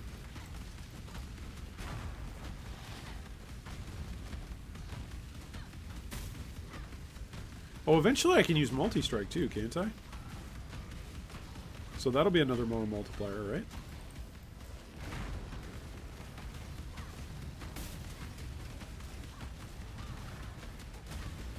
Alright, he's nearly there.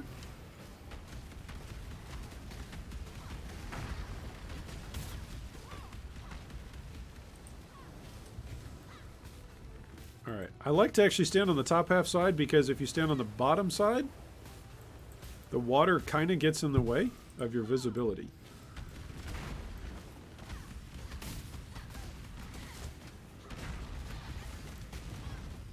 That hurt?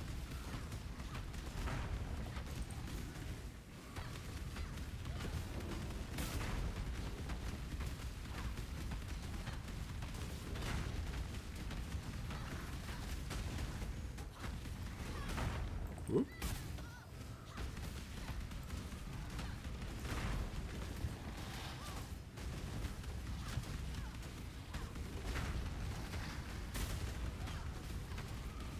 Oh, I have no health potions left. It's kind of spooky. But down goes to Sogoth. Is that how you say it? I probably said it wrong.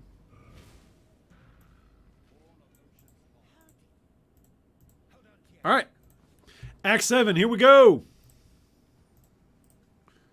Let's keep up the progress.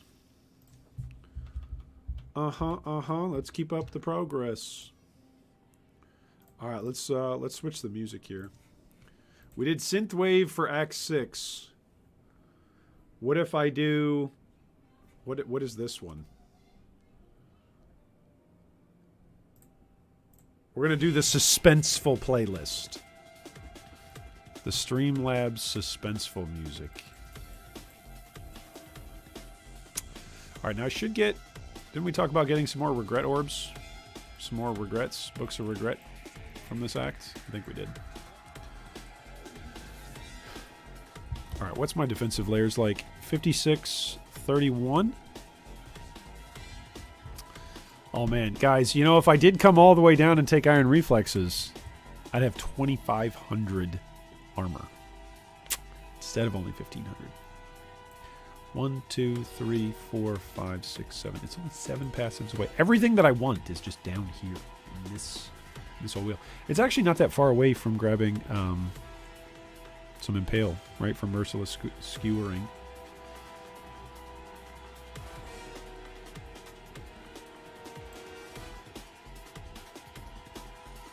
I now regret going over here at all.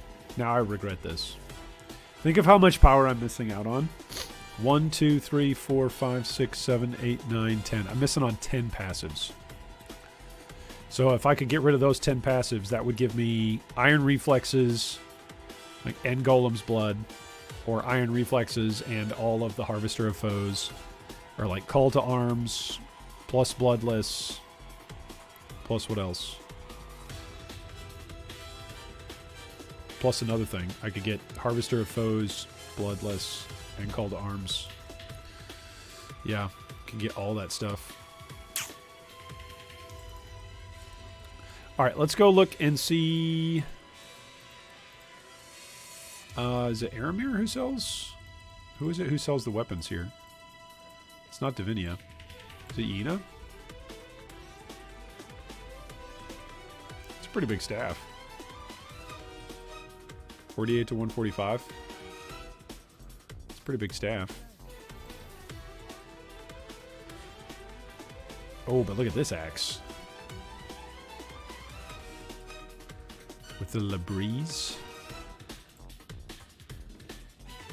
It's going to be the biggest hitter.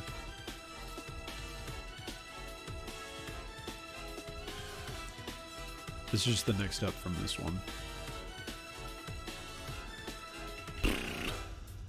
Let's farm for a bit and see what it's like here in Act 7. All right, let's farm for a sec and see what damage is like. Oh look, we still kill white mobs. Okay, as long as we're killing white mobs without too much trouble. Siphon's mana is hasted. Oh, hasted. I could probably use haste now. But I wonder if I'm using haste. I'm not going to be able to use Vitality and Clarity. That could be a bit scary.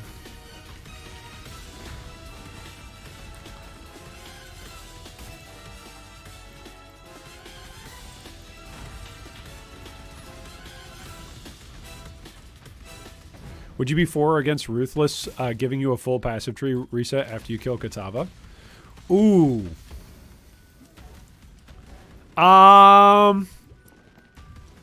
That's a good question. I think because it's Ruthless, I like the idea. Ooh. I personally like the idea. However, I think that it probably goes against some of what the purpose of Ruthless is, which is that your choices are your choices, and you have very limited choices, right? It probably gives you too many choices. To give you a full passive respec after killing Kitava, it goes against a bit of the spirit of Ruthless, right? The spirit of Ruthless is, hey, you've got very limited options, so choose wisely, right? That's some of what Ruthless is all about. If not all of what Ruthless is all about. You know? So, what was that? What was that healing that he just did? Did you see that? He just went way up in HP. Oh, is that from his cry? Is that his Enduring Cry ability? That's right. So I feel like that's a pretty cool concept, right? Like as a reward for killing Kitava. Hey, here's a big reset. I like it as a... Oh man, I like that as a reward. What if that was just normal in regular Path of Exile? Why not bring that to regular PoE? Or just give like an enormous amount of resets. Like, hey, here's your Book of Skill with 2 passives, and then you also get a massive Book of Regrets. Because, you know, you just played the campaign again. What about that? It's literally just called a massive Book of Regrets, and it gives you 20 regrets. Because that would allow you to also respec some of your Ascendancy as well, right? Because Ascendancy respec points, are they 5 or are they 4? I always forget which one they are. But, like, enough to respec 2 or 3 Ascendancies would allow you to switch over, you know, your Ascendancy. That'd be kind of cool. Hey, there's a Labrys that just dropped for us in the wild. Look at that. It's the wrong colors.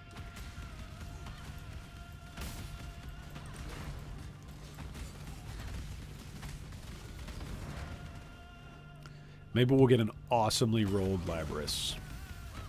Maybe this Labrys will with just a single alchemy orb and 4 little armors, you know, blacksmiths, whetstones, whatever.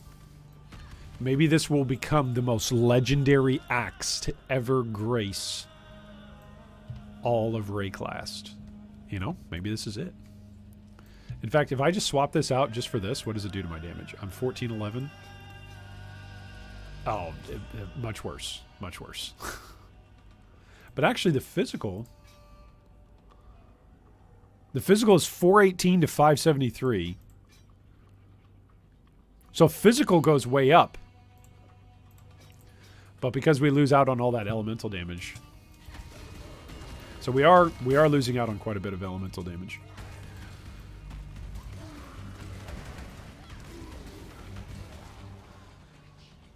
All right, now I'm going to remember the waypoint points to the direction to go, right? I keep messing up in this zone. That's what you guys have taught me. The waypoint points in the direction that you want to go.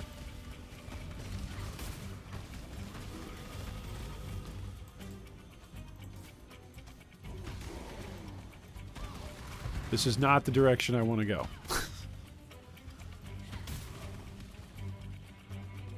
All right. Congrats. We went the dead end.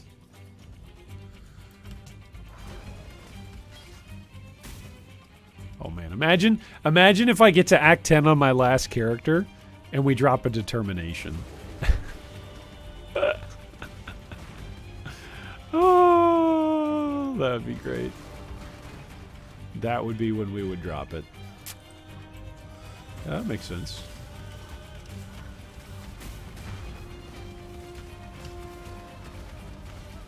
Fire damage and exposure. That's kind of spooky.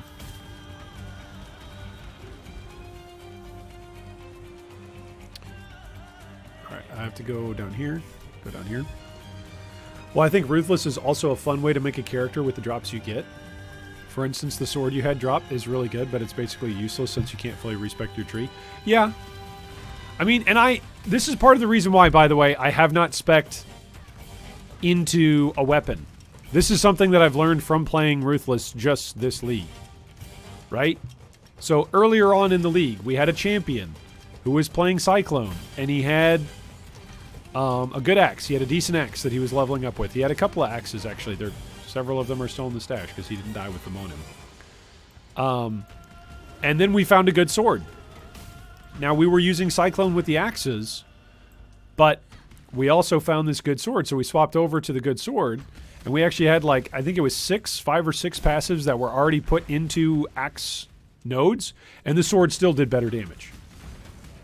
Even than the axes that we had found with axe passive nodes. So I don't know if that's a lesson for anybody else, but it was a lesson for me to go, okay, try to get some generic damage. If your tree is going to get generic damage at all, like if you know you're scaling up physical damage, right? Go and get some generic physical damage. If you know you're scaling up elemental damage, go get your generic elemental damage. Like, go get your generic damage that you can get. Because your weapon, especially in Ruthless, is going to be it's going to be a variable that changes.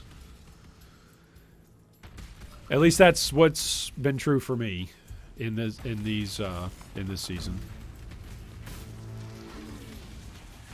It's such a scary animation. Oh, I remember what I was going to use that uncarved gemstone for. We were going to use that to grab a molten shell. Because I'm not running a guard skill right now.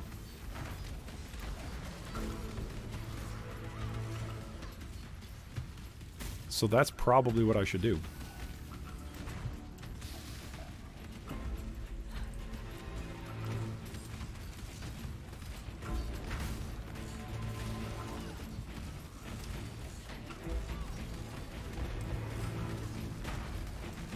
That would probably be a good idea. Also, I've got a cast when damage taken gem that I think was at level 50 or 58. I forget what was required on it.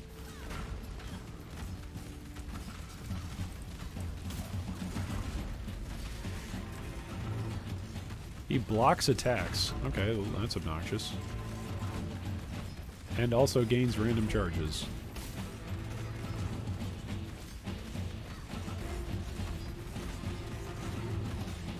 You know, I wonder if, because I'm wearing Heat Shiver too, that's also counting into some of the damage.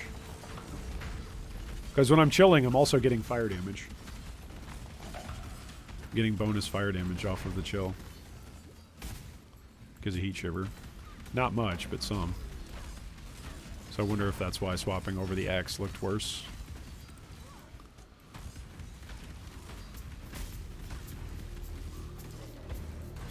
Alright, we're about to ding a level.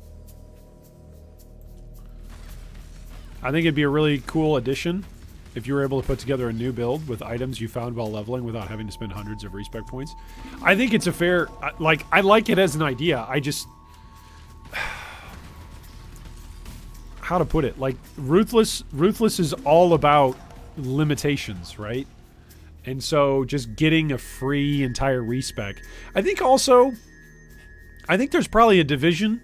Maybe not. Maybe not. This is pure speculation. This is not news. I'm not basing this off of any information that I have. I speculate that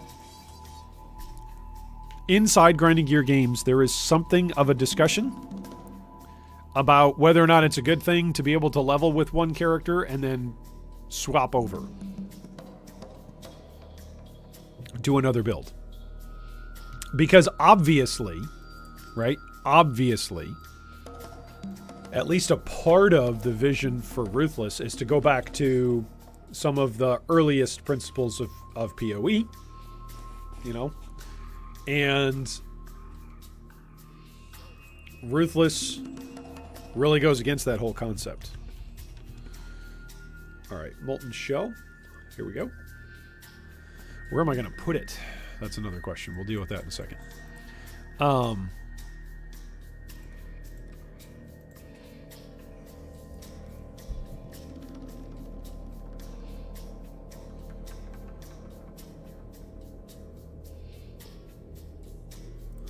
What about take off Berserk and put in Molten Shell? Oh, what about Smite as well? We could take off this. We could do this. Cast and damage taken. Yeah, maybe.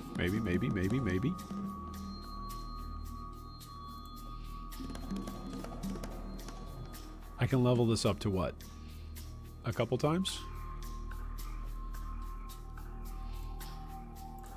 So I just think that there's a division of design inside PoE. Like, on the one hand, some players or some designers are like, look, when you make a build and you sit down to make a build, you should just be able to make your build and then follow through on that build and gradually, continually grow that build as your character progresses. And others, I think, are probably of the mindset of, hey, you should be able to swap your build whenever you'd like. You know, as your character progresses, you should be able to swap it. And that should feel good. And it's totally fine if you have one way of playing your character while you're leveling and a completely different way of playing your character while you're mapping in the endgame. All right, here we go. Using an elk.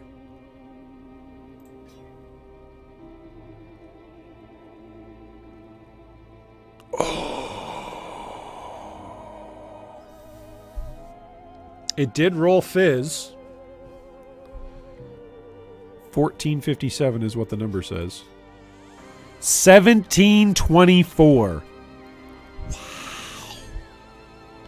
So that's a big bonus.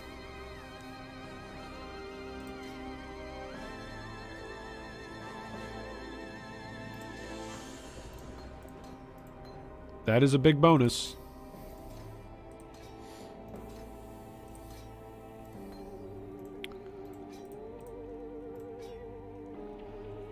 Two greens and a what? There we go. Alright, now we've got cast when damage taken, molten shell. And we can still use vulnerability. And now we don't care about elemental damage whatsoever, because we're not doing any elemental damage. Yeah, too bad I don't have a brutality. Bleeding chance is good. I mean, I'm not doing any elemental damage, so that's increased elemental damage with attack skills is actually wasted now. So I should take this off. If I put in cruelty... Ooh, look at that, because that's a 19% more multiplier. How close am I to getting to multi-strike? Getting close. Getting real close.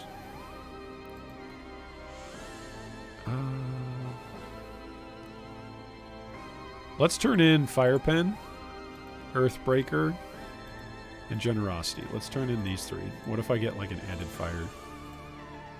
Be kind of funny.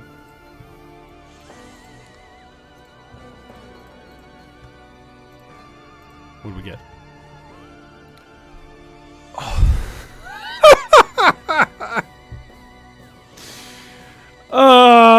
Supported skills gain 10% of cold damage as extra fire.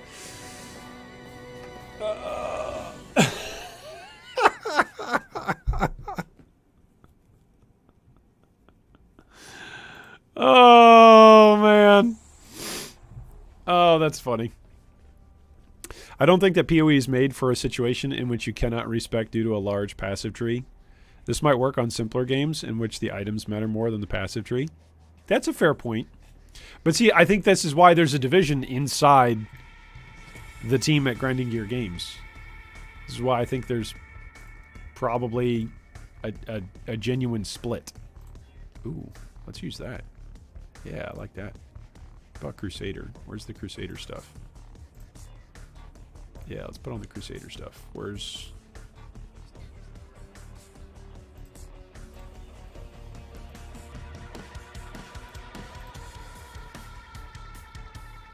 I like the Grand Sanctum stuff. I think Grand Sanctum is probably my favorite. Let's have the kitty cat and the floaty eyeball man. All right, let's use Metamorph. Let's use the Metamorph, and I think that's it. I like these. I think a little bit better. Yeah, that looks nice. Okay, away we go. Is Heat Shiver doing anything for you? Or is it just there for resist? It's just there for resists. But isn't that funny? The cold conversion, cold to fire. I guess I could probably use the cold to fire on... couldn't I use that on my Hex Blast guy? Right? That's a possibility.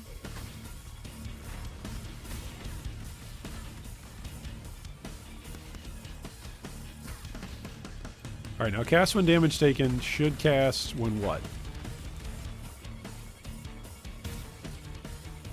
When I take 1,000 damage. So if I take a 50% hit.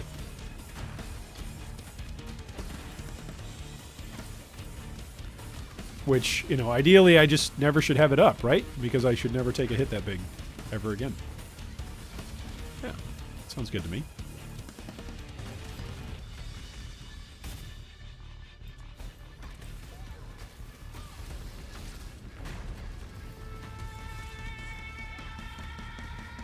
I gotta be careful not to accidentally over-level the cast when damage taken. Or not cast when damage taken. Cast when damage taken is already... It's already sitting on pause, but I need to be careful that I don't accidentally over-level Molten Shell.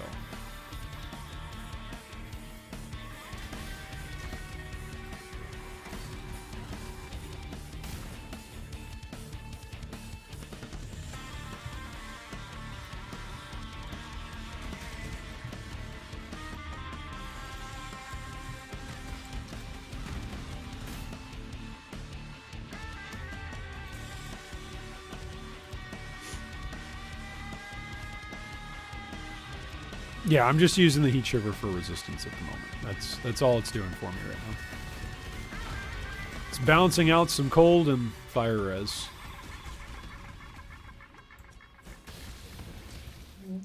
If this weapon would have rolled a whole bunch of added, you know, resistances, that would have been fine as well. But I'm fine with the big fizz roll. I am totally fine with the big fizz roll. I am not going to complain. We got a weapon upgrade. How many times have we used in alchemy this league and we have not gotten an upgrade? We've gotten like the... Oh man, we got like the ring that gave us like all stats, but it was like +2 to all stats. And it rolled life, but it was like 8 life. And it rolled a resist, but it was like 8 cold resist. It was like, oh my goodness, this is awful. Rolled like the lowest possible rolls.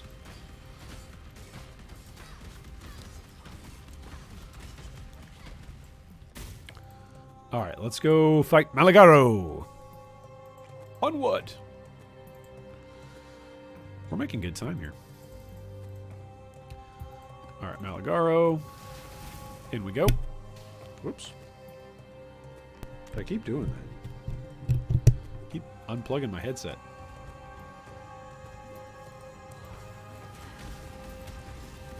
Okay, there's a whole bunch of bleeding stuff in here. Right? So, Molten Shell already went off once. So, let's be aware. Oh, goodness. What is trying to kill me in here? Apparently everything is.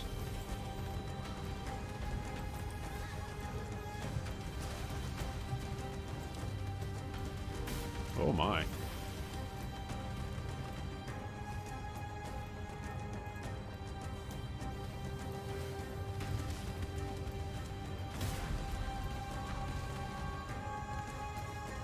It's not fun when they fight back, right? When monsters fight back, yikes, it's pretty scary.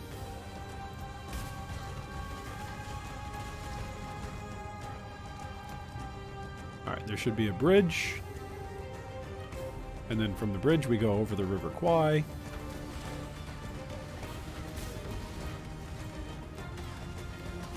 Nope, no bridge. No bridge yet, no bridge yet.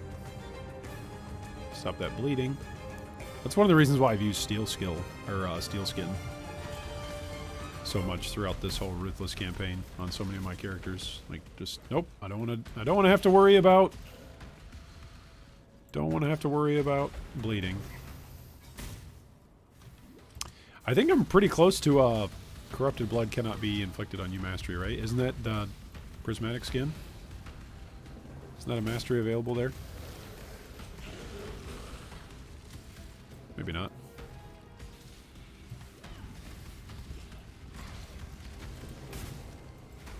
We're crunching stuff up pretty good here, though. I think we're doing all right for damage.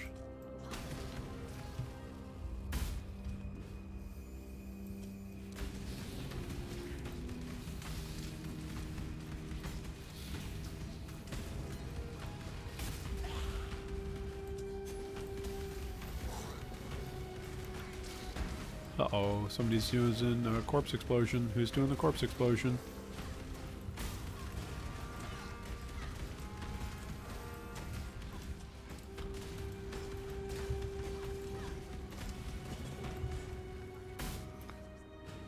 Did And I must have canceled the animation. There we go.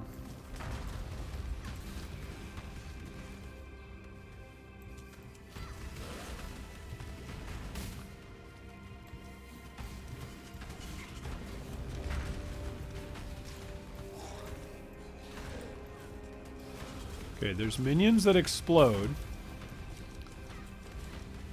Fire and ignite resistant. Blood Dweller the Terrible. Well, he does seem like he's terrible.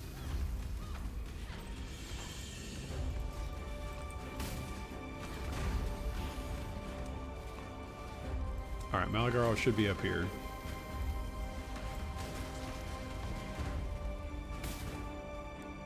There he is, old chum. Just dropped an alteration. Isn't it exciting, Pedro? Especially in Ruthless, right? In Ruthless, you're like, oh man, I dropped something. Something actually dropped. Guys, I feel amazing right now. I feel so alive. Alright, come on over here. You cursed? Yes, you're cursed.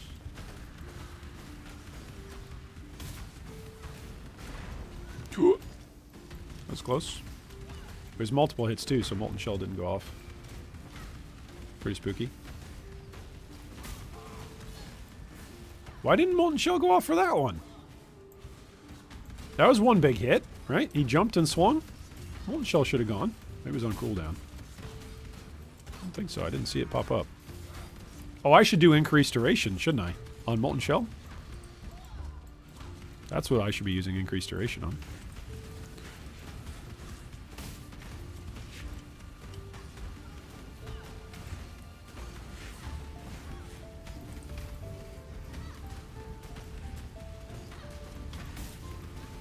Whoop. Oh! Molten Shell, thank goodness. Good old Molten Shell. You know, I'm also not using Corrupting Fever anymore.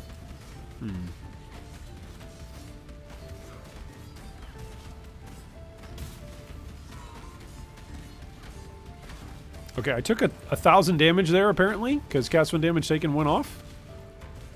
But I didn't lose that much HP.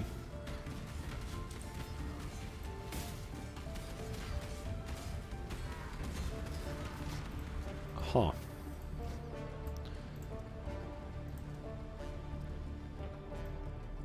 Alright, hello, Helena.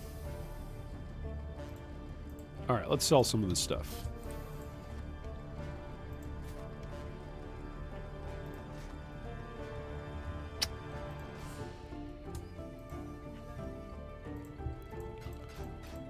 And by sell some of this stuff, I mean sell all of it.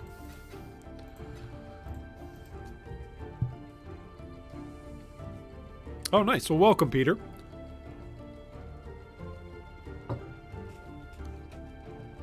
Peter, how far have you made it in your Ruthless progress so far?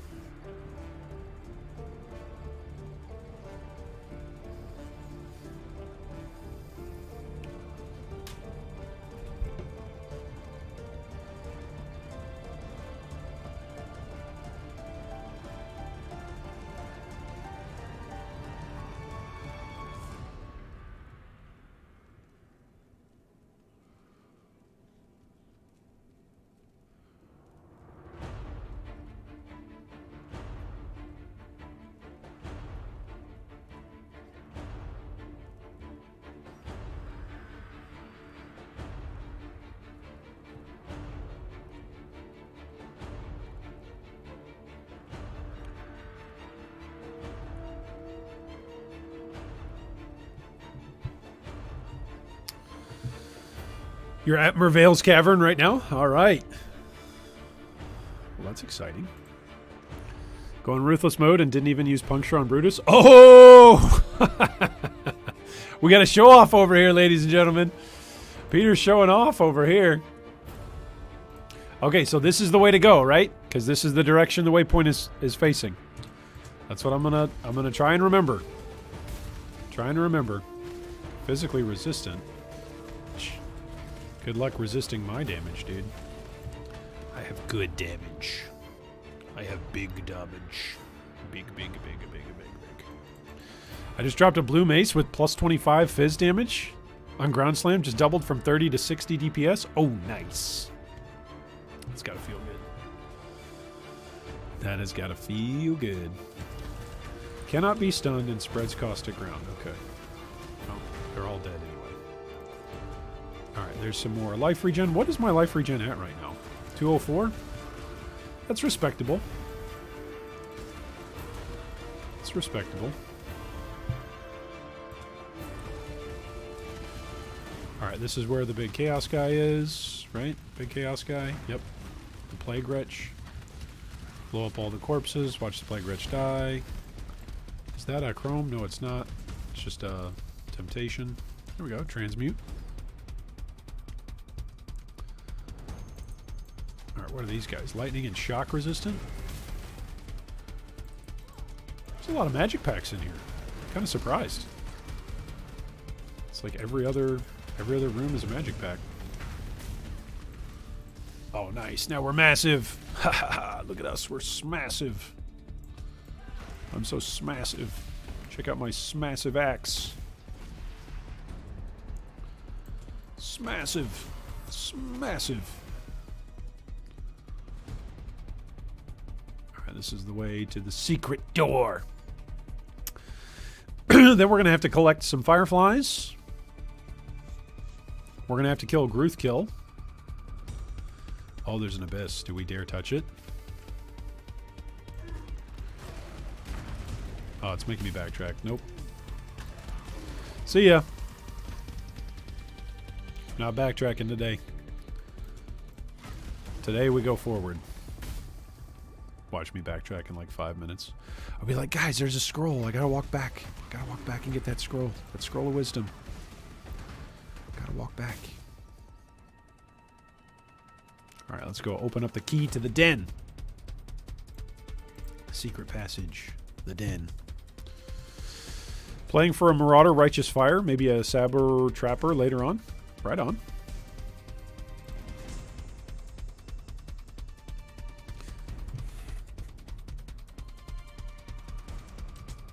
What do you guys think? Do you guys think we can make Act 10 today? We're doing alright in terms of our pacing. Just keep using Rage, keep using Rampage, keep using Move Speed. We're moving along at an okay clip. Is this a dead end? Nope, not yet. Ooh, that did proc my Molten Shell, though. It's kind of scary. Okay, here's the unique guys. Run past the unique guys.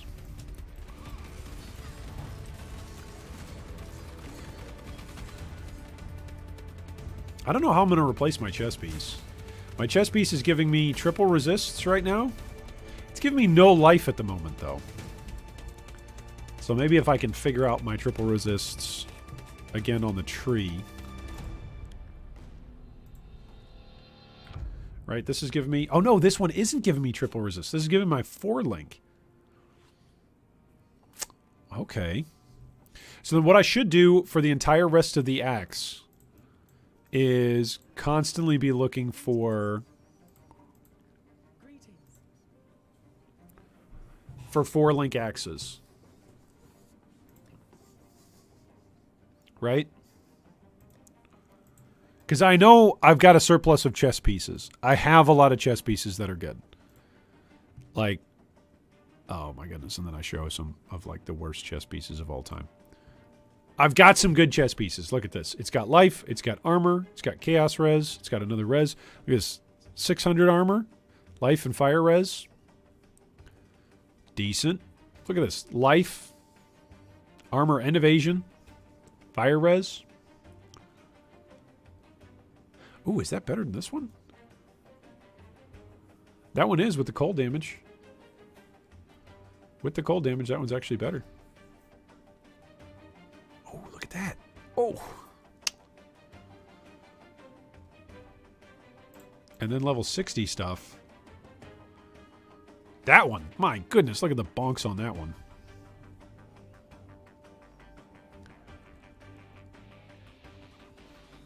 And then I've got some decent chest pieces. Life. 800 armor. All resists.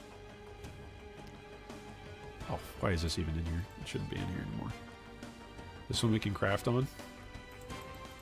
So we've got some options for chest pieces. The trick then becomes 4 links, which maybe I swap off of the gloves. I'm planning Sunder, Bone Shatter, Jug for the Gauntlet. Seems pretty solid in practice, but Sanctums are difficult. Yeah, for the Gauntlet, I'm not sure how many people will even be farming the Sanctum at all, right?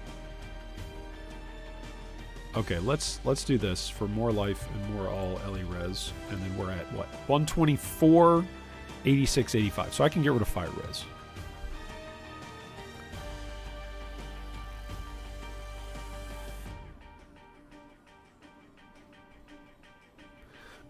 So those boots are giving me life and fire res.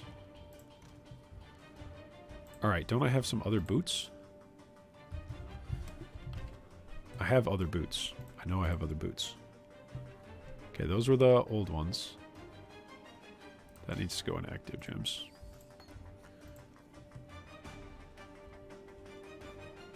Oh, that's a lot of evasion.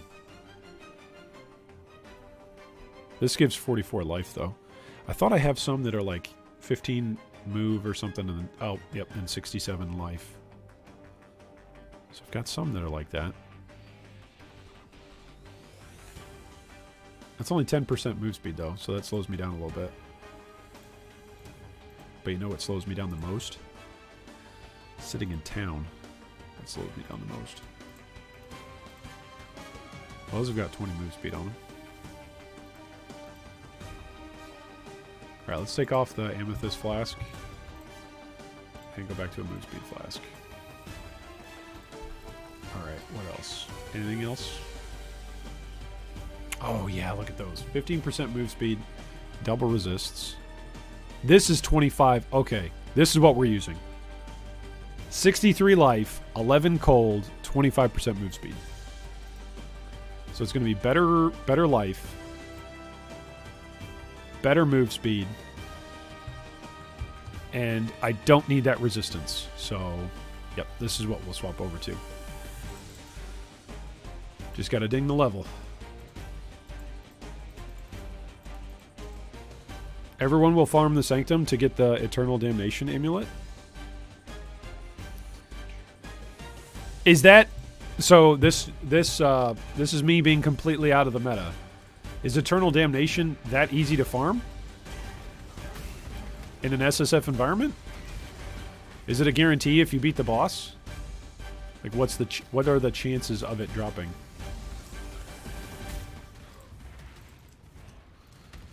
Is it relatively good? Should be able to keep up Rampage for this fight, right? Maybe not. Oh, bummer. Couldn't quite keep it up.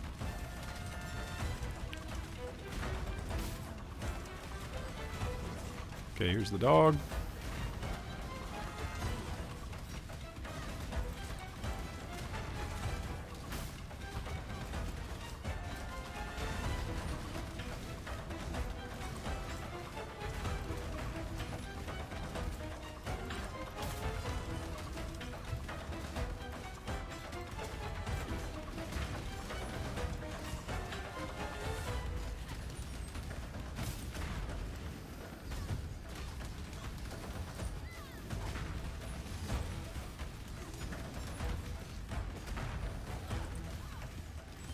I need a 3-link red in order to put increased duration with cast when damage taken.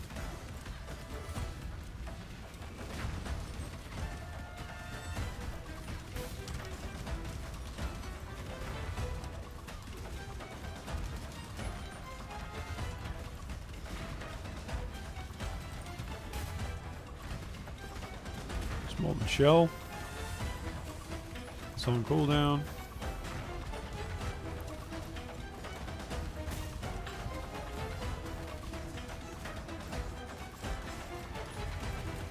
Alright, down goes Groost.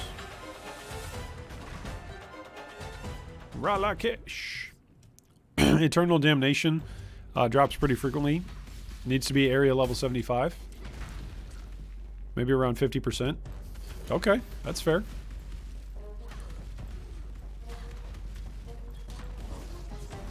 Conductivity. That's the one that gives you -5 to max, right? But isn't it additive?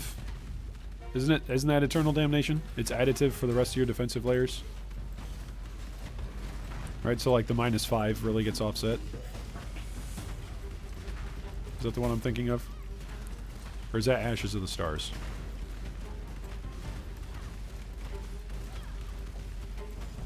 I promise next league I will be more up to date with the meta. Because I won't be playing hardcore. Even if we play Ruthless, which is, it's looking like we probably will. We will most likely play Ruthless Group Found, so. I will certainly be trying out different builds.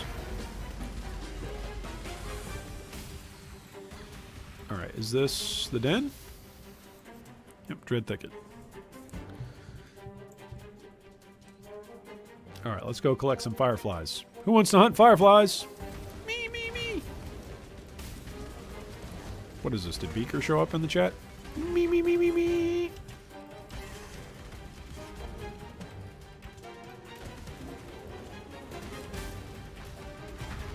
This character needs a little bit more HP, but other than that, I'm feeling pretty confident on this character. 53% Fizz resist. It's not quite where I'd like it. I'd like it to be more towards 60, but for playing two-handed...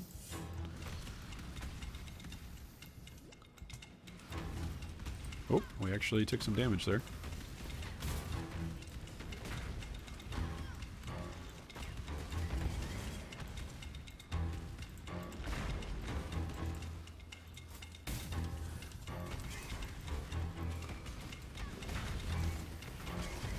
For playing two-handed without a shield, we've actually got an okay amount of resists. Once we get up to level 58, we can use Intimidating Cry, or Infernal Cry. That'll give us a little mini explode effect. So that'll be nice. Ooh, Molten Shell coming in handy. He's got life regen.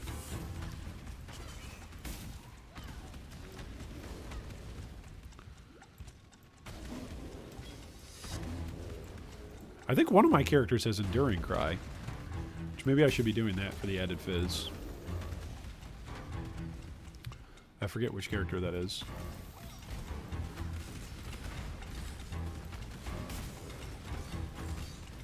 The Dreadstone. Dreadstone. Meet the Dreadstone. It's the purple golem in the thicket. He drops nothing at all. Don't bother farming him a moment.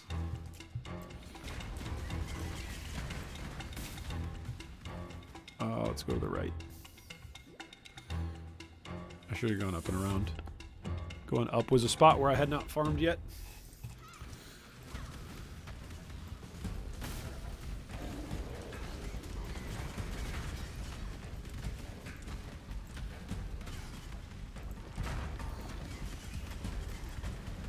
Ooh, a noble axe, huh?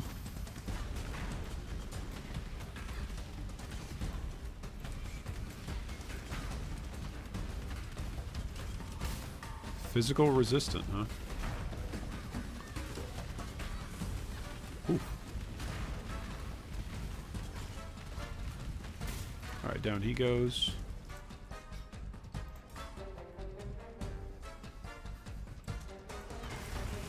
Lightning totems! Lightning totems are scary! Alright, you mean man.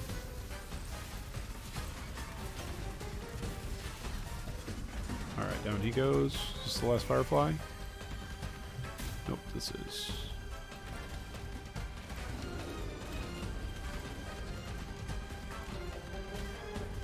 Oh, he poisons. It's kind of spooky. Alright. Let's go kill Gruthkill. People usually use it with Lore Weave, where you have the 78% Ellie resist. Yeah, that makes sense.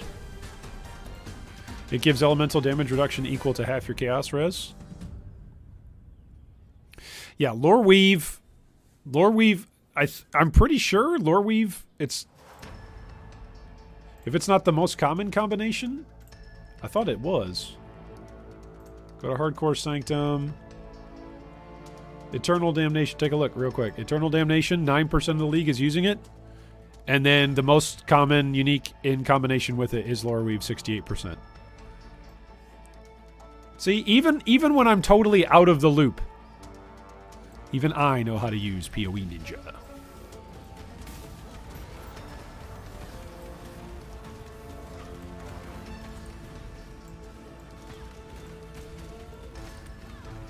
Alright, just keep dropping Totem until she's sitting there for a second.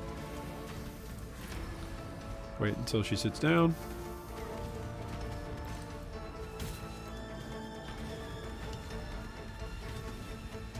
Ooh, that hurt.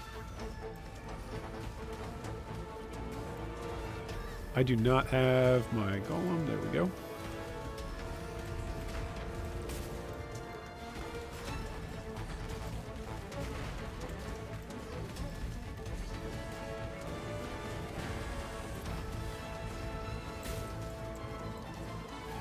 Just keep hitting her, keep rotating.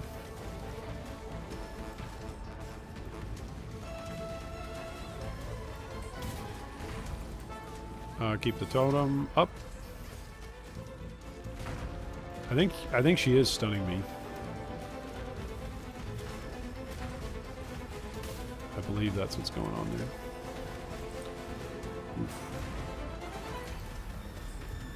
Truth kill, be merciful. There we go. Okay, this is either a chrome or it's an upgrade for our build.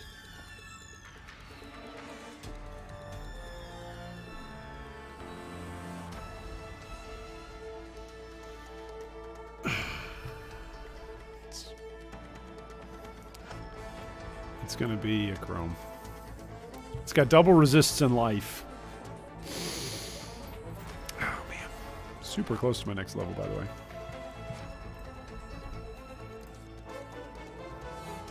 Alright. Let's go get another passive. Another passive. Alright, so that's so painful. It's 2 resists and life. But at this point in time, like, I'm already thinking about upgrading the 640 armor. You know? And it's going to more naturally roll green, so I don't want to keep it to reroll colors on.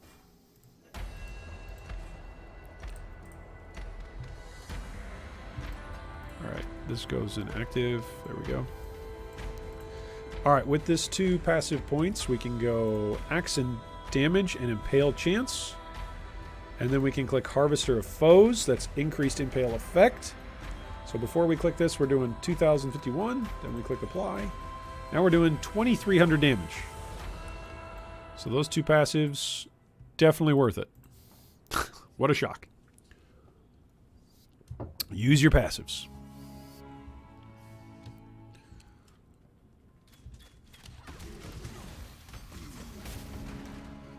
Alright, is this going to be the way forward, or is this a dead end? Dead end, alright.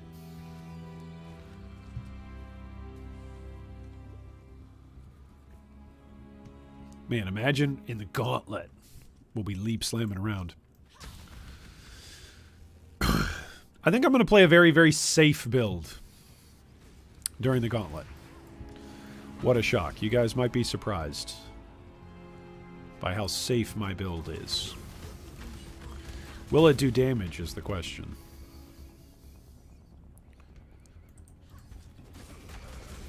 Well, with monsters dealing as much damage as they do, it's going to be very, very important. Very, very important to build a character that is survivable. That's safe. Is it secret? Is it safe?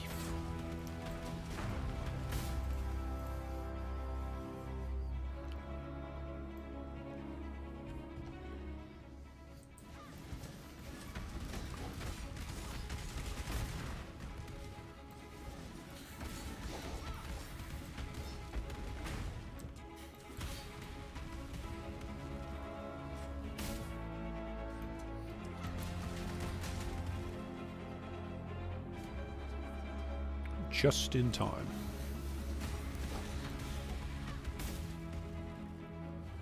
I'm going to lose so many characters in the gauntlet. I'm going to die so many times. Okay, let's swap over these boots now, huh? Now that we can. What am I going to lose here? Oh, I'm going to lose my red ancestral. No, I'd rather lose vulnerability, actually, than lose ancestral. Ancestral's more valuable than the curse. So I'll swap these boots. So eventually those boots may roll red and green.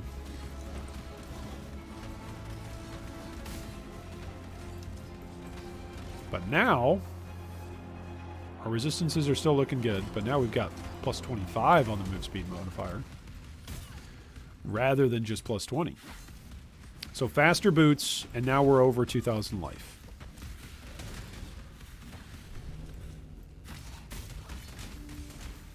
Alright, so I think I officially have to say 2,000 life is no longer my benchmark for killing Kitava in Act 5. I think I have to say that. Because I've had several characters do it now with less life. I think 2,000 life for Act 5 Kitava is the... I'm going to make a lot of mistakes, and I need a lot of help. I need my gear to help carry me through this fight. And so that's still that benchmark for that. But if you're not asleep at the wheel, then there you go. Should be able to do it with much less than 2,000. Hey, welcome, Hans. How are you today? Why am I not playing in maps? So, Hans, I'm playing Ruthless, and the challenge that I've set up for myself this league, I have been away from Path of Exile for a year, and I've just now been coming back this league.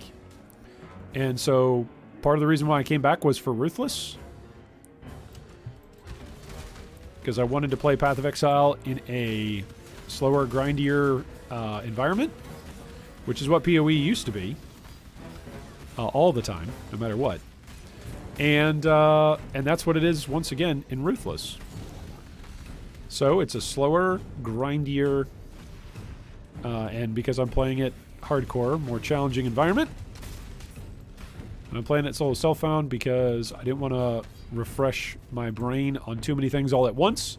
And so the challenge that I came up for myself for this league was to play the league out pretty much on my own, leveling characters and getting used to the rhythms of playing PoE again. And it's been most enjoyable. It's been most exciting because, like, when a jeweler orb like that drops, it's a pretty rare thing. Pretty exciting thing.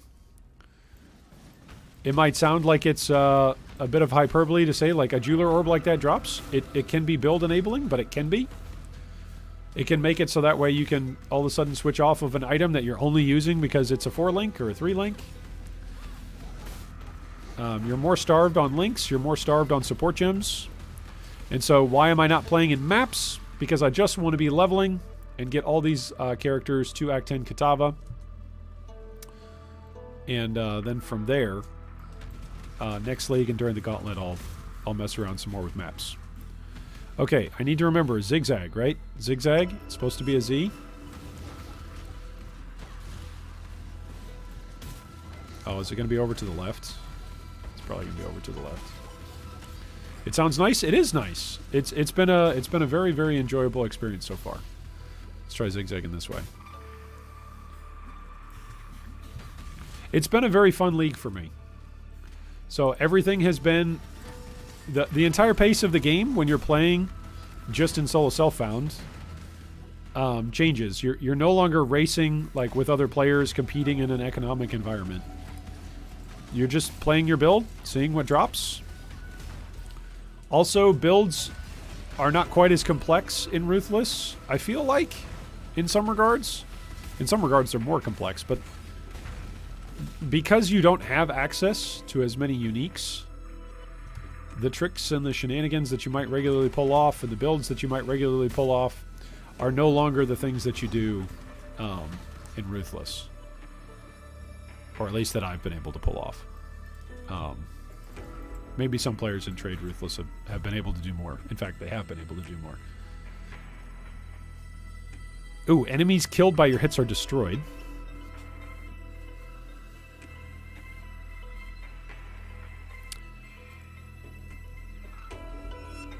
Okay, so if I take the Axe Mastery here, attacks with axes or swords grant 1 rage on hit. Does that double up on my rage generation already?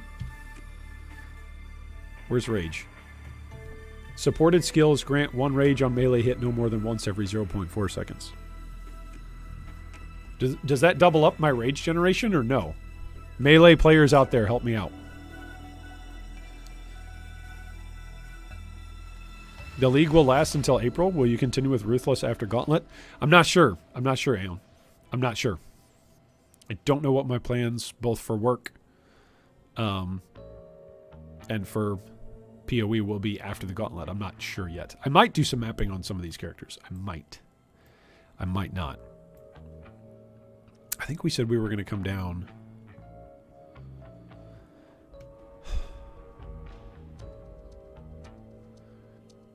We said we might take Call to Arms, but we also said we definitely wanted to take Bloodless.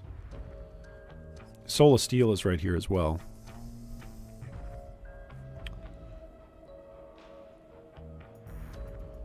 Prismatic Skin is also right here.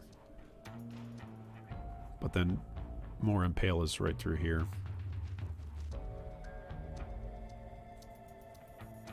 I think we come this way. I think we come this way. This is the way that we come, because then we can grab Soul of Steel as well. Oh, this is a passive as well, Kishara's Star. Let's actually, I don't know why I swapped out. Let's just exit, go back, turn in Kishara's Star. That's a passive when we turn it into Whalem.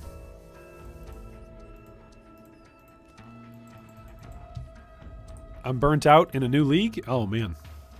That will happen. If you just play the game nonstop, that will happen. Character swaps. That helmet's okay. Oh yeah, those boots with the suppression chance. Let's get rid of this shield. This shield is no bueno. Nope, we're not taking that. Ha ha ha. You can't make me. Okay, I've got 1 chrome.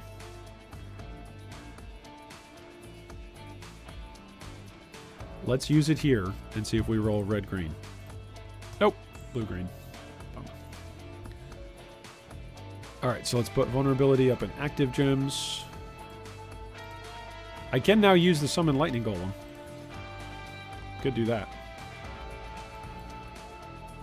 Which, if I do lightning golem instead of stone golem, I can swap out stone golem for vulnerability. Let's do that. There we go. Vulnerability's back in.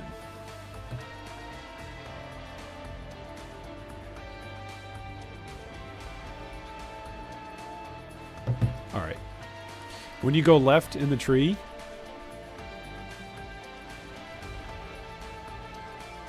you get rage. I already have, so Hans, I've already got rage generation because thankfully I've got, where is it? Rage support. So I'm getting some rage, but my question is, the wording on rage support is supported skills grant 1 rage on melee hit no more than once every 0.4 seconds. So do these two things stack?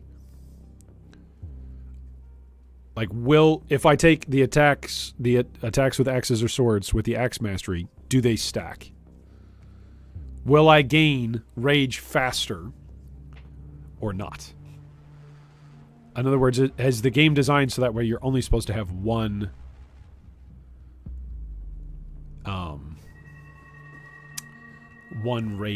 source of rage income? Do vendors refresh when you level in Ruthless? They do. That's still a thing, which is quite good.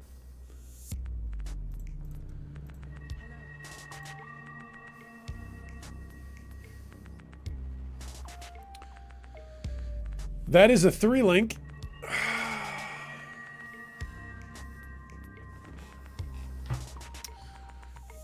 This one's just better.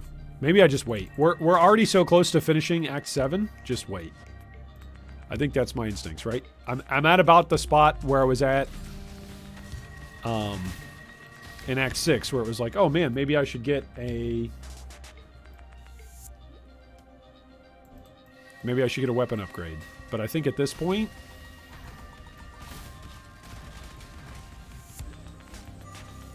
I think I'm so close to Act 8. Just keep pressing forward. Act 8 might be a little bit of a trouble fighting Dodre. That Dodre fight is always pretty scary. Just for the chaos damage. I think I've got some chaos resistance boots. I might be using those on one of my other characters though. But I think I've got some chaos res boots. So I should probably use those. Oh. Obnoxious fireball guy. You know, one of the appeals of going Raider would be getting that phasing, since I am playing Ascendant right now. But I think if I think the best thing for me to do is probably to go champion for the Fortify. Fortify and Impale. That's going to improve my offenses and my defenses. Slayer would give me Cull. But I think the Fortify and the Impale are going to be the thing that are going to be most notable.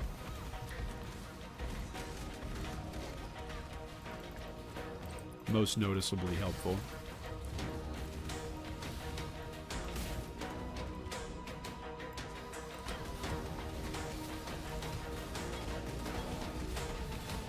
Oh, that's the big guy.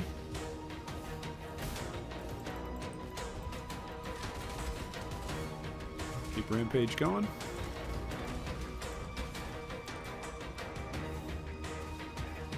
Oh, went the wrong way. Lost my Rampage. I am big time failure. I must commit Sudoku. Alright, here we go. Temple of Decay, level 2. According to the wiki, sources of rage on hit are independent of each other and do not share cooldowns or ticks. That's good to know. Thank you, Clay. That is good to know. Alright, so we could get the Axe Mastery and it would generate our rage a little bit faster. That's good to know. So maybe we do that. I feel like we get rage decently right now. At a decent rate, but that's just, this is now, right now, this is literally the base rate that we get it. So I don't know how good it would feel.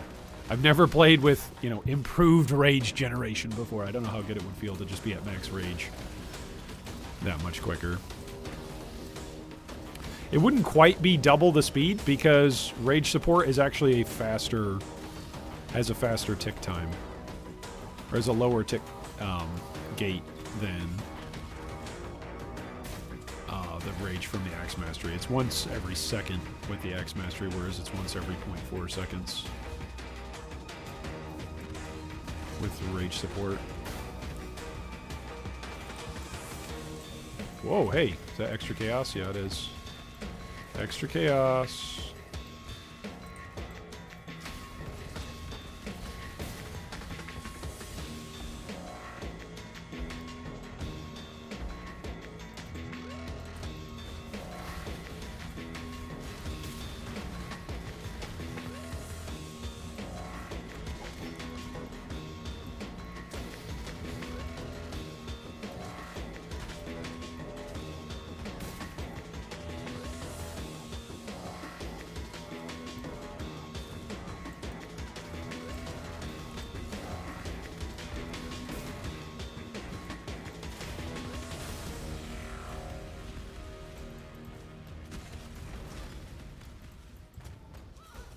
Whoa, hey now, that was a lot of damage.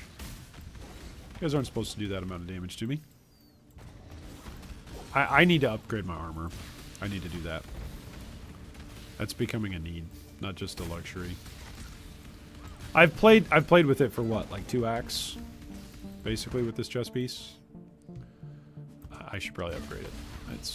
I'm probably playing pretty greedy by not upgrading it. Also, my helm is only giving me resistances right now. It's not giving me any... Well, it's giving me a little bit of evasion. Maybe I do make my way down towards iron reflexes. Maybe that's a thing I do. What's the biggest reason why you play hardcore? To learn. I think when I make mistakes in hardcore, it feels very bad. And so you learn to try to make fewer mistakes.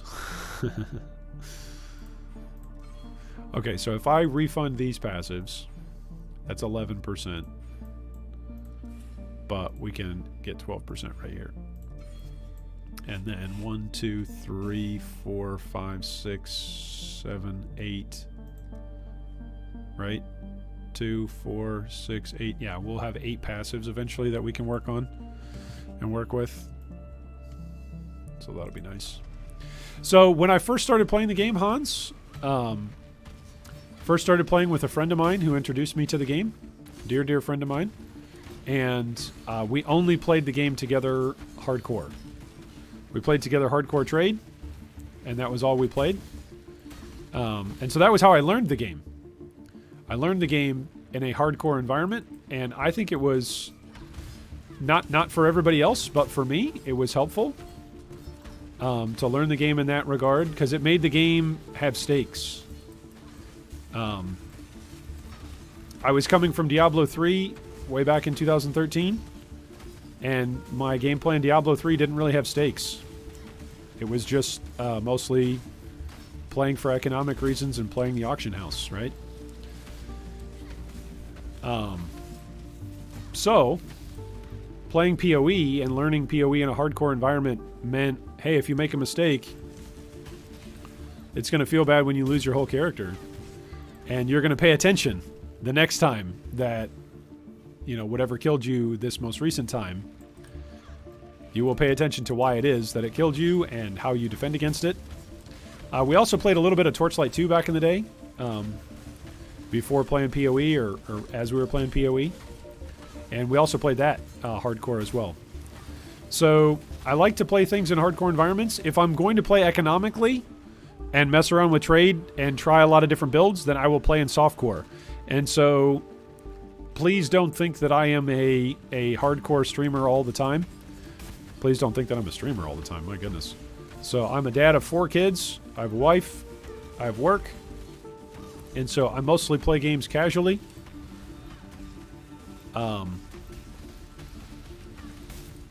And so for me, when I'm playing in a softcore environment, it's usually to enjoy all that a softcore environment offers, right? Which is much more forgiving to the mistakes that you make. And when I'm playing in a hardcore environment, well, I want to be punished for the mistakes that I make. And I want to learn from them. So that way next time I can do a better job.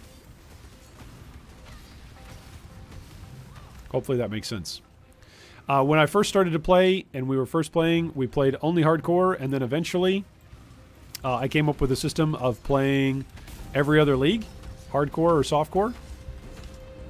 So that was our pattern for a while. And then once I started to cover Path of Exile and try and give back some of the information that I had learned about the game to others on YouTube, that was when I generally played more softcore. Ooh. Probably should be going back to town here now. Yeah? She's almost dead. So playing every other league softcore and every other league hardcore, that was a fun change of pace as well. That allowed for a different gameplay experience. And then during 2022, I basically took the entire year off from playing Path of Exile. I had numerous other responsibilities that did not allow me to play Path of Exile in the way that I want to play Path of Exile, which is knowing the game. Nobody can know the game perfectly in Path of Exile, but you can know the game and cover the game and have more familiarity or less. And I certainly was at a spot last year where I was at less. Oh my goodness, am I going to Alt F4 here? I think I'm going to have to. Those guys are making me bleed pretty good. Poisons and bleeds. Oh my. Periodically enrages. I just kind of want to leave. I'll just leave those guys. Yeah, it's fine. Leave them. I need to upgrade my chest piece. This is part of the reason why I'm taking so much damage. I'm sub 50% Fizz Mitt now. That's no bueno. We don't like being below 50%. Oof. I also don't have a bleed flask. That is a recipe to die.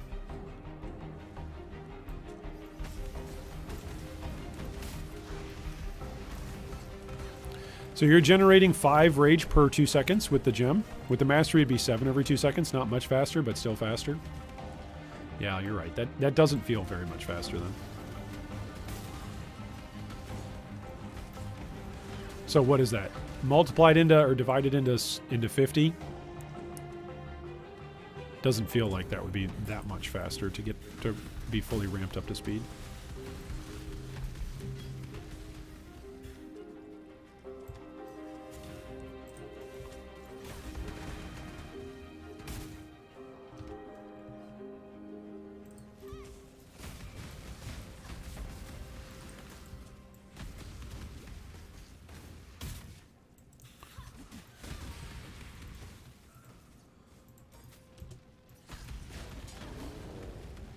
Damage is still okay, actually. I'm glad I did not upgrade to another weapon or try and upgrade to another weapon. We've gotten kind of lucky with our last couple of crafts because they've all actually hit something decent. Can't always say that. So that's good. All right, what do we got? 75 life. Oh, Chaos Res Lightning, but really low armor. Yuck. What's the required level? 45? We can throw that into some leveling junk. That's not bad. This could go into 4 links. That's too high. 4 link at level 61. That's too high. Alright, let's see what you've got.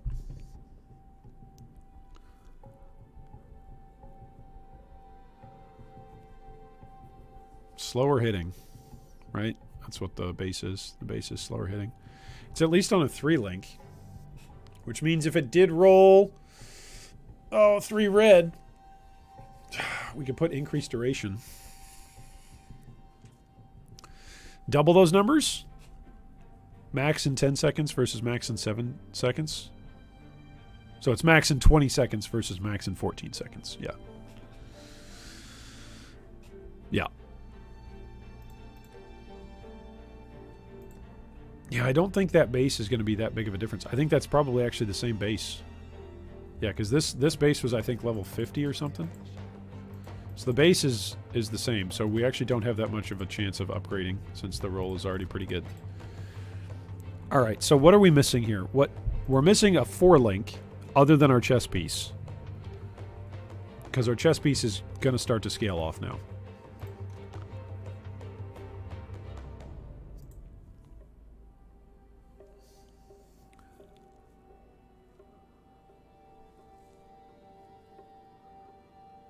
All right, if I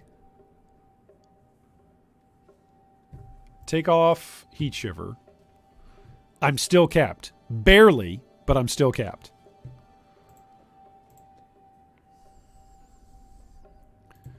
So I could craft a helmet. We could roll a helmet.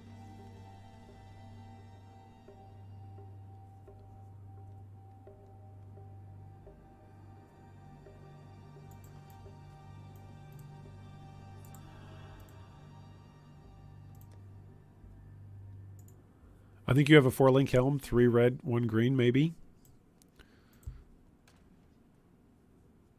3 red, 1 green. I'm looking here.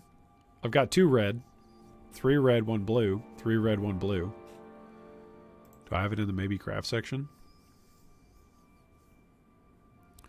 3 red, 1 green. Good call. Wow. Good call. All right, so we could craft this. It's pretty low item level.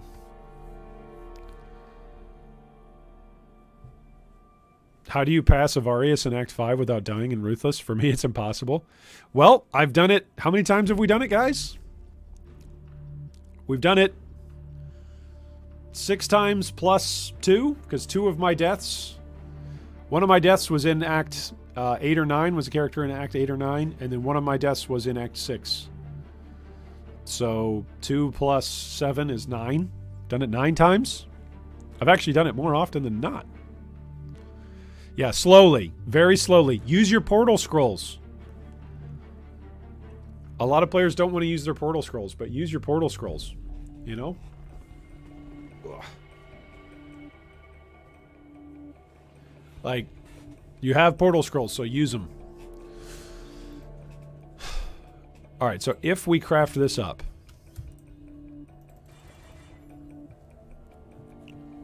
I could try and chance it. I have 1 chance orb.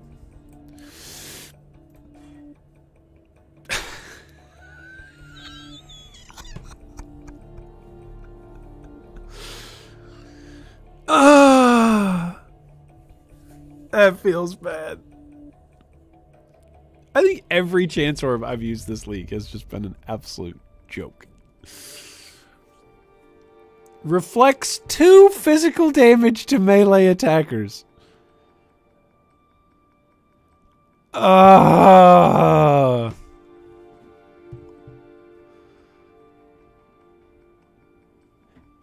Thanks for fixing the background. I was going to mention it. Yeah, just let me know if I accidentally knock over the green screen. Just let me know. This is awful. All right, let's use an augment. No, let's not use an augment. How much is it for an alteration? 4 augments. I don't have enough. All right, we'll use an augment. Oh, it rolled fire resistance.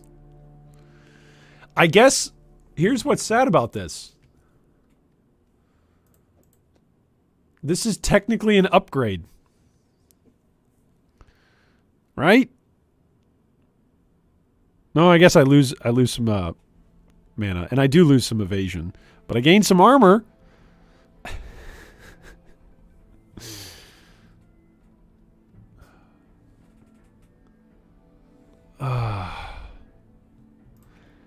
Okay, I need to not think about this in terms of the helm.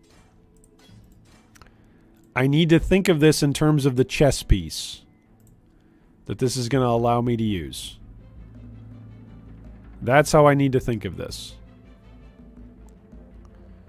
Because now we can use something good.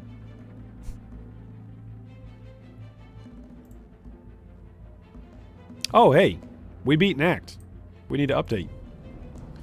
Woohoo! All right, we are up to Act 8.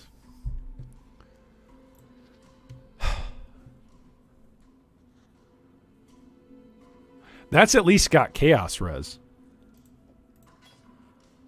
Which I might want to use for the next encounter with Dodre.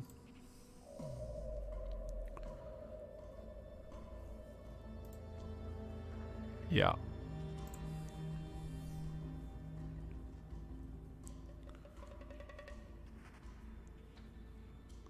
Oof, 800 armor. Oof! 1,000 armor. No life, but 1,000 armor. That might be it.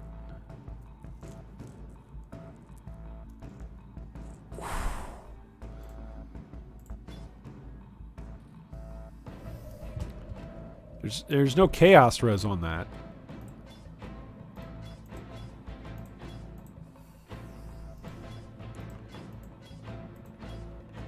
That also keeps us capped. We're just over the cold cap.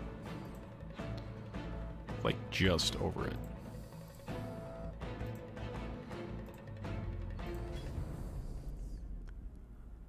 That's 1,000 armor on there. Okay, now I have a 3-link as well. So now I can go cast some damage taken, Molten Shell, and I can do increased duration. Support gems, increased duration. Right? So now Molten Shell will last for how long? 4.35 seconds. Without increased duration, it's 3 seconds. It's a whole second difference. All right, let's throw Heat Shiver back in here. So I need to think about, like, this helm. As bad as this helm is, I need to think about this helm as allowing me to use this chest piece. But this is now 2 pieces that I'm missing life on. And I'm not running a shield. So I have 2100 life between my amulet, which has no life on it, my 2 rings, my gloves, which have no life on them. Oh my gosh. I should get some gloves. Do I keep the... I think I get rid of the rampage for this encounter. What are my best gloves besides for my rampage gloves? Best gloves.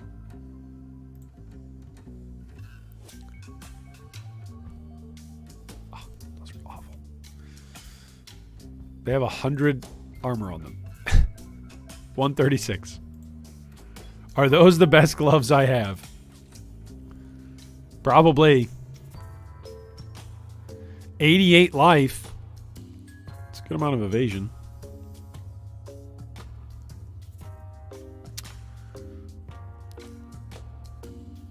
Oh, man. I have so many bad things. I have so many bad things. Look at these gloves. These gloves are pitiful.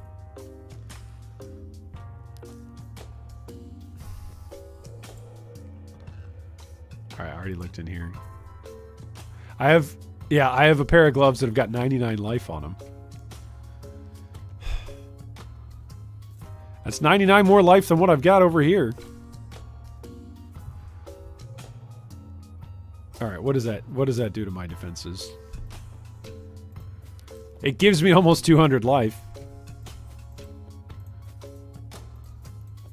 I lose 2%, 1% armor, but I gain 2% evasion.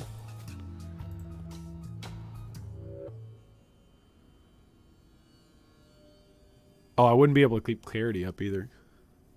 What's this over here? Lightning? I guess I could go back to...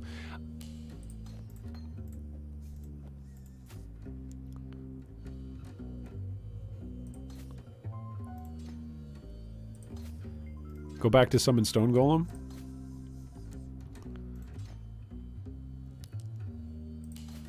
Here's vulnerability. This is going to slow us down a little bit. Not having rampage.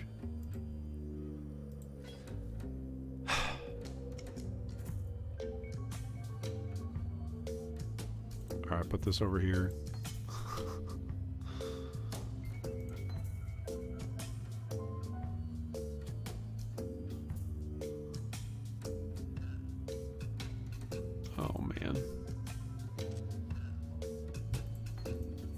I don't think I have an ice golem. Oh no, I do. Doesn't even matter though. All right, let's try it with this. It gives us, we've at least got 2,300 life. All right, let's all grab a drink. Let's do our hydration stuff. Okay, let's all grab a drink. Let's refresh our brains. I've been streaming for 5 hours today. Woo-wee. Okay, let's refresh our brains. Look, this is my water. I drink my water. Let's go refresh our brains. We'll come back. We'll tackle Act 8. We'll kill Dodre. We'll kill the 2 Lunaris and Solaris. We will get to Blood Aqueducts. And then we're basically there to Act 10. All right. Whew, be right back.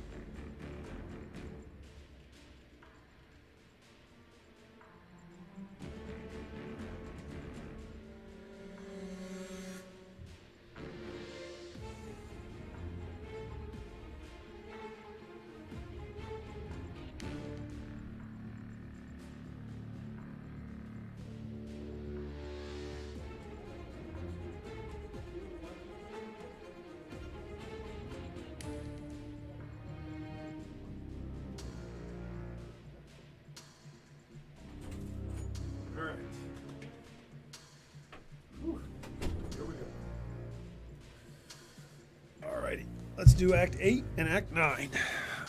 I have returned. All right. I'm back. Are you back? Are we all back? Let's get together again. All right, so where were we at? Oh, that's right. I was making terrible decisions on a terrible character. That's what I was doing. That's right.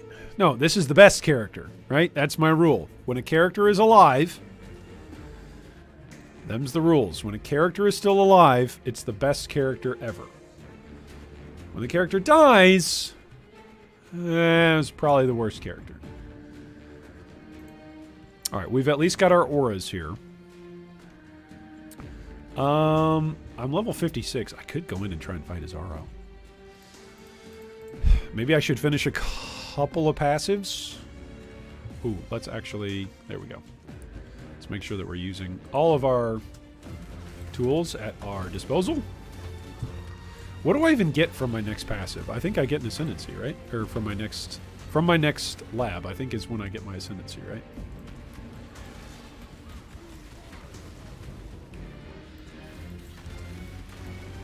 Oh my.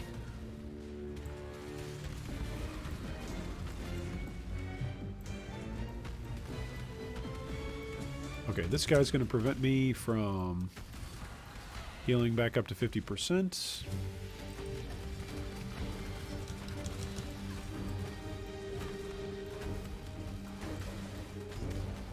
Another dead end. Yeah, having 0 chaos res... I probably should be using a amethyst flask while I'm in here. This is a good zone to farm. There's usually a good amount of monsters in here. But even with the monsters that are in here, they all, like, do chaos. So probably wouldn't be a bad idea to have an amethyst flask. Also, the Dodre fight's going to be scary. I don't know if I even want to do the Dodre fight with the HP that I've got. Let's go this way. 2300 HP, minus 30. I think, don't I have some boots that give me life and chaos res? I think I've got some that do that. Also, with this gem configuration, I have no stone golem, and I've got no ice golem. Or no lightning golem. Like, it's a little bit risky. But hey, we're doing good damage right now.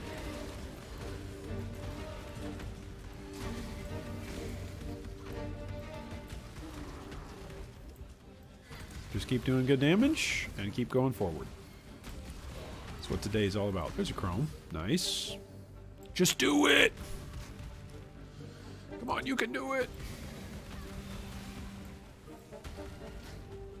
I was just shown the Japanese fisherman meme the other day. I was shown that meme for the first time ever.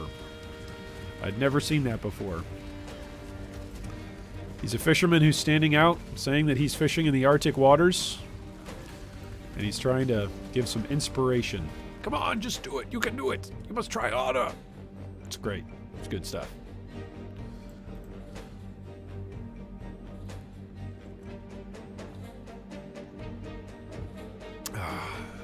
Oh, we're in Act 8. I'm going to switch our music.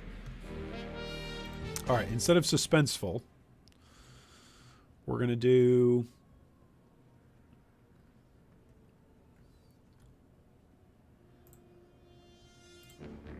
What is this? Indie alternative. We'll see if this lasts. Oh, we'll see if this lasts.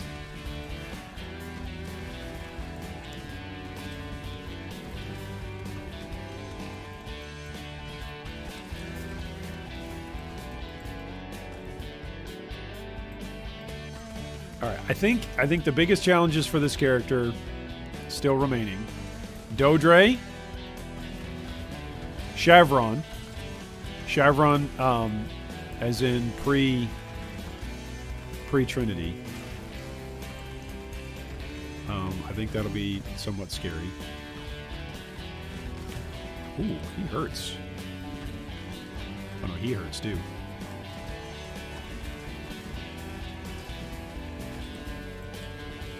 Oh, he's got an ignite. Oh, that's right. This character is not ignite immune.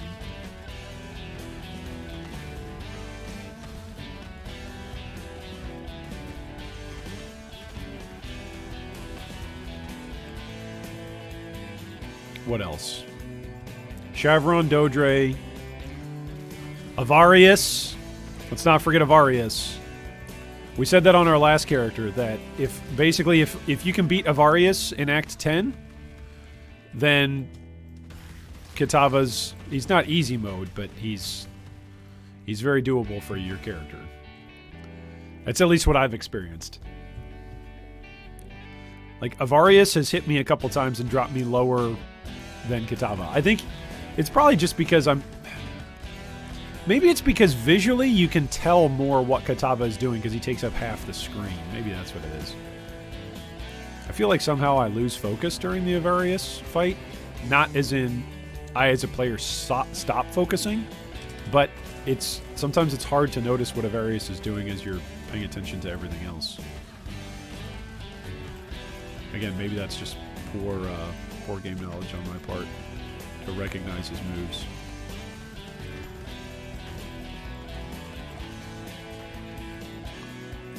That felt disturbingly good.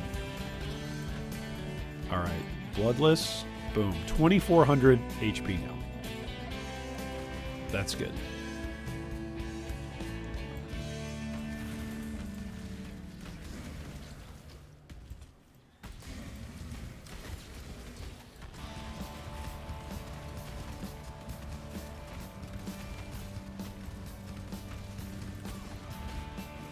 Oh, exploding crystals when hit. Oh, great. Oh, joy. I don't want to fight that guy at all. All right, here we go. Wish me luck.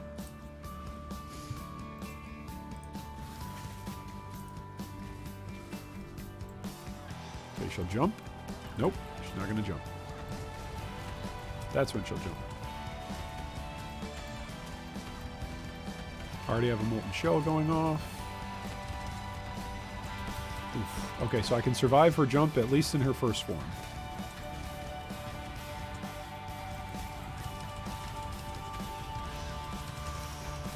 Oof. Her jump in her next form is going to be problematic.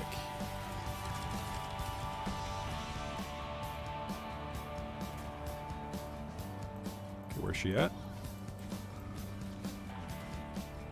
She's going to jump? Yep. Oof. Man, she hurts.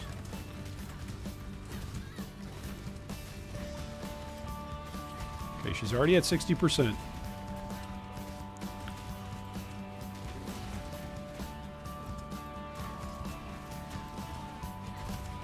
Okay, jump.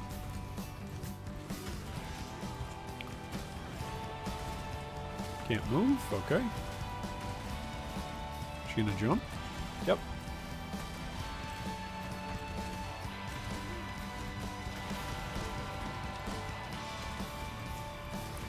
Jump.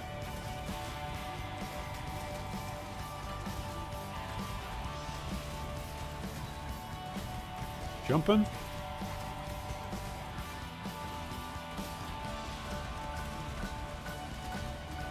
There's no corpses for me to explode. Touch the valve. Just be done with it. There's too much junk on the floor.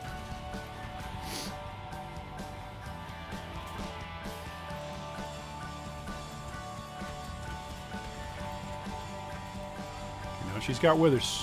She's got wither floating. So watch the wither. This is why I like Sunder, by the way. It feels like it's a range skill.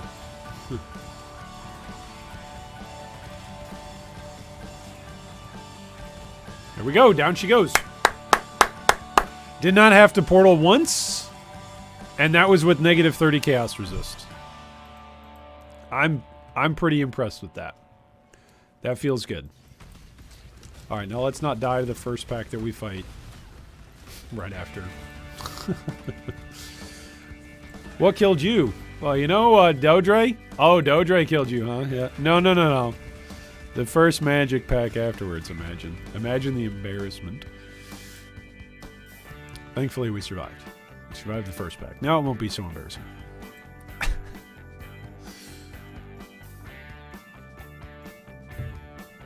All right. Hey, welcome, Dave. Good to see you here today. We have made progress today all the way from Act 4 all the way up through what you are seeing here in Act 8. So, switching over today, we made a swap from using Exsanguinate to just using all of the gems. We tried to basically say, okay, which support gems could we use the most? Could we put the most to work? And they happen to be a whole bunch of melee gems. And voila, here we are. This is where we're at. So we're using a two-handed weapon, two-handed axe configuration for Sunder. Seems to be working so far okay. All right, this music is obnoxious. Is it obnoxious for anybody else? It's obnoxious for me. Changing the music.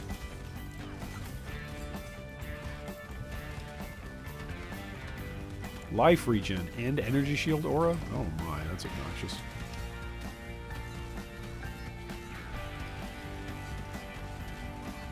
I think with this build, I think life leech would actually be better than life gain on hit. Because I think we're probably doing a decent amount of damage per hit.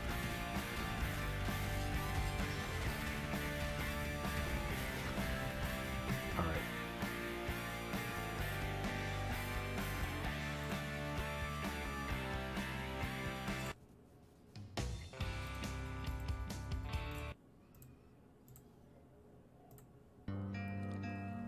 There we go.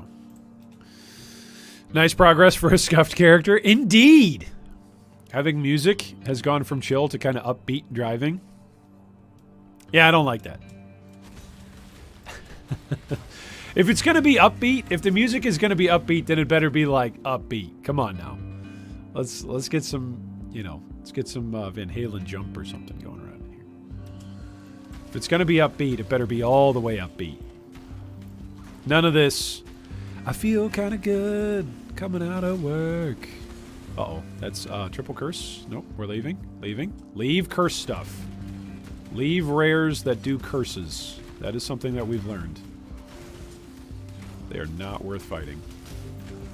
Ooh, full drop chrome. Nice. I don't want meh music. If that makes sense. Like there's some music. If it's just going to be elevator music in the background, then that's fine. But I don't want music that's sort of tugging me towards a general direction of mood. Like if you're going to tug me in a direction of the mood, just tug me all the way, man. Pull me all the way towards that mood. Well, what is this? What is this damage? Where is this damage coming from? It's dead, whatever it was.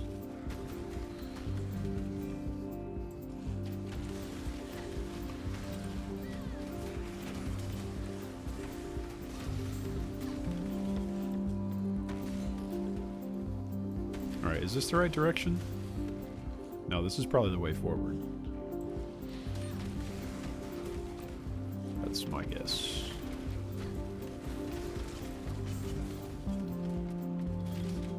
Yeah, here's the boat. Whoa, hey now. Ooh, a rare iron ring? What's this?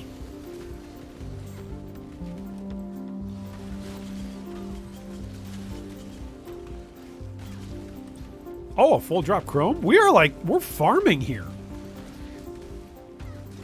We're actually farming. Yeah, this is the way forward. It's gotta be. Is this... Yeah, grain gate. Okay. Where's the waypoint? Come in and touch the waypoint, and then go back. Do hip-hop? Do hip-hop? Oh, man. If I do hip-hop... I don't know about that. Practice did get canceled. Oh, man. My wife, Mrs. Draconis, and I have been debating. My beautiful wife. We've been debating all day whether or not our children's soccer practice was going to get canceled. What were you going to say, dear? And so we've been debating back and forth because according to weather reports, you know, it's raining in our region. And then you go look outside. It's not raining. And so you just go, fake news. Fake news weather report. And supposedly it was supposed to have been raining for many, many hours already yet today. And yet it hasn't been. But, you know, supposedly. Ugh.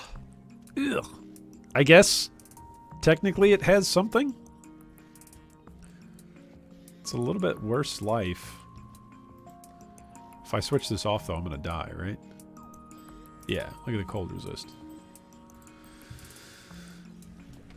And so we've been debating whether or not our oldest son was going to have soccer practice today. So she's coming in to do a little bit of gloating because she's been saying all day, yes, yes, yes, we're definitely no soccer practice tonight. And I've been saying, hey, just look outside. It's not raining yet. That is a constant joke that we have in our marriage, which is, you know, she oftentimes is the one who's tracking the weather for various events for our family. And I'm often the one who's not tracking the weather via an app, but I just look out the window. You know, the old-fashioned thing. All right, I wonder how many more levels can I put into Molten Shell? Probably not too terribly many more. Yeah, requires level 40.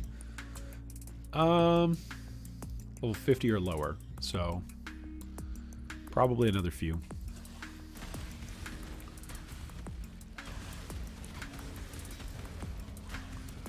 Well, that's a 4-link sword. I don't need a 4-link sword.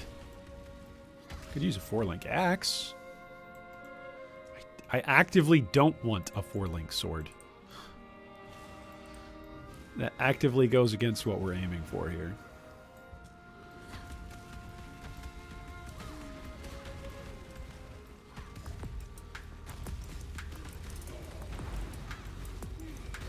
Oh, we're level 57. At 58, I think I could use multi-strike.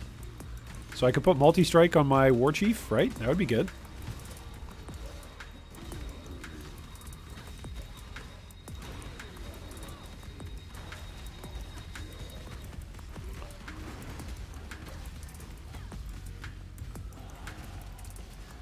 There we go, 58.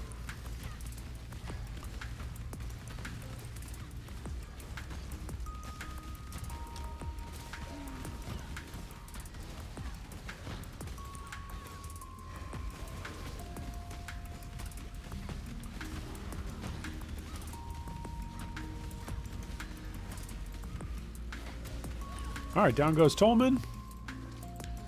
Alright, now we can exit because we already touched the waypoint to go forward from the grain gate. I don't have the flat life mastery yet. Ooh, I feel like I should get that. Ooh, that was good. 2,600. Okay.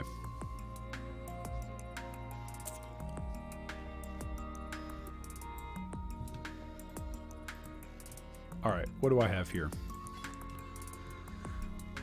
Oof. It's still not good enough for me to switch over to. Alright, let's go sell this stuff to Clarissa. Thank you for the skill point. And you and your undead friend can enjoy one another's company now. Yay! So glad I helped you, creepy lady. Alright, go grab... Oh, this will also help with elemental resistances, that's right.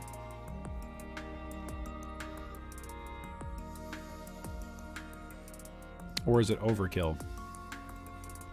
Do I make my way towards more impale effect? Yeah. This is accuracy, isn't it? Yeah, it's accuracy. I can make my way over to Merciless Skewering and then over to Golem's Blood. Could even come up and do Destroyer. That's increased physical damage. And attack speed. Right? Because I'll be right across from it with this joining point. Alright, I've got 2 refund points. Let's refund here and refund here. Alright, so that gives me a point here and a point here. And then we can continue to come down here to grab Golem's Blood. Continue to come in here to grab Merciless Skewering. Yeah, I like it. I like it, I like it, I like it. Okay. We gotta go kill the Legionnaires. And then... oh yeah, that Jade Chopper. Don't I have a big Jade Chopper? I think I've got one, actually, that's already rare.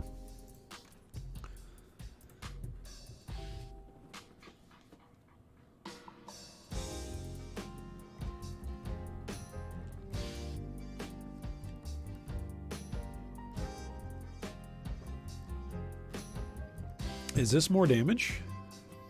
What do we have right here? 2356. 2890? What? How's that even possible? What? Did something break? 2890? That's a 500 damage upgrade?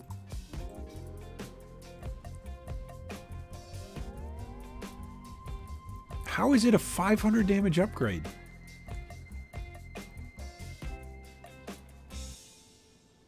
I guess it attacks faster. I guess whatever it loses in physical damage, it gains in cold. Wait, do I go back to my cold conversion now?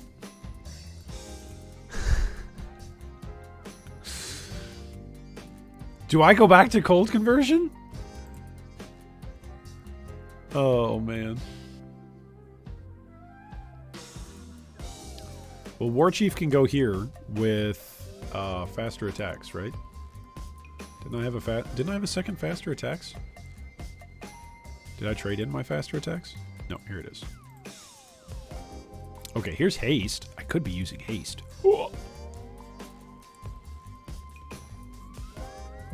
If I use haste, then I'm not going to be able to use vitality, though.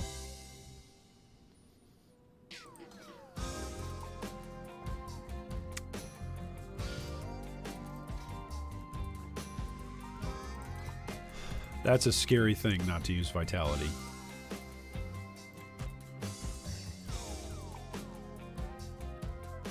Yeah.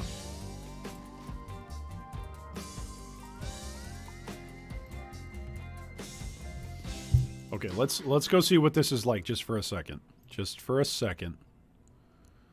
Let's go see what this is like.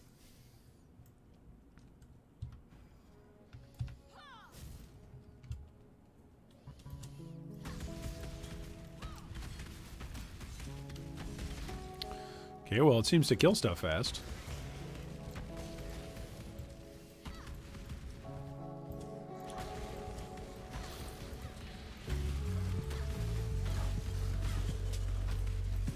It seems to do better damage. It does seem to do better damage. So no complaints on that front. Also having haste and rage, what? That's pretty crazy good. Also, I still have vulnerability. And now I'm also using my lightning golem, which is giving me more attack speed. Yeah, this is pretty fast. It means that whatever is going to kill me, I'm not even going to realize it. I'm just going to go around a corner and be like, what? Huh? Oh, like this guy. Demoy Tuai. Who the heck is that?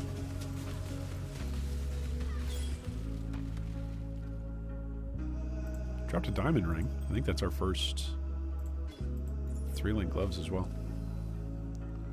Thank you, Rogue Exile. Your contribution is noted. Okay, the Gemling Legionnaires are up here. They're always in this big square area, right? They're always hanging out like a bunch of thugs.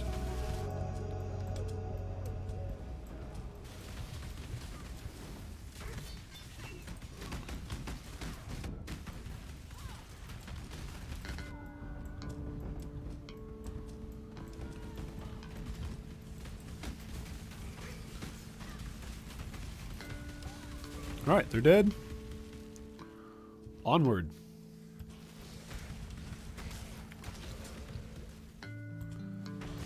Okay, so I now have no life on kill recovery, right? Because I got rid of that on the right-hand side. I also don't have...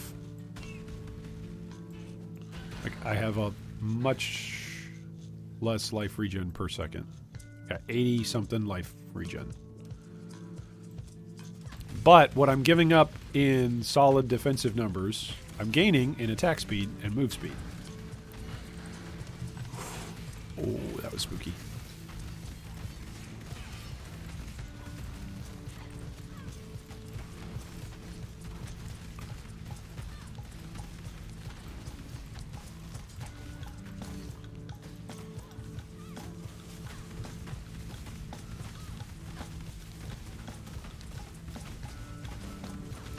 So maybe, okay, I will be getting, I am getting closer to a little bit of life leech.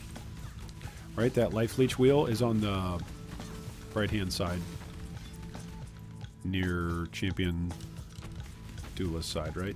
Yeah, it's over here. So maybe we go for that. Holy smokes. The damage is good. The damage is fantastic.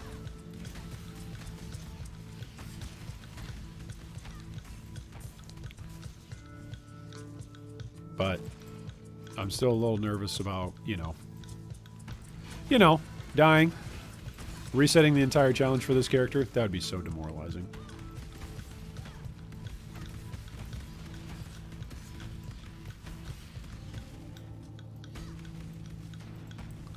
I guess now Heat Shiver would actually be good, right? Because I'm doing so much flat cold. It would actually be good. Because we'd be chilling things.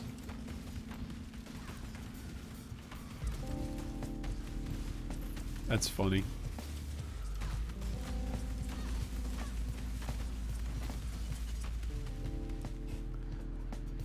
That's funny.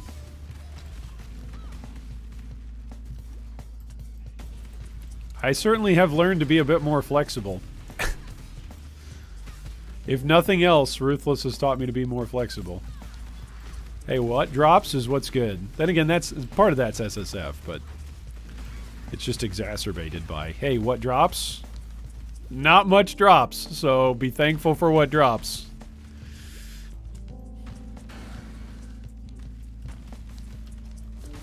Level 58 zone, and I'm level 58. Wow. This has got to be a first for me in hardcore. My character is actually the same level as the zone. What is the meaning of this? Oh, we're sustaining maps. We're only in Act 8, and we're sustaining maps, guys.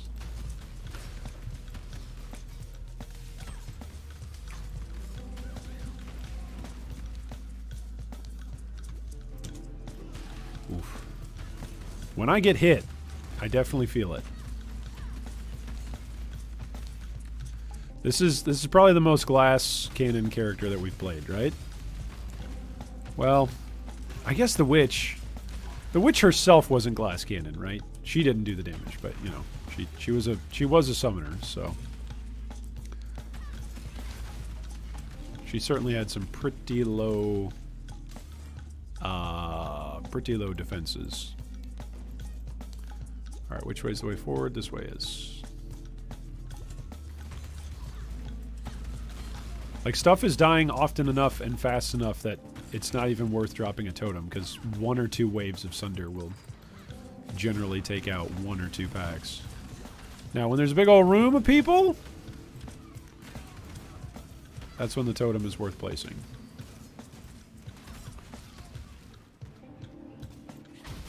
Oof, look at that. Just popped everything. Imagine what the damage is going to be like. Man, I'm just going to do so much damage back in regular PoE.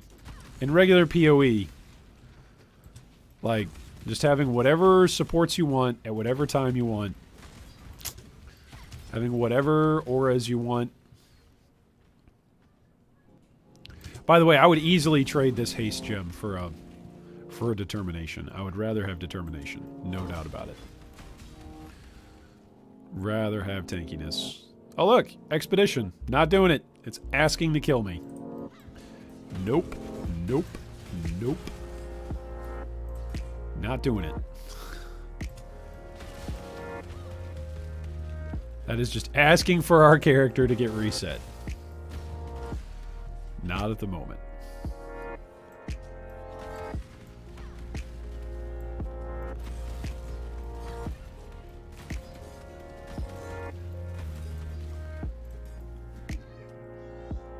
Alright, let's go take on Solaris. Solaris!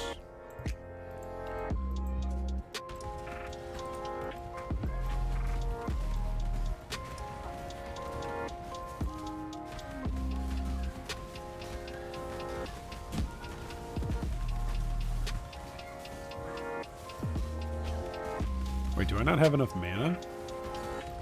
Yeah, I don't have enough mana. Okay.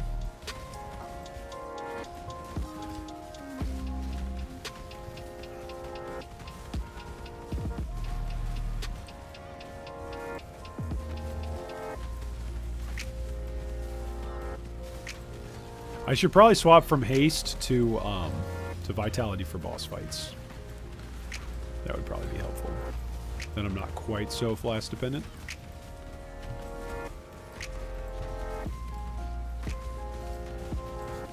There's his blade fall. There's his little slam. There's the beams. There's no corpses in here for me to detonate. So just keep whacking away.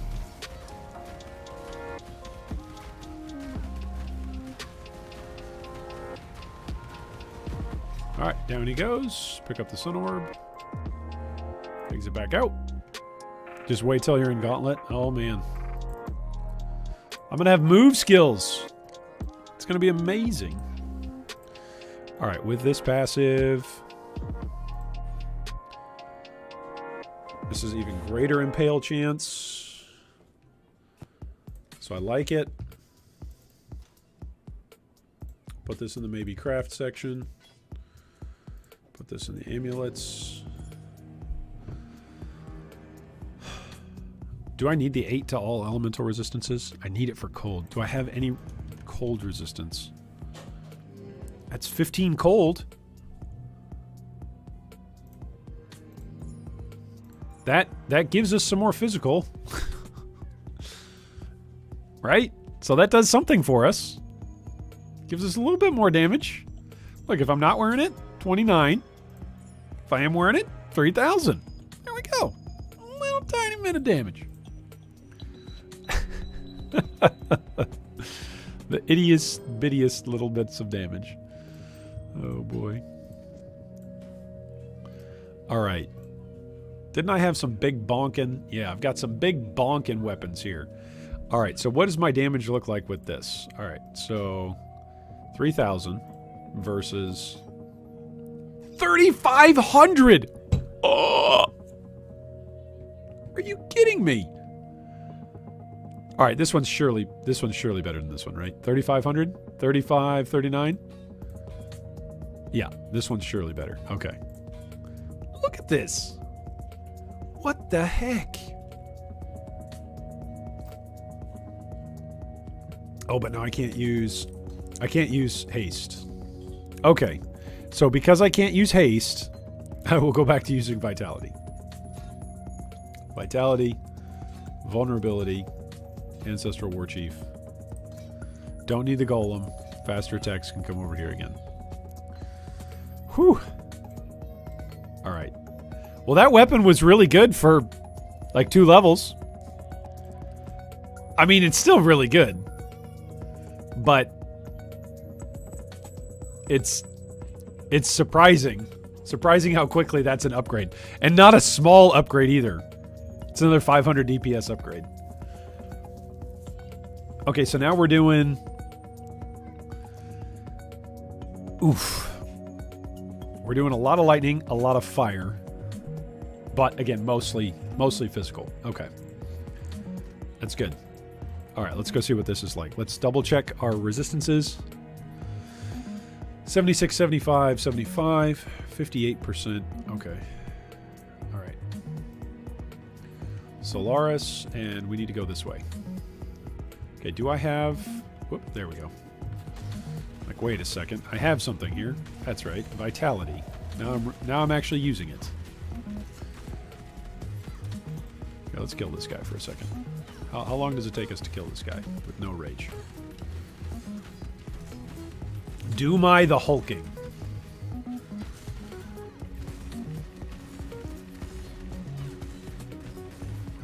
Alright, so this I think attacks slower. So this weapon attacks slower, but it hits harder. Also, it rolls a big roll on lightning. Like, look at this lightning roll variance. 25 to 417. So there's going to be some times we're going to swing this thing and it's going to be like, what? Why didn't that do any damage? And then sometimes it's just going to delete a whole pack. That's just going to be the way how it's going to go.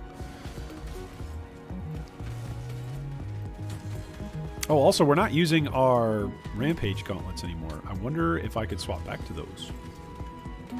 Ooh. I probably could. I probably could be greedy and swap back to them. Level 59 in a level 58 zone. Very proud of myself. Look at us. We're not just over-leveling the zone by a million. Getting better, getting back into the swing of things. I think it's funny that the character that I'm progressing fastest on is a melee character. That is quite humorous to me. Because I'm usually the minion guy, not the melee guy. It's usually not my thing. And this is without really keeping my eye out for, like, good two-handed weapons either. This is just what we so happen to find now. So, I'm pretty pleased with it. What's up, Sonny? Iron's still going. You got energy to finish Act 10 today? I think I'm going to get this character to Act 10, and then I will probably lock it up. But that will put all three characters only needing to complete Act 10. And so, whenever I do the next stream for Ruthless, we knock it out. Knock it out of the park.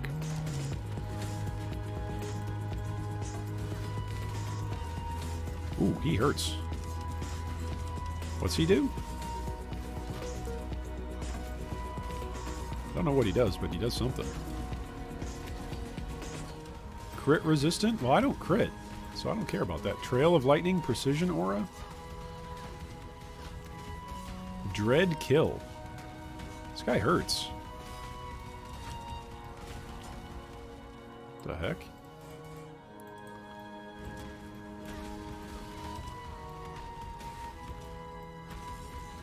I think if I'm ever going to level with melee again,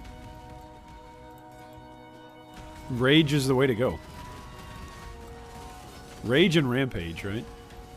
Rage, Rampage, those are two really good, solid mechanisms. For speed, at least.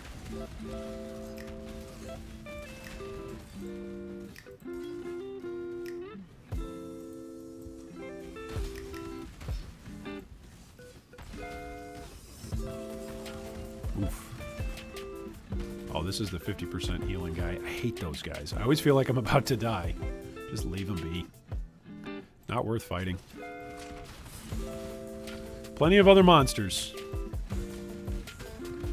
I think that's something else that I've learned over my years of playing hardcore. Like, sometimes, if there's a mod or a monster that you don't like, you just go, you know what, there's lots of monsters in the sea, and you just move on.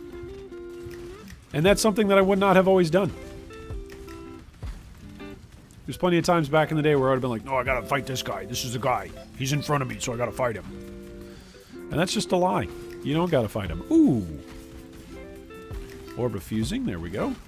Oh, he's got crystals. We we could fight this guy. There we go.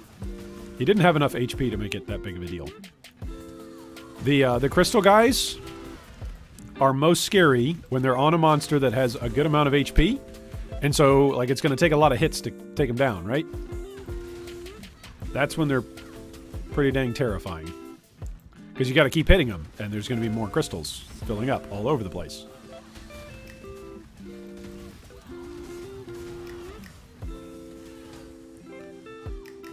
Alright, go up these steps. Ooh, is that rare? That is a rare.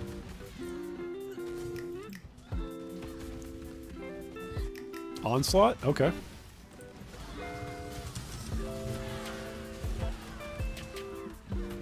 Do we get him? Alright, it dropped me 2 siege helmets. Alright! Yeah! By the way, way more comfy with the chill music. Oh, that's good news. That's good news. It took me a while. I won't admit how long it took me to get the little displayed music to be displayed and to get it all set up proper. But I'm glad it's working out for you guys. It's working out for me as well. Whew.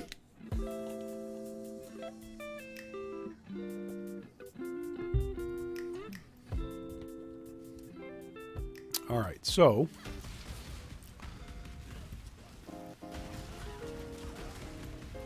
we need to go find Lunaris. Then once we find Lunaris, then we'll go do Yu-Gi-Oh! Yeah?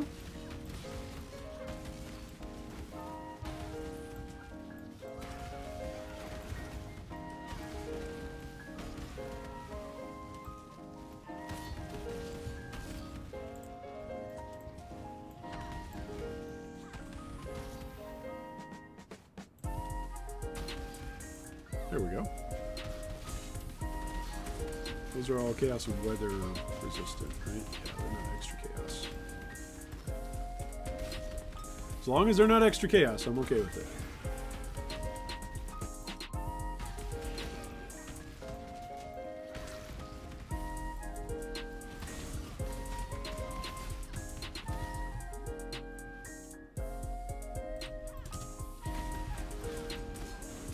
Whoa!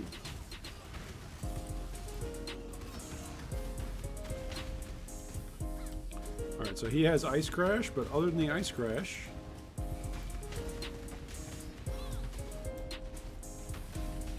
Here, let's bring him over here.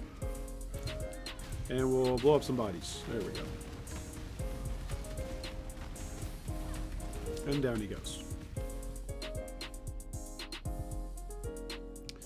I cannot wait. Whew. It's going to feel good to have this challenge completed. That's what I'm going to say. I think it's pretty cool. I think it's been a pretty cool challenge. And I don't think many people would be as silly as I was to attempt it. A lot of people would just be done with it in like a day or two, because they're much faster than I am. But for me, this has been a fun league goal to try and do this challenge. Ooh, maybe a Noble Axe upgrade? We've just been really, really greedy here with potential upgrades. I don't think that's an upgrade, actually. That one's not going to be. Maybe with the attack speed? This is 3623. 2935. Yeah, it's not. Yeah. Whew. It's a little greedy to think that we just keep getting upgrades all the time. It's a little bit greedy there. Just a little bit. Oh man, imagine this build with a Herald of Ash.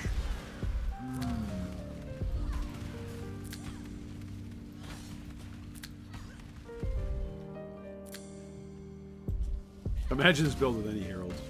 Imagine this build with an offensive aura. I mean, I did have haste. I was getting to use haste, so. Haste was definitely helping with move speed, if nothing else. And attack speed. It was helping get rage ramped up. It was making up for the lack of attack speed WoW rage was ramping up as well.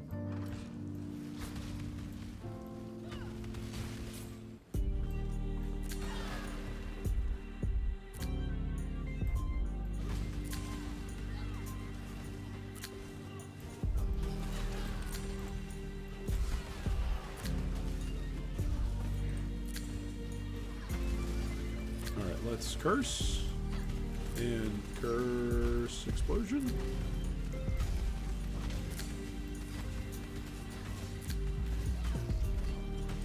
Temporarily revives. Alright, there we go. Keep on moving. As Eddie Kendricks once famously said, keep on trucking.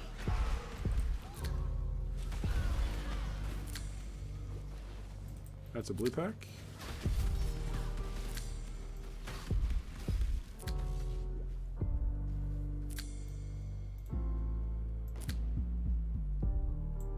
Alright, level 2.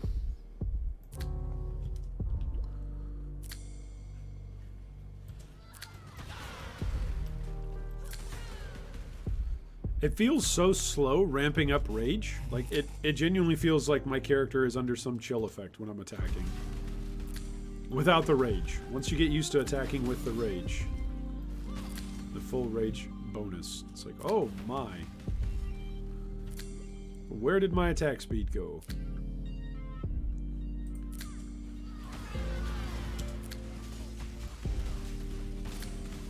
He pops corpses, so we're going to leave him alone. Oh, he doesn't want to leave me alone, though. Okay. Alright.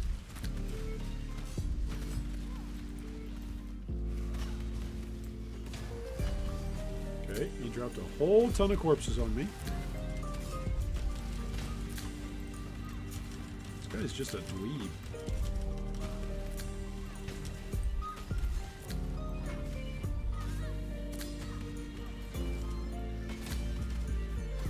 There we go. Alright, now we've got Merciless Skewering. Impale damage dealt to enemies impaled by you overwhelms 15% physical damage reduction, 15% chance to impale enemies on hit with attacks, and 5% increased impale effect. Now we're up to 37 something damage. It's counting rage. 36 is what we're up to. Whew. So damage is getting better. Impales are getting better. Which means boss damage will be getting better. That's good news.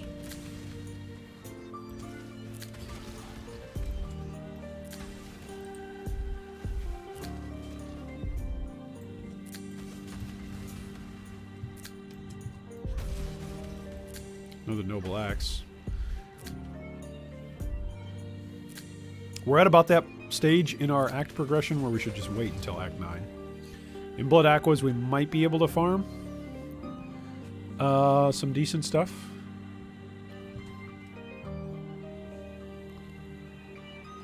Once we get there. Orb of Chance, nice. And a Scroll of Wisdom, nice.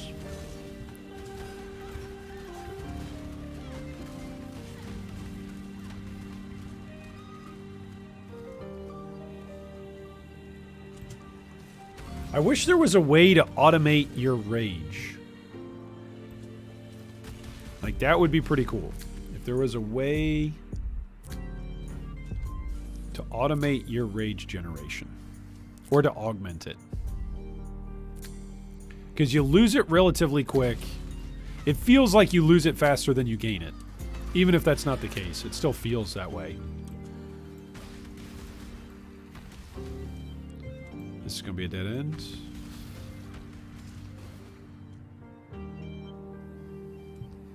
Level 59, I'm level 60. I might be 61, right? Because we're going to do Yu-Gi-Oh! As well. So I might be, what, 61? We just dinged 60 by the time we get to Blood Aquas.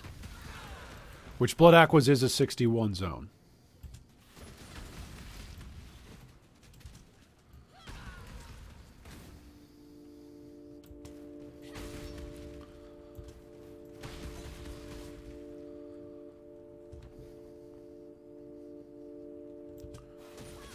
Ooh. What are these gloves giving me right now? They're giving me life, and that's it. All right, let's go get our Rampage gloves. Warlord's Mark gives you a ton of rage quickly if you can stun the monsters with it. Oh, really?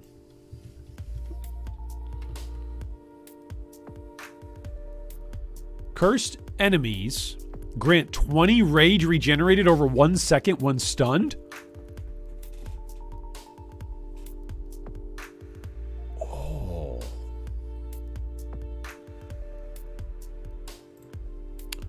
That sounds good. That sounds very good. Okay. Let's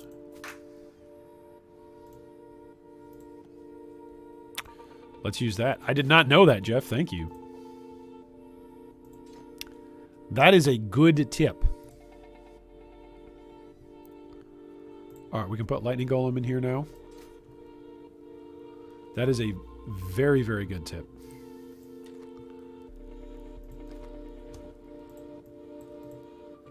I just thought Warlord's Mark was about sustain.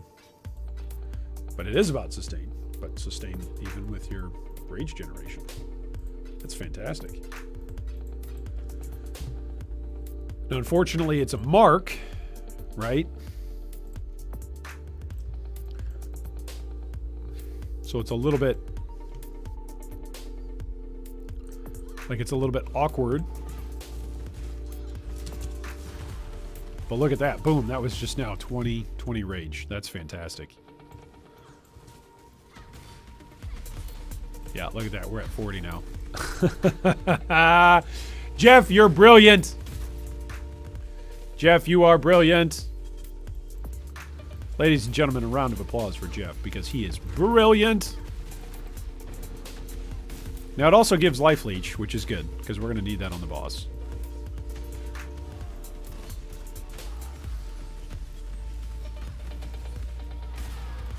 But the fact that it just gives you, like, what is that? In 2 stuns?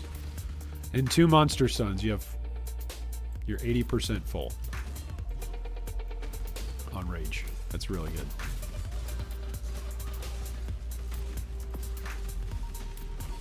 Oof.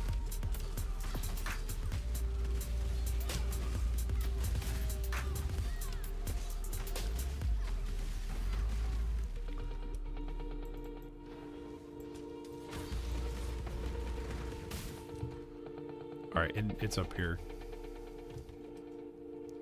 Why am I going into the cage? I don't know.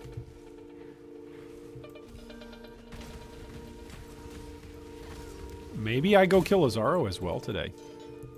Or we'll go get our second ascendancy point. Second ascendancy done.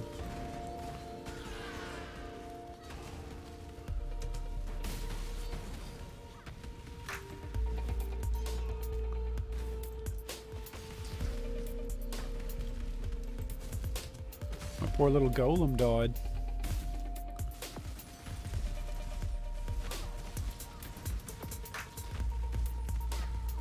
Alright, go up the steps. There's always a magic pack right here. Extra life, accurate. It's okay. We have Molten Shell. Molten Shell isn't doing that much, but it's doing something. 2,400. It's going to do something, right?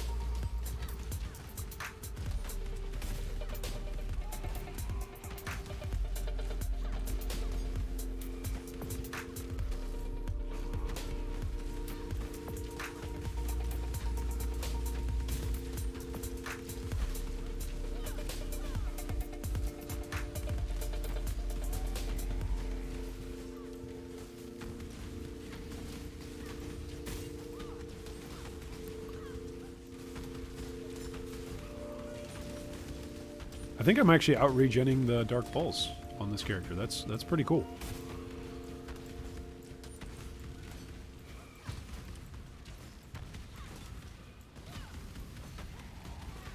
Oh, that time I'm not out-regenning it.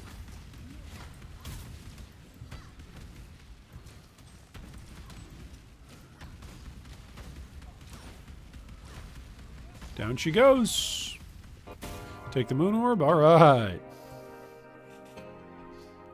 Now we've got Sun and Moon Orb. Yep. All right, let's go to the bathhouse. Bathhouse is just down the steps and around the corner, right? isn't it? Or is it up the steps? Nope, it's down the steps. Alright, let's go fight Yu-Gil.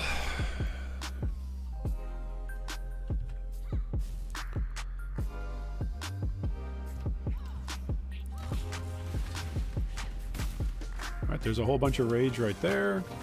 There's a whole bunch of rage right there. We're already up to 50. Look at that. Two monsters, and we're already up to 50. 50 rage. Feels good. I should also probably double check if there's any other passives I'm forgetting, just because, you know, I do tend to do that.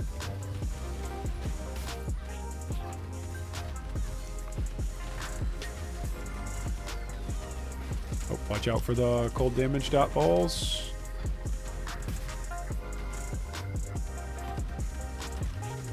Full dot. There we go.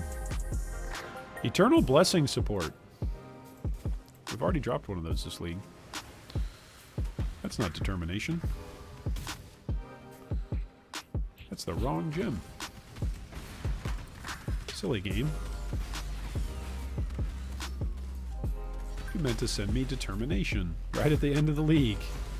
Or the end of the challenge.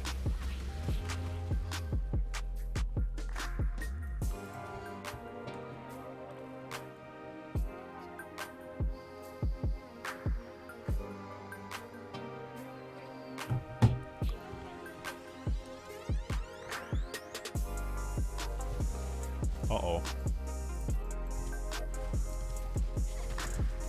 Will those guys hurt me? Oh, yeah, they will.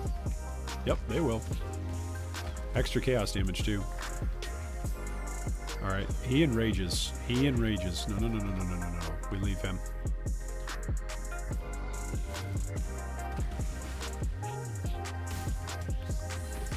There's 100% going to be times during the gauntlet where I'm just like, nope, let's reset the zone. Because there's going to be times where there's just some nasty rolls on stuff. You don't want to fight it. You don't want to be anywhere near it. I feel like this character who has more physical damage reduction and more armor actually takes more damage from those spikes than... Oh, is it because it's a spell? Then maybe it's... Maybe the Raider... Maybe because the Raider's suppressing. That would be one explanation.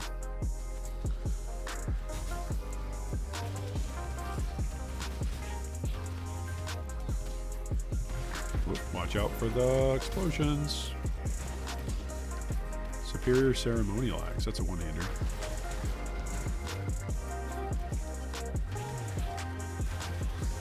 Everything got blinded because of Rampage. Molten Shell, thank you very much.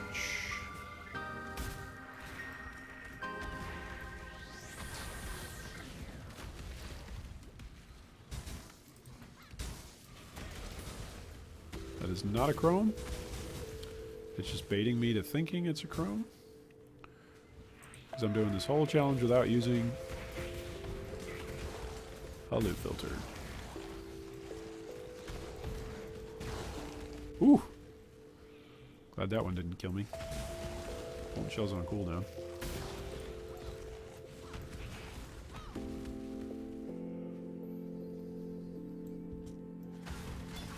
Alright, so we don't have Rampage, but we at least have Rage.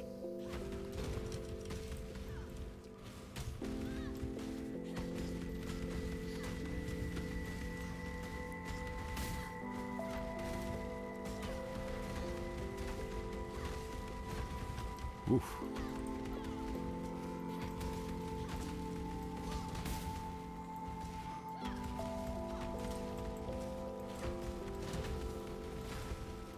Alright, phase one down. Running around a Yu-Gil fight. Have a great surviving time.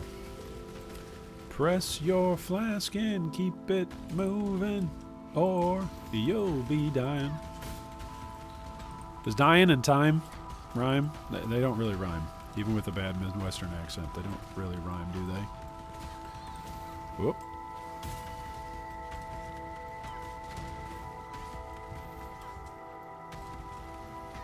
It's going to jump forward. It's going to charge. Going to leap. Going to leap. Keep a totem on him. Oof. He goes back into the pool. Alright.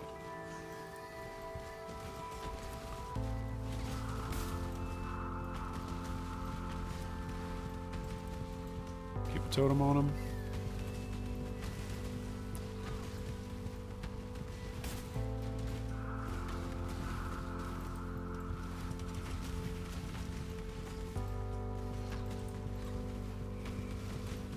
I feel like my damage is scaling off a little bit.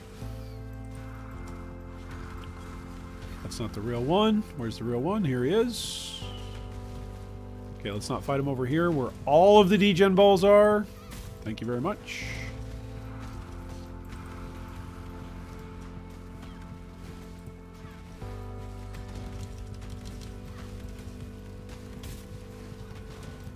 Oh boy, degen balls. Okay.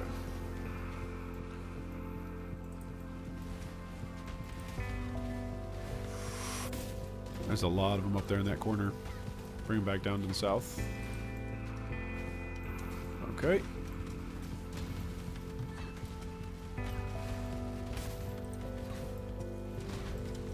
Okay, he's almost down.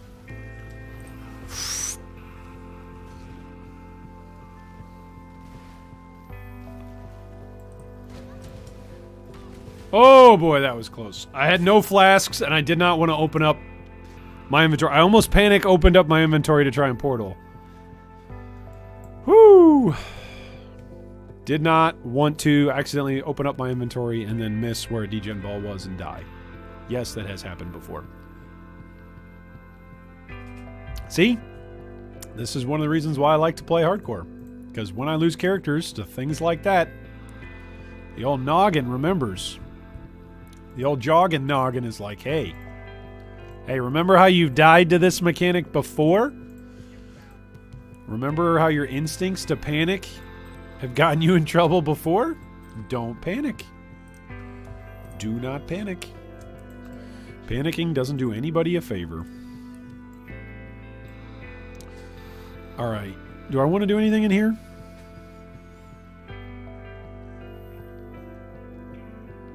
Nah.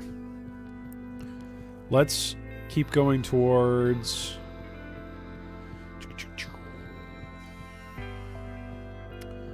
maybe towards Soul of Steel. Let's get some more armor and resistances, actually. Yeah. Alright, what on me gives me the most fire res right now? Chest piece. But I think that's it.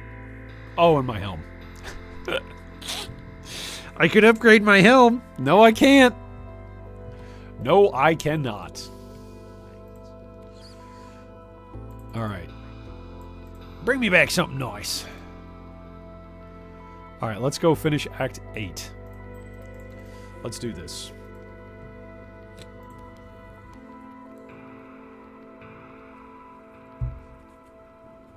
Alright. Are there any other passives that I'm missing? None from Act 1. None from Act 2. None from Act 3. None from Act 4. I think this is a... isn't this a bottle? Kill Otula? Isn't killing Otula a... I think it's an item. I don't think it's a thing. Oh, Aberrath. Let's go kill Aberrath. Whoops, not Western Forest. Whew. Okay, Aberrath is a passive.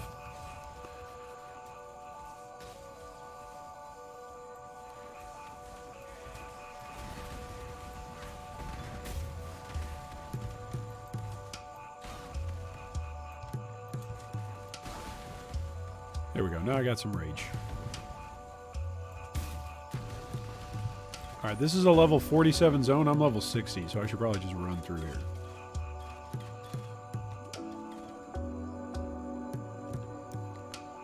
Where be Aberrath, yo?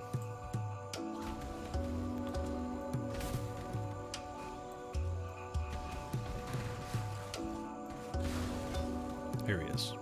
The Valley of the Fire Drinker.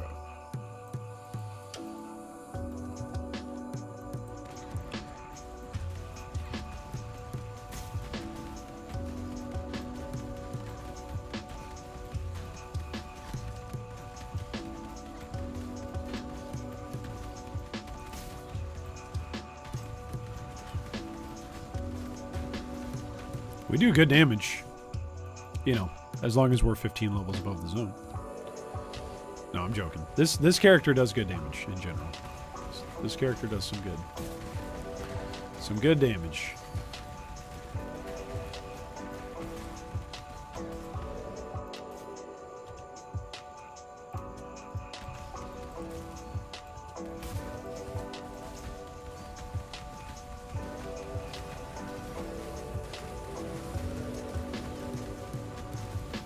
We don't fight bosses in the corner, remember?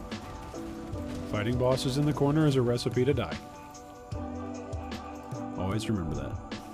It's where you get stuck without phasing, or you're just stuck on something and you walk into a pool of degen or something. It can oftentimes happen.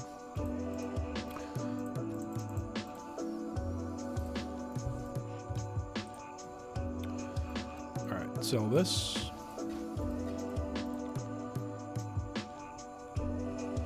Come in here. Gives us 59%. Yeah, but that's Act 7. Let's go back up to Act 8. Ugh, I hate the Lunaris course. It's slow. Here we go. Alright, what are we at? 59%. It's respectable. Alright.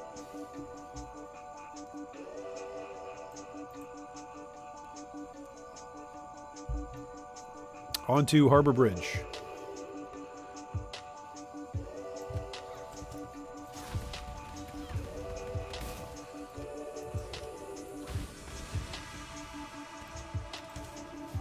Alright, there we go. Full on rage.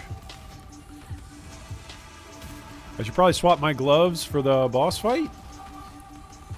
Totally min-maxing here. Because I might need it.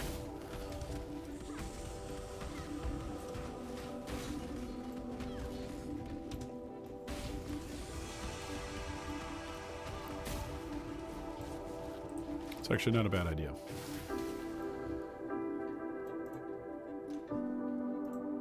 Where do those gloves go? 99 life. What do I lose? Warlord's Mark and Lightning Golem. That's fine.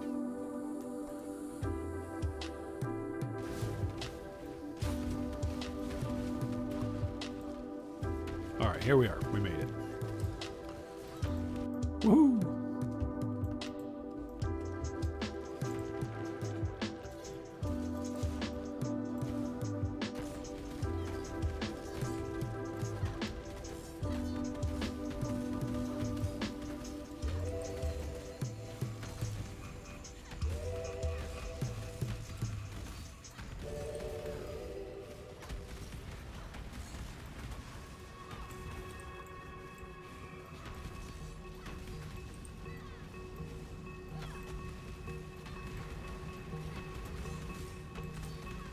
Okay, she's at 80%.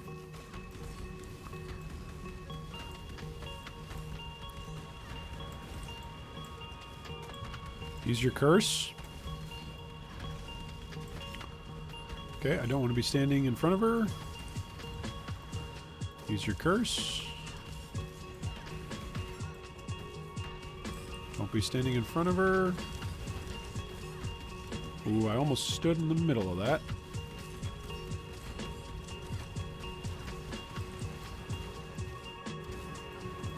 Oh boy.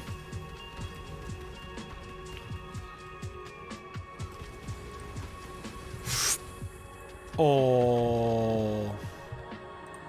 Time to portal. That was scary. Oh boy. Unlike the Harbor Bridge in Texas, the one in PoE appears to be completed. Ooh. Shots fired. Oh, that was kind of spooky. All right. Let's go. Where is she? All right, so I lose all my rage whenever I leave. But that's okay. It's worth it if I'm still alive.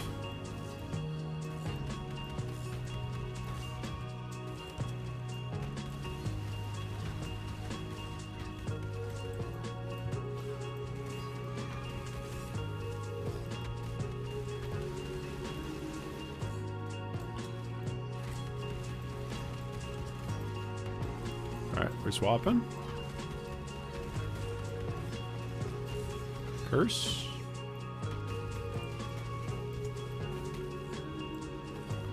So their damage is pretty close to breaking my Molten Shell. Whatever that damage was, I still had about 300 Molten Shell left.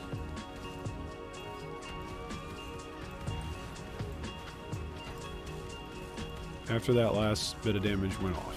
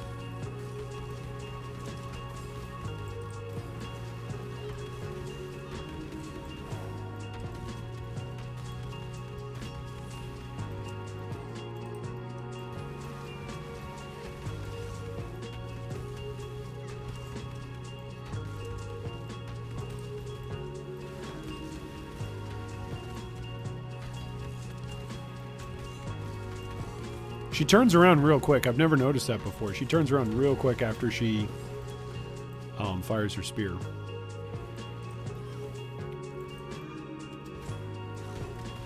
So it's almost like, oh boy, it's almost like you're supposed to play behind her for when she launches her spear projectiles. But then she turns around and smacks you. Okay. I have no improved armor flask. It's fine, just keep cursing.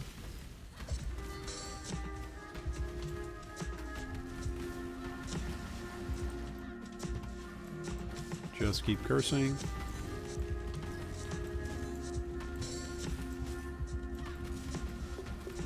Okay, bring her over here. Bring her into the middle. Bring her into the middle. Madam, please come into the middle. Don't like fighting you over here.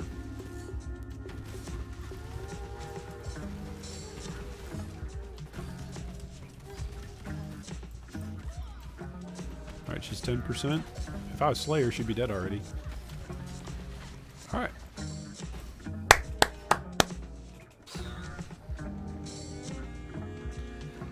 Act 8 is done. Onward to Act 9. No sleep till dun dun dun. Blood Aquas. Dun dun dun. Why was my temporal rift not working there for a bit? It's kind of weird. All right. Well, it feels good. Feels good to be home in Blood Aquas. With our 7th character. The 7th and hopefully final character for this Ruthless League. To make it to the Blood Aquas. I feel good. I just don't kill me in Blood Aquas, okay? Don't do it. It's happened so often.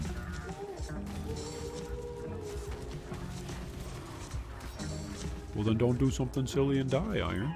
Okay, that's good. That's good. That's a good compromise. Whoa, hey. Lightning totems. No, I'm out. I'm out of there. I have no interest. We don't want any today. Thank you. Call back tomorrow.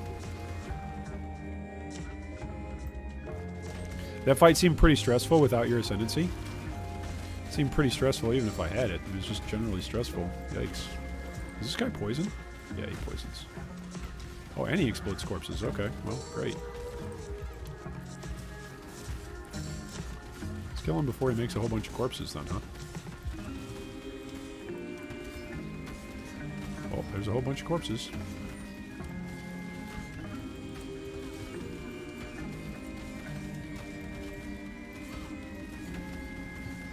Some more corpses.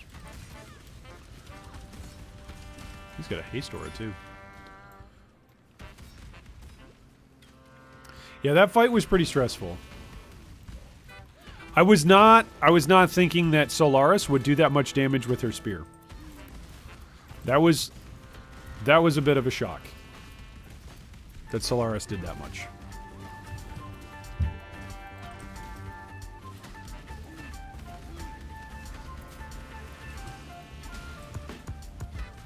Extra cold damage and exposure. All right.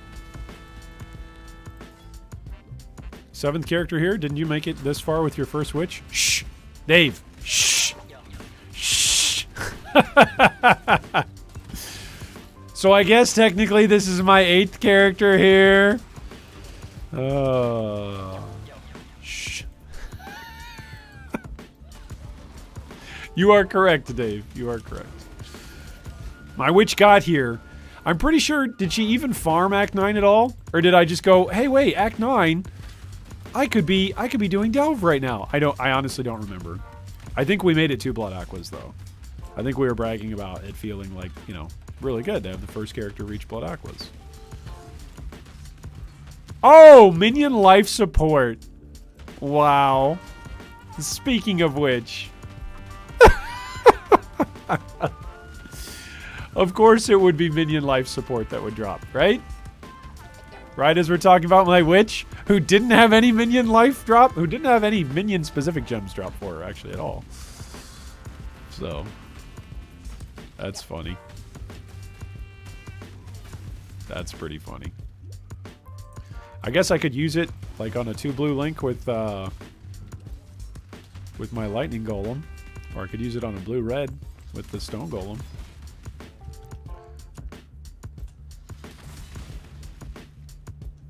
That first witch was a terrible character, though, because it died. Yes! Yes! You're right, Clay. Exactly. Really good till it blew up against purple crystals.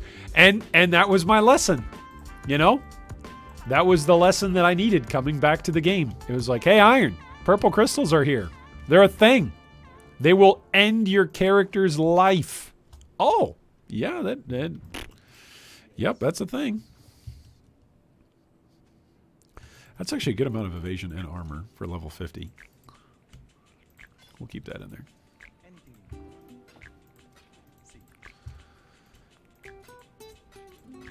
Alright, let's swap these over. Alright, anything that I want to use here? I don't think so. Level 60. It's level 62. It's less armor.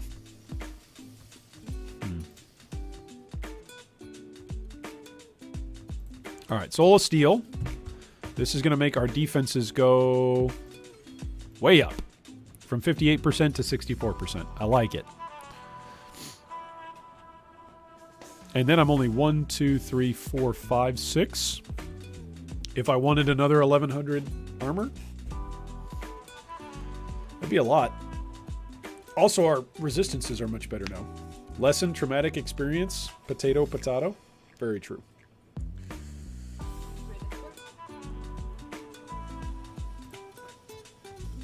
One act to go. Whoop, whoop. Oh, you were watching? Did you see how stressful it was? I was like, he's not talking.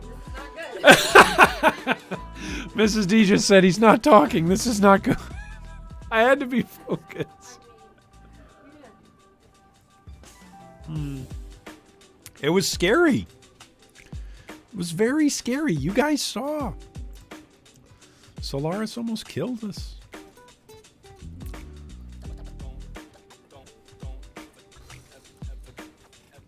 Oh, nice. You got asterisks? Yeah. Asterix is the goal. There you go. They can read it. Hey, you just reached Act 2? All right. Congratulations, Peter.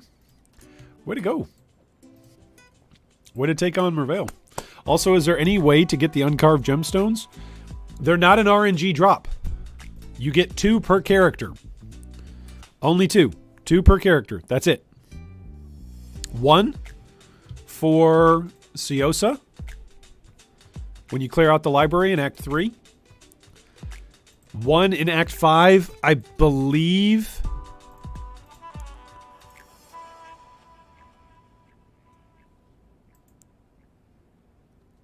I believe it's... Nope, not this one. I believe it's the key to freedom? Maybe? I think that's what it is. Everything else is a passive point in Act 5. Do you like reduced extra damage from critical strikes? I see that some people don't take it, but it sounds really good to me. I think it's good in maps. I sometimes take it when I'm leveling through the campaign. Like, I think my Juggernaut... Oh, I don't have Path of Building up today. Which, you know, how hard is it to pull it up? I think my Juggernaut had it for some of the time. Here we go. Here's the Marauder tree. Did I have the critical strikes? I don't think I took it.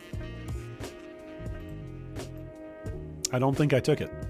I think sometimes I do take it, or I've dabbled in taking it in the past. I think the last time that I really invested heavy into that was Delirium Cluster Jewels, Sanctum of Thought, and then I think there was like flat physical damage reduction on, was it called Dragon's Eye or Dragon's Breath or Scale of the Dragon or something. It was one of the stats that you could get on Cluster Jewels, and you could stack a whole bunch of them. Like, you'd stack like 4 or 5 of them, and even as a summoner, like if you're playing hardcore, that was how you got your physical damage reduction. So taking less crit in general, yes, it's good. Like, I'm not opposed to it at all. Not opposed to taking it, but it's not a core defense. It's a luxury defense. I guess that's the best way to describe that. Oh, stuff here does damage.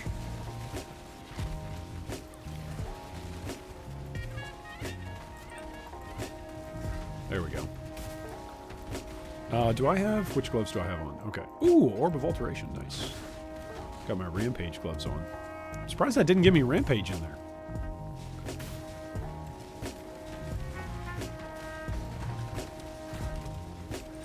Hello, I would like to not be stun locked. Thank you. Thank you.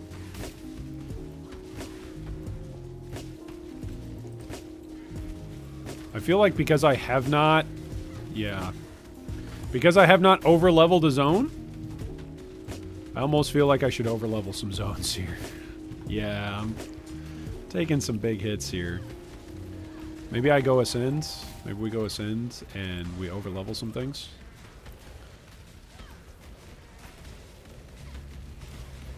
Maybe. Oof.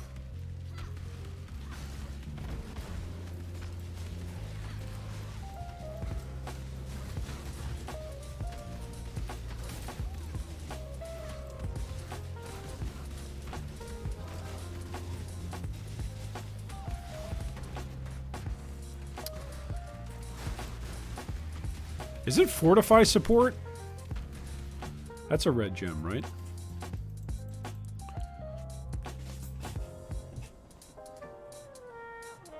We'll grab Purity of Elements for sure. Oh, Peter, I have bad news for you. Peter, I have very, very bad news for you. So auras, all auras except Precision, Clarity, and Vitality are drop only. Just like supports. So you cannot purchase them from Ciosa. Ciosa only sells... I've got something stuck in my eye. Ciosa only sells active skill gems. And of those active skill gems, he does not sell any auras. Unless maybe there's a defensive guard skill that's technically classified as an aura, like a Tempest Shield or something like that. Other than that, he's only selling active skill gems. So it's bad news. It's bad news. I'm sorry. I'm sorry to be the bearer of bad news. But here's the good news. When you drop an aura, this is one of the reasons why I was bragging about haste. Like, oh yeah, I have haste and I can switch it from characters and use it. Because when you have an aura, you generally try to make it work for you. You have one drop for you.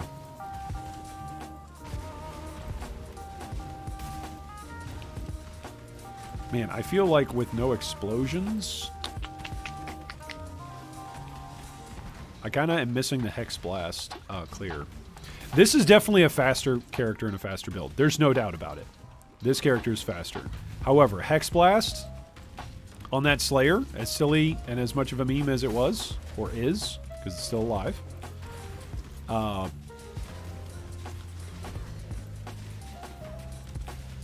it definitely had a very visceral, satisfying feeling when you popped a pack.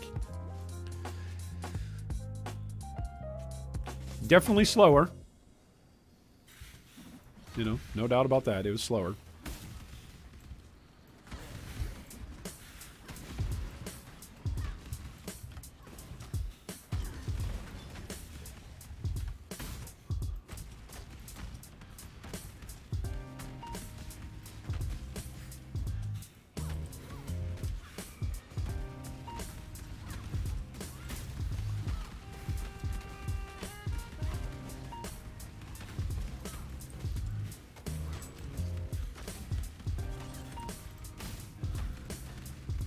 Oh my gosh, stop moving around, dude.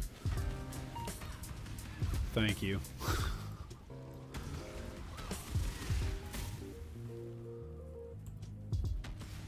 I think the restriction on auras at the beginning of the league, I did not like it for Ruthless. I was like, oh man, this is going to be super hard. And how are you even going to play? But I think that's, again, part of the appeal of Ruthless. I think having the restrictions makes you try and kind of relearn the game. And it actually, again, it's made me appreciate the passive tree in a lot of ways that I never did before. Because there's parts of the passive tree where I could not have cared to examine. But now it's like, well, you better examine it. You better hope that there's something in there you can use.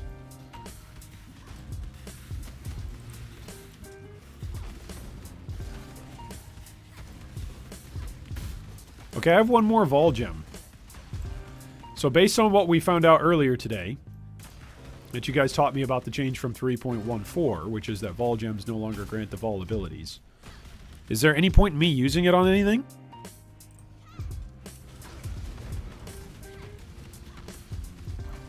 Alright, we'll see you, Peter. Stay safe and good luck, mate. Is there any point in using our Vol Gem? Is there anything that we could use it for?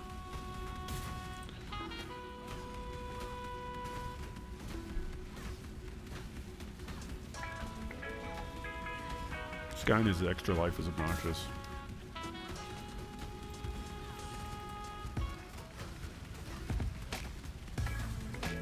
Oh my goodness.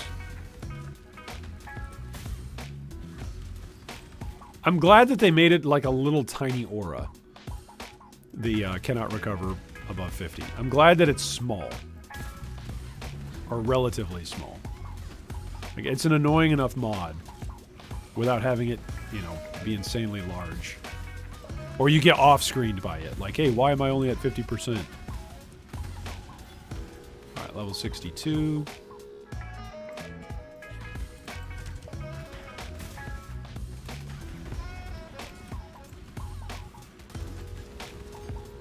Alright, keep up the rampage while we do this little quest. It's quite nice.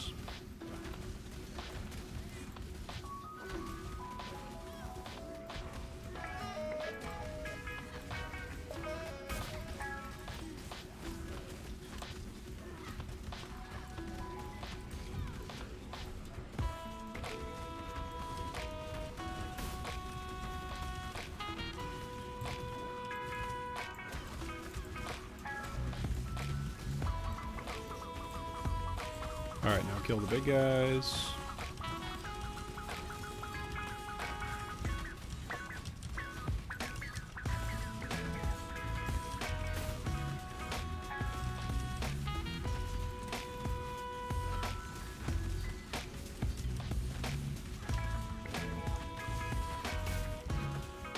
Alright, and this is the Stormblade. Alright, go forward. We already touched the waypoint, right? So go forward to the next spot.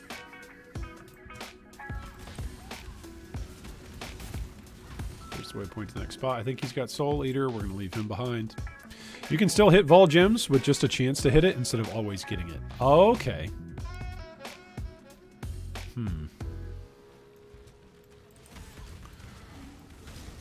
Well, if there's a chance to get it, what else should we vol?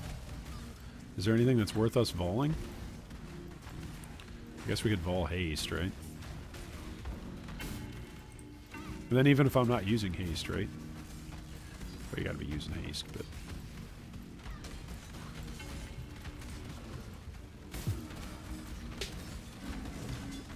Ooh, that was some damage. The Smuggler's Cache. I think I want to have about another 600 life. I feel like I'm missing about 600 life on this character. Because my chest piece isn't giving me any life. My helm isn't giving me any life. I'm not using a shield. What am I doing playing this crazy character? This character who's got 2,486 life. He's basically waiting to be sent to Void League. Yikes.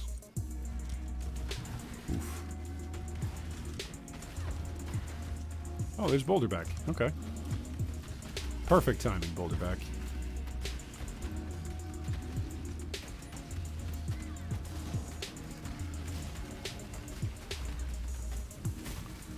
Down goes Boulderback. Alright, let's run around this way.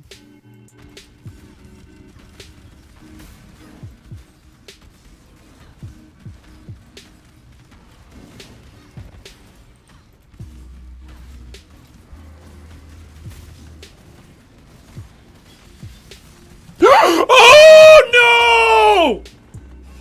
Oh, what got it? Oh, that was a corpse explosion.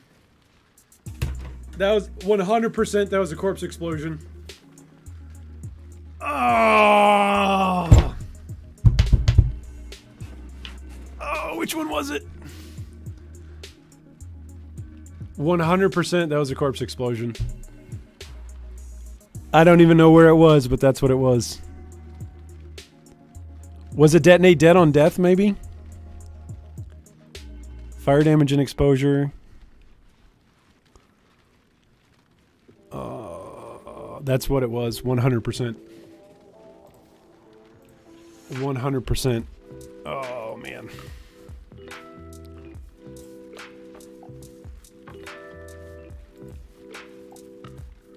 We were going so well. All right, here we go. Pull it up.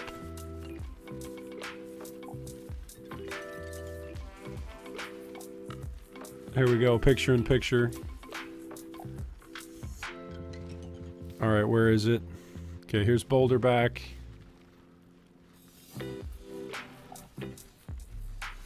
Wow, that looks awful, by the way. Wow, that looks awful. I don't know why it looks so bad. Okay, so we picked up the calendar.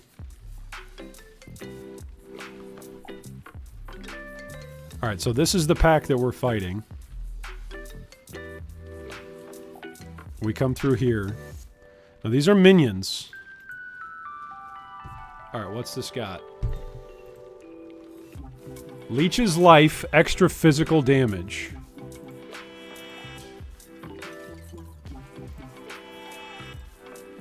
So what's this other guy got?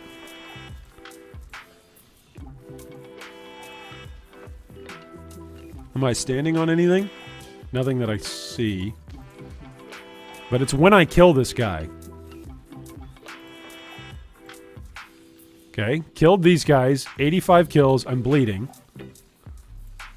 Oh, it was the crystals! It was purple crystals! It's purple crystals again. Where were they? Was it on hit? It must have been the second rare. These are minions. There's one minion that was moving around here. See, there's an Arctic wolf that's up here that's a minion. I didn't hear or see any purple crystals.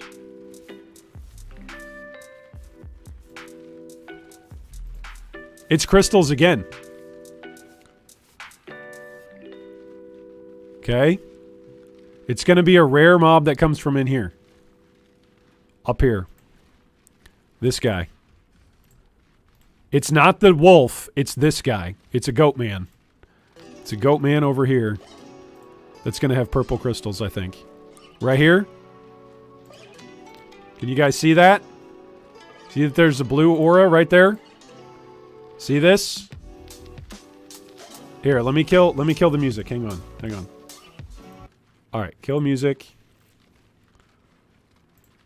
Alright, kill the music capture. Alright, do you see this behind? See purple crystals all above my floating bald head? Okay, some of it is the temporal rift. Right? Some of it is a temporal rift, and some of it is the crystals.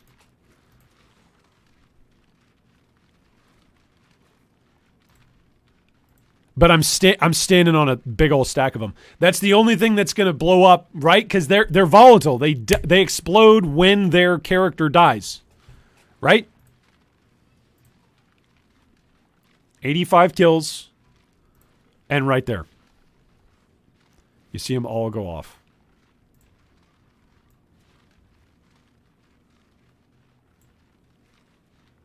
Oh man. Okay, what time? What time is it? It's like right here. The temp rift almost hid the crystals from view. Yeah, I don't want to blame the temporal rift, but they're blue versus purple. But these auras right here, I should be seeing that. I should be paying attention to that.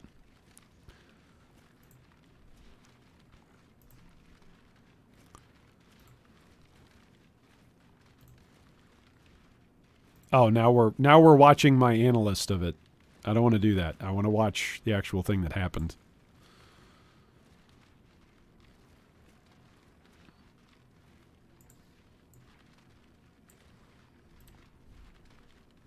Yeah, we kill Boulderback. We run up here. And this is where we die, right here. Oh.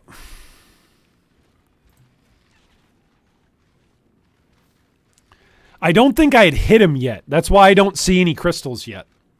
I think as soon as I drop down my Ancestral War Chief, right, I'm going to drop a Chieftain in here.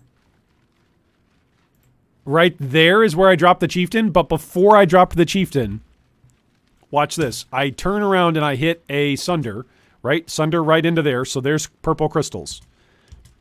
Now, before I go to drop the Chieftain, I'm going to hit one more Sunder back in here. Here we go. One more Sunder back in here. And then Chieftain comes down. And when this guy gets hit, there's purple crystals. You can't see it because on the recording, this is where the music box is. But as I'm hitting him again, you see this right over my cursor. Purple auras. Purple auras. Purple stuff. The fact that purple crystals don't come up as a status effect, which I'm not complaining. They shouldn't. But the fact that they don't come up as a status effects means you have to be watching here. And you need to be careful of stuff that you're going to kill. Because as soon as I kill them, I had time to move. I've got a 662 Molten Shell up when I die. Is it still up when I die? 309? Yeah, it was still up. So it just went straight on through. It went straight on through. Whew. All right. There we go. The Scion made it to Act 9.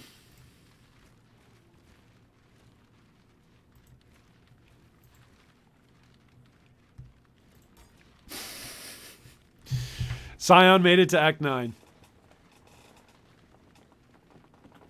Oh, man. In one sitting, we went from Act 4 to Act 9. Will the Katava kills be in a separate stream? Yeah, we'll do the 2 Katava kills on a separate day. We'll do them on a day that's celebratory.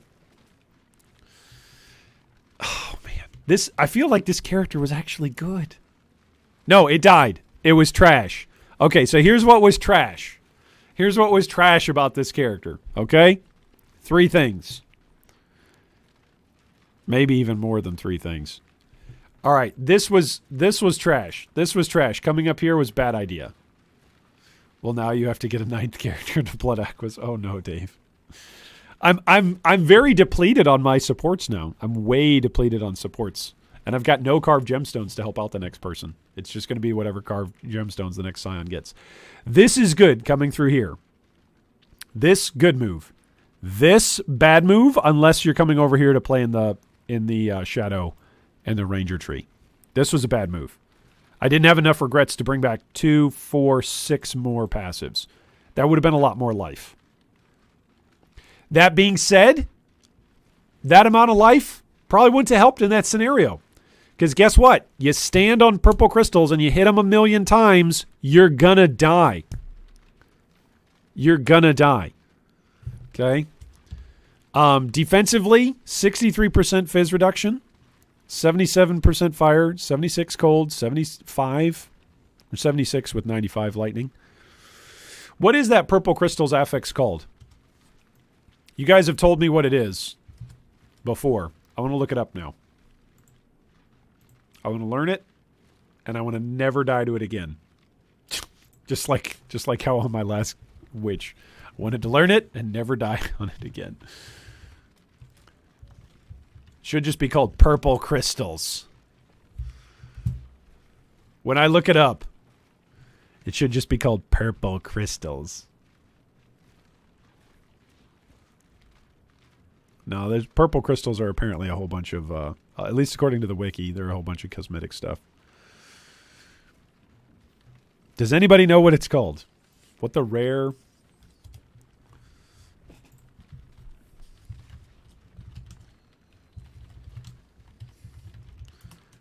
Purple crystals, what are they called?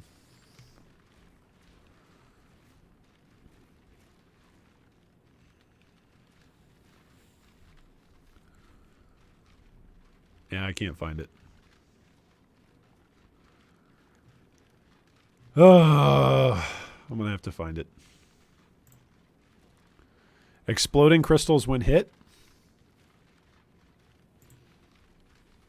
They're just called death? That's fair, Dusty. Exploding crystals?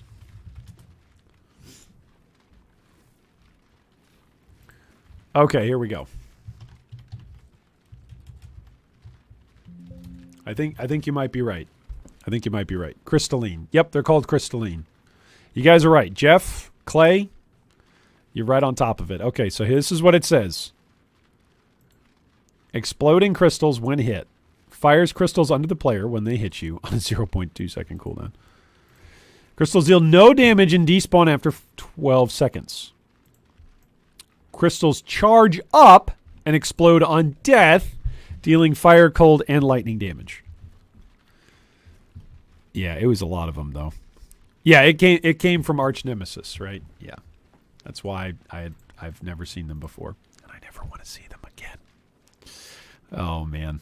That's more scary than Volatile Dead. At least Volatile Dead, when it came out, it was like, oh gosh, it's chasing me. Okay, touch it and run away. This is just like, yeah, I don't know. You just got to be careful. I don't know what else to say.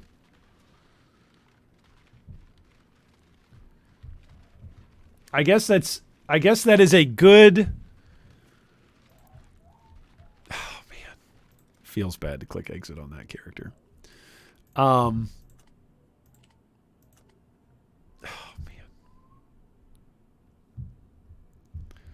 Fire, cold, lightning. Always thought it was chaos, right? Yeah, it's just a mix of a whole boatload. It's just a boatload. Boatload of damage. All right, so here we go. I'm going to update. Died. Act 9. Burm, burm, burm. Burm, burm, burm. 2 exploding crystals. 2 of my 6 deaths are to exploding crystals. Like, oh man. Watch out for exploding crystals, yo.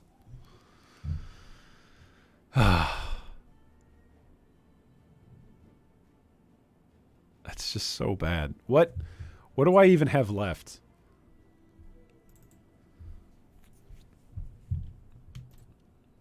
What do I have left in terms of supports? Spell Echo, Ellie Focus, Ellie Prolif, Unleash. Oh, I took out elemental damage. Multi-strike at level 58. Chain. Chance to poison. Fire pen. Oh yeah, cold to fire. So there you go. Those two go together. Minion life. Minefield damage. Cast while channeling. Time to take your anger out on Merveil again. Faster attacks. I mean, at this point, just with the gems that I've got set up and the uniques that I've got. Oh, I lost my Rampage gloves. Oh. I didn't lose haste, though. Didn't lose haste.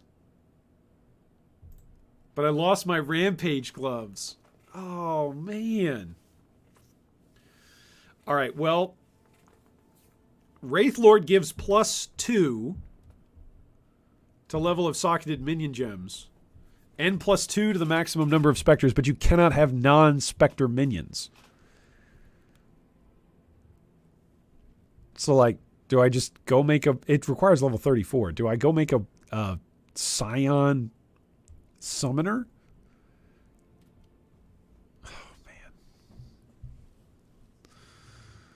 Oh, man. That character was... Here's what's funny. I said this earlier today. There are no oh crap deaths. There are no, well, the game screwed me. Even that right there. Did you get your minion life gem into your stash? I did. It's over here. Minion life right here. So that's good. That's good. I mean, I can put that in with the Wraithlord. Like there's a minion build to be built here. With my Scion, but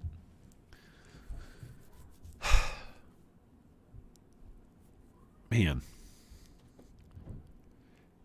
this is what I'm going to say. I'm not going to say it's BS, right? There are no BS deaths.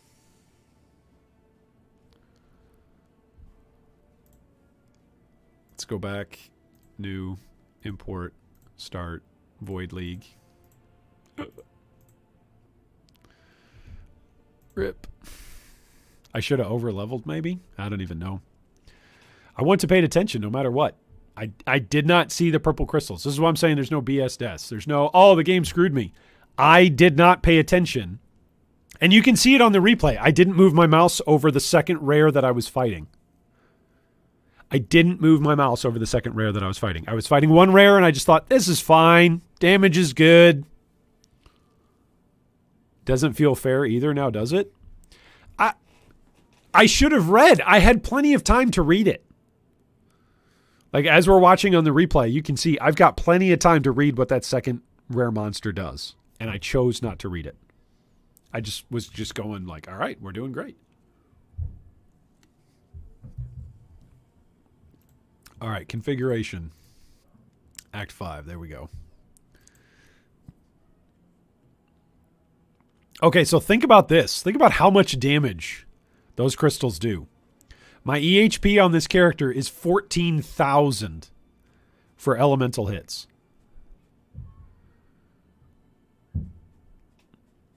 You know what I bet counters that? Maybe not even a lot. I bet infused flesh probably helps. Damage taken, recouped his life.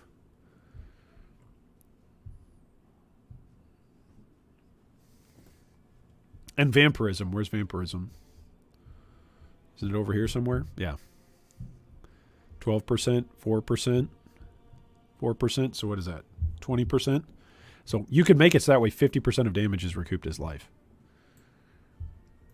But even still, like, because it's not a one shot. It's several of them going off at once. But it's several different hits. So I wonder if block. Fortify would have helped, yeah, against each individual hit. The damage is so fast it wouldn't matter. Yeah, and because I had my totem there, again, because I had my totem there, he was also hitting, creating crystals. That's the same thing that happened to my necromancer. All of my minions were hitting the guy who was generating the crystals, and all the crystals were spitting back out at me.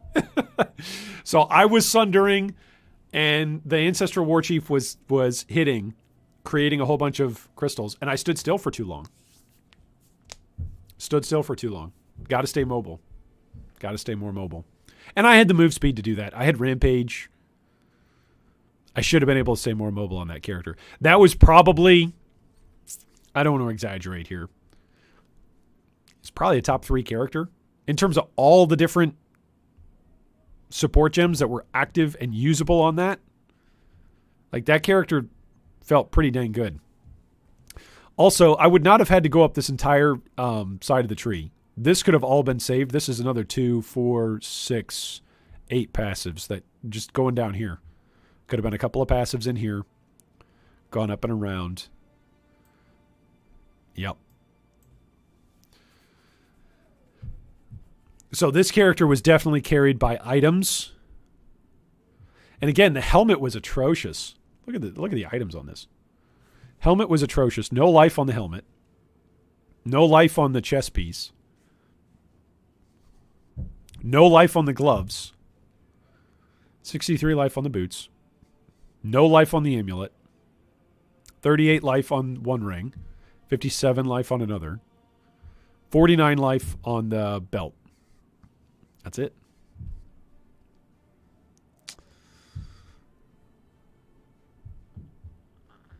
Man, that damage was good. The damage was good, man. Yeah, the damage was good. But this character's dead. And so you know what that means? It means it was trash. Died to crystals. Act 9. Died to crystals. That's what that character is. Whew. Oh, man. I don't even think I have any characters right now that are actually put together on standard that I could just go and mess around with. Do I? No, this character's got nothing on her. Got 120 passives ready to go.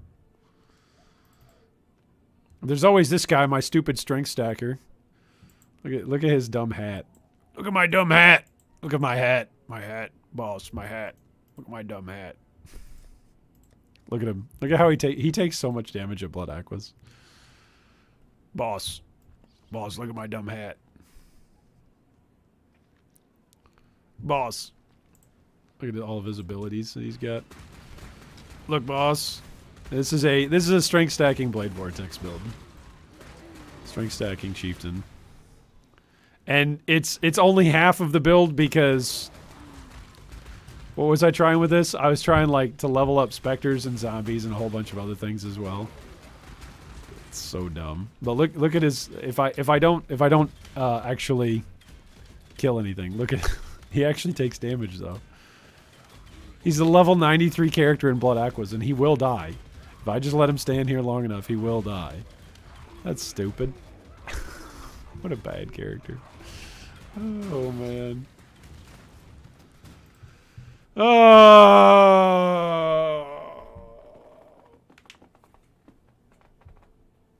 Should I cheat and say my goal was to get 7 characters to Blood Aquas?